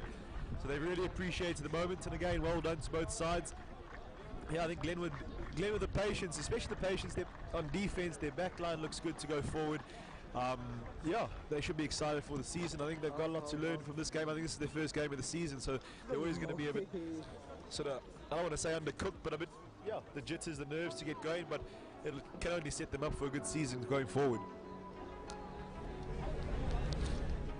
So as Gavin mentioned, the word is that Larry Nkonki just has a concussion, so we'll have to probably sit out for a couple of weeks, but we're glad he's going to make a full recovery. He's certainly someone to look out for going forward, no doubt about it. And plenty of players on show here today that will be in line for Craven Week selections later in the year. And let's hope with when you include the other KZN schools that the Sharks can field a top-class team at Craven Week. Of course, there was no Craven Week, so I feel bitterly disappointed for those players who had their opportunity last year and missed out. Which probably has wreaked a bit of havoc with selections and contracts at various unions. But thanks to Westville for joining us here today. We're going to have a quick chat to the man of the match when he does arrive, and that's revealed to us. And maybe a chat to both coaches if we can. So I'll hang around, but thanks so much to Gavin and Ryan. I really appreciated your input. And I'm sure you'll hear them again on DigiTV streams at Westville. Yeah, thank you for the opportunity. And it's just, as you said, it's just great to see schoolboy rugby back. And long may it last. And yeah, it's fantastic to see the boys running in. So thank you very much. Appreciate the opportunity. So the teams are just having a quiet moment together.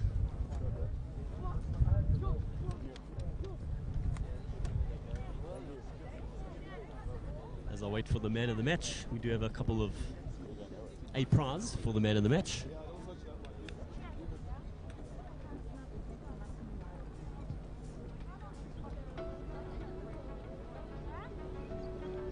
While we wait, just a final word on our sponsor Guano Boost.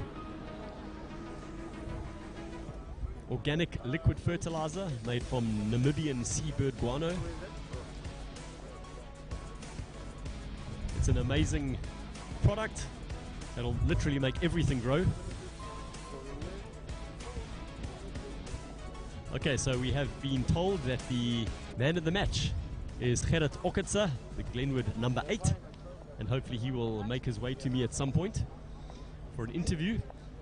I do have a torchlight from Guano Boost, as well as a book called Captains and Coaches, Courageous Leadership. The big contributor was Nick Mallet, and we also got Powerful contributions from Faridu Priya, Victor Matfield, John Smith and Jean de Villiers. It's a perfect book for schoolboy rugby players. Plenty of team building activities included. So Gerrit will definitely benefit from that, and hopefully he passes that around between his teammates so they can all benefit from this book. And hopefully during the season we can hand out a few more man of the match prizes, and more of the teammates can get one of these books and the Guano Boost Torchlight. If you'd like any more information on the product, go to guanoboost.com. So it's GUANOBOOST. And you'll get plenty of technical information on the website, as well as a section where to find us. If you're not on the KZN North Coast, then contact one of our other agents. The map will reveal who the agent is closest to you. But if you're anywhere between Durban and Matuba and inland from there, you can email me on Brendan, BRENDON, at guanoboost, GUANOBOOST.com. And we're joined by the man of the match, 8th man, Gerrit Okitsa. Gerrit, well done. I suppose this was more than a year that you had to wait for this opportunity, but more than anything you must just be so excited to be playing rugby again. Immensely proud of the boys. The vibe was there, trained hard for this, glad to take the win. You scored the winning try there. Can you explain possibly how Larry got injured? Was that part of trying to tackle you? Yes, sir. I went in for the try, and as I did that, my bottom of my nose hit his head. I think he got knocked out. Yeah, so. Well, he was certainly one of their star players, no doubt about it. And just a word on Westville, and they had their opportunities, and it could have gone either way, to be honest. Definitely, so they're a very strong side. I think we just had the better opportunities and stuck to them. And I think with your fly half, Leiren just kicking a few extra points, but of course your try being the difference. How did you stay sort of mentally strong through the last year in not really ever knowing when you would play rugby again? How did you stay motivated to keep working hard, staying fit and doing the work you needed to in the gym and eating right? Just believed in God, prayed every day, worked hard. I knew this day would come and play another day. So I just carried on working hard for that. And obviously your coaches played a big role in keeping you guys motivated and giving you programs throughout that period to follow. And obviously you need to thank your coach and the school for backing you and keeping you guys on the field. Yeah, they kept us fit and healthy, trained every day. I'm very grateful to be here. And just a word on some of on your teammates and the hard work they especially did on defence. There were a number of turnovers that you guys managed to exact, and obviously when the opposition scores no tries, that shows that your defence is about as good as it can be. Yeah, we've been training hard for defence and defensive drills, and I think that we just pulled through and we're good in that perspective. Next week you've got the next 3 weeks you've got three Midland schools, St. Charles, Michael House and Hilton, and looking forward to those challenges. Definitely, so I think it's going to be a good one. Well, all the best for the season, and we'll definitely see you again. Cheers. Oh, sorry, and before you go, there's a book for you and a torchlight from Guano Boost, and there's some great rugby stories there, and you'll learn a lot from it. All the best. Cheers. Well, that's that from Glenwood today. Thank you so much for joining us. Thanks again to Guano Boost. Go to guanoboost.com for any details and details of agents in your area. Well done to Glenwood, winning the first team match 13-3 and the second team match 17-10. All the best, and we'll see you soon. Cheers.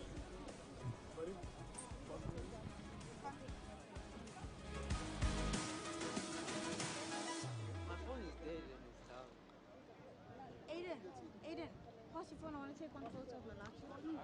Nah, it's sure leave it.